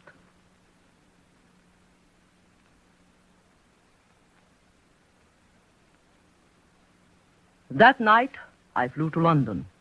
The next day to Paris and on to Sofia. I had a complete set of forged papers and also an American passport for Jerome Bryant. I had money, a great deal of it. 2 days later, I was in a room at the Royal Hotel. As a precaution, and so that I would have at least one friend in this strange, unfriendly, nervous city, I searched out Franz Daudet and asked him to come to my room. Porter? Yes, mademoiselle? Come in. Is there some way in which I may assist, mademoiselle? That depends. On what? On how much money you want. Mademoiselle speaks in riddles. Perhaps a dollar bill, an American dollar bill. Go on, mademoiselle. With a number, 12. 13. 20. 68F. Right. Who are you? U.S. intelligence, assigned to Sofia. I have papers in the name of Fräulein Brunner, a stateless person's passport, and a Communist party card. You know about me? I know that your name is Daudet. You may call me Franz. Dial 274, the porter's office. What is your assignment? To find a man named Jerome Bryant, a United States citizen.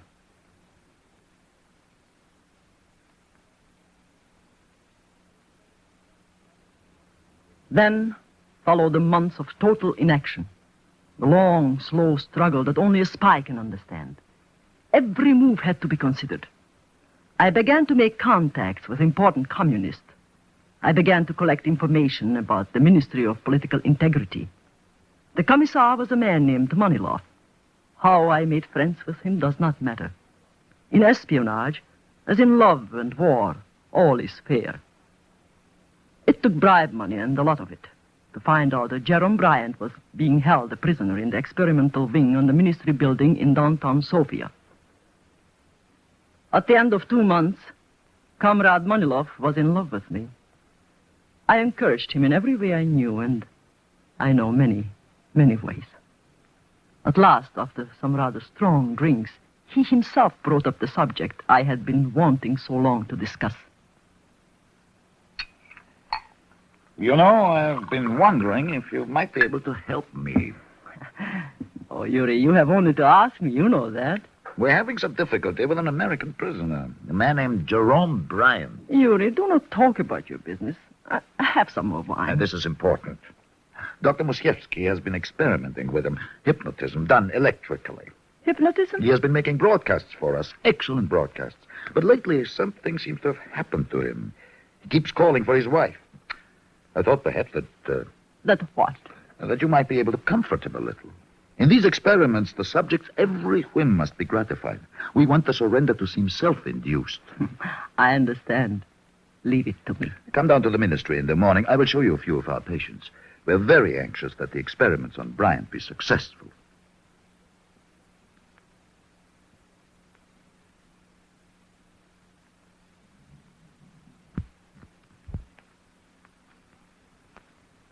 I could hardly conceal my excitement. It had been so easy, so absurdly easy. The next morning, I went to Manilov's office. He took me into the east wing on the second floor.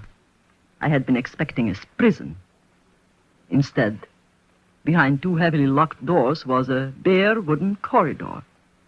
20 rooms opened off this, 10 on each side. Comrade Manilov showed me some of the cases. You might be amused at the woman in number 7. She loves to have people look at her. She was formerly very devout. Of course, since religion is merely an additional instrument of class dominance, men will soon not need it to reconcile themselves to life. Of course. Here is her room. Do not speak to her. Just stand in the door a moment. Dr. Musiewski has been working on her, but something went wrong. We are afraid she will not recover. Marriage will give place to a free union between man and woman. Marriage will give place to a free union between man What's the matter with her? We don't know. She goes like that all day. Free union between man and woman. Over and over. She never stops. Some mistakes are to be expected. Of course. Goodbye. I believe she's deaf, too. Yuri, this is very uninteresting. Come and see Mr. Bryant. You say he's an American? Mm-hmm. We are striving for complete domination over his mind. Something has snapped. Dr. Musiewski is giving him a treatment now. We hope to be able to bring him back. Now, this is it, number 14. Who is it? Comrade Manilov. Come in.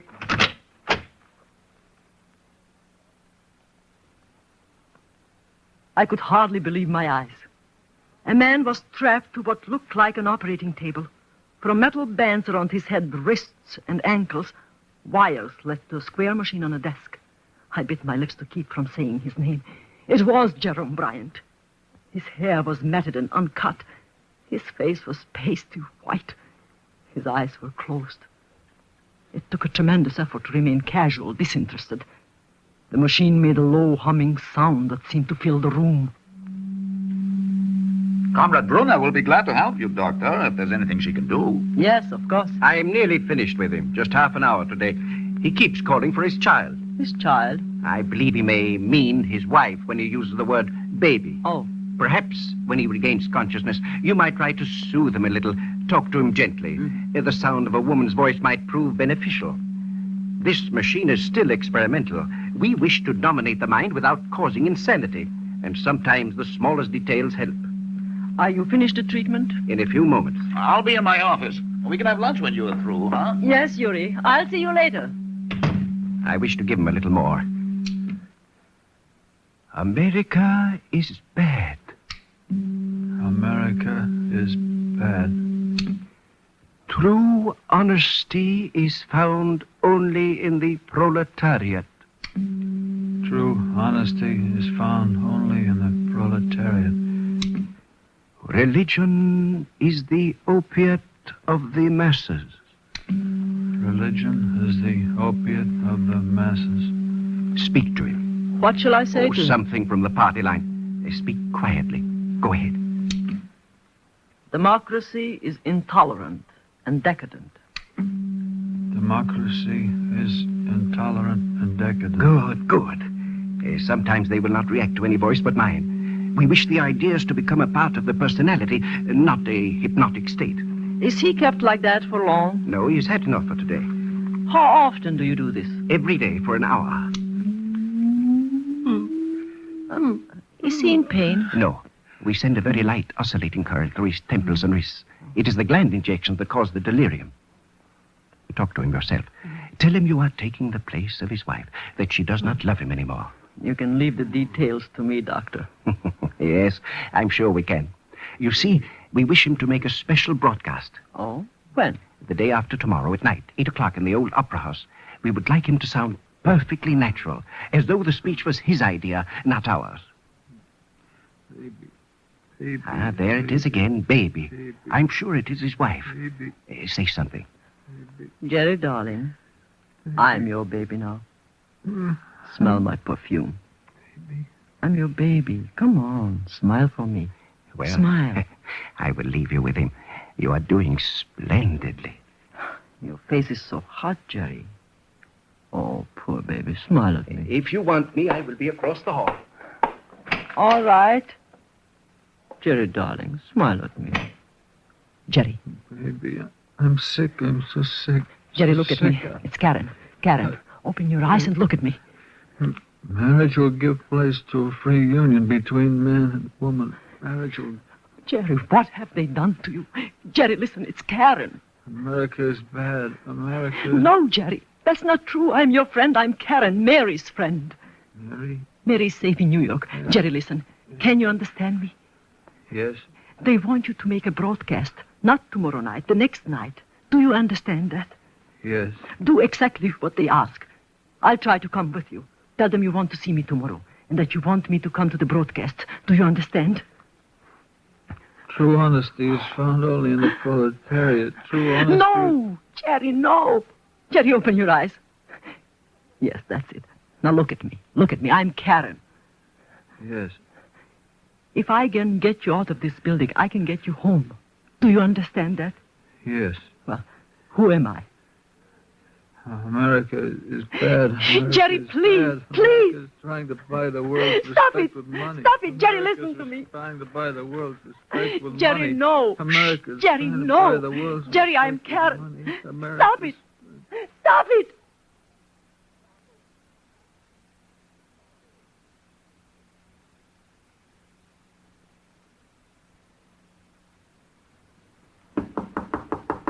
Come in. You wanted me, mademoiselle? I've been phoning you for an hour. At this hour, the hotel is busy. I'm sorry. It was unwise to come to your room sooner. Franz, I have seen Jerome Bryant. Where? They are holding him a prisoner in the Ministry of Political Integrity. Prisoner? Yes, and he's sick, very sick. Listen, I haven't much time. Manilov is taking me to dinner. He'll be here any minute. The day after tomorrow, Wednesday, they want Jerry Bryant to speak at a political meeting in the old Opera House. The old Opera House. A car will leave the ministry about 10 to 8. And? They'll have to drive down Slavianska Street. Yes. Right at the park, at the corner of Shipka Street, there must be an accident. Can you get a car? I think so. I have many friends. If you have to, buy one. I can give you any amount of money. Oh, I will need it. Even gasoline is $2 a gallon. Manilov's car is a black Mercedes. Bulgarian license. 807CH8. 807CH8. Yes. There's a stoplight at the park corner. Have someone watching. Then you drive out of Shipka Street on their signal. Fast. Hit us hard. If possible, hard enough to make Manilov's car unfit to drive. Leave it to me, mademoiselle. It will have to happen very fast. In the confusion, I will get Jerome Bryant out of the car. How? I have a gun. If there is shooting and if the plan goes wrong, you will be finished. I will be unable to help you then. It can't go wrong. It can't. I have many friends, mademoiselle. In this country, under the communists, there are only two kinds of people. Those who love communism and those who hate it. Believe me, I have many friends, and I will have a taxi waiting at the corner. Wednesday night. At 7:45.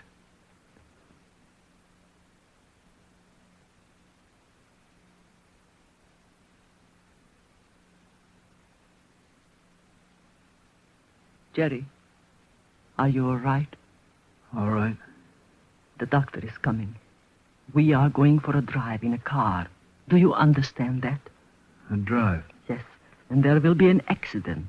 Accident? I told you. We have planned it. The minute it happens, you've got to get out of the car quickly. Do you understand? Understand. The very instant it happens, quickly. I'll be right beside you. Who are you? Karen. I'm Karen. I'm your friend. My friend. Shh. Here he comes. Well, Mr. Bryant, how are you feeling tonight? Hello, Doctor. Tonight? Oh, you look very nice, Mr. Bryant. Shaved, dressed, very nice. She's my friend. Of course she is. And I am your doctor, remember? Comrade Manilov is downstairs with his car. We're going to take you to the Opera House, and you are going to make a speech, aren't you? Yes. Good. Take his other arm. Yes. And remember, Mr. Bryant, we are all your friends. We are all very fond of you.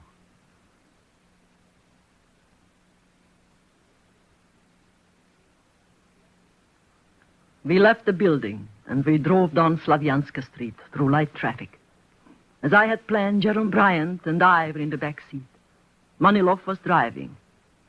The doctor sat beside him in the front. When we got to the corner by the park, I saw a man on a bicycle wave his handkerchief. A blue Ford shot out of Shipka Street and crashed into us.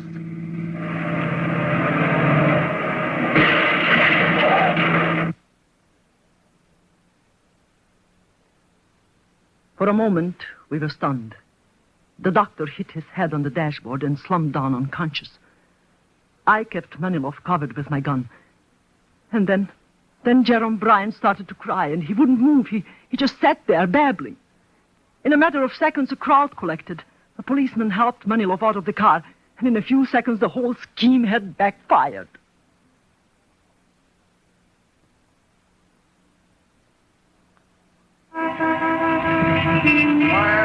Quiet, you. Yes, sir. Lock them both in a cell for tonight. In the morning, they're to be brought to my office in the Ministry of Political Integrity. Yes, sir. And guard the woman well. She's not what I thought. Yes, sir. I will not forget this, Fräulein Brunner. Take them away, quickly. Your friend, comrade. Have an ambulance come for him, quickly. And take them away. Take them away. All right, you two. Move. Please do not hurt him. He's ill, very ill. Lean on me, Jerry. Here, take my arm. Causing the war. Will you shut up? Will you stop it? Stop it. Baroness. What did you call me? That car over there, take it. Here are the keys. I work for Franz today. Oh, thank God. When you're through with the car, leave it parked in front of the American legation.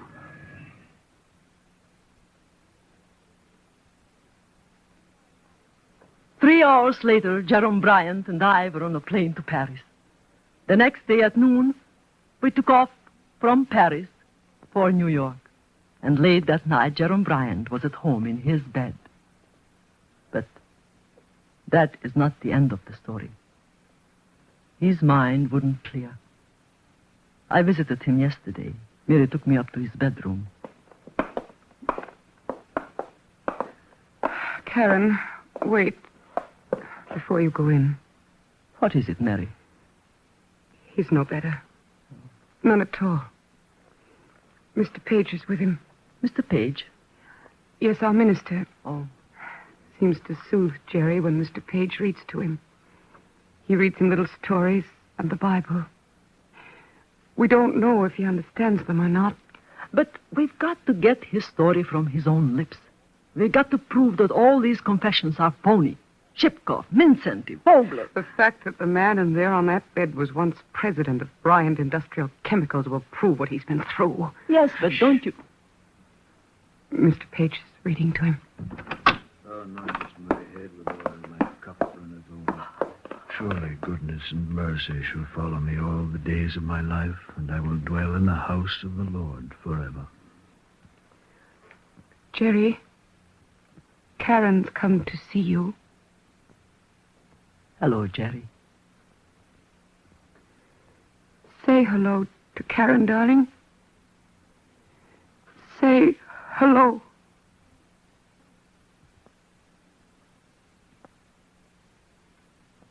The figure on the bed didn't say anything. He didn't have to. The story was all there. The confession written in his face. Written in his staring, vacant eyes. Written by the communists. Written in red.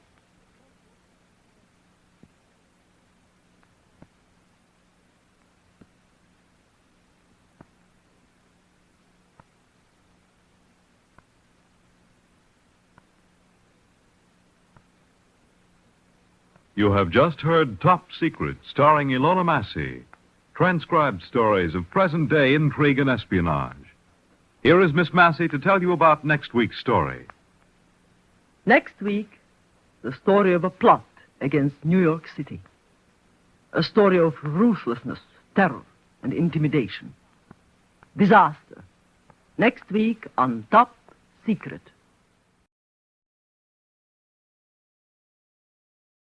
You have been listening to Go/C/GAR, brought to you by G3PL.com. Don't forget to subscribe for more videos.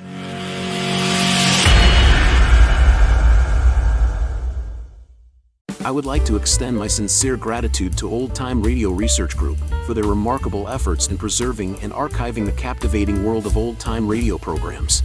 Their dedication to safeguarding these precious audio gems ensures that future generations can relish the enchanting stories, music, and entertainment of the past. Their invaluable contribution allows us to step back in time and experience the magic of radio history firsthand. Their link is in the description below.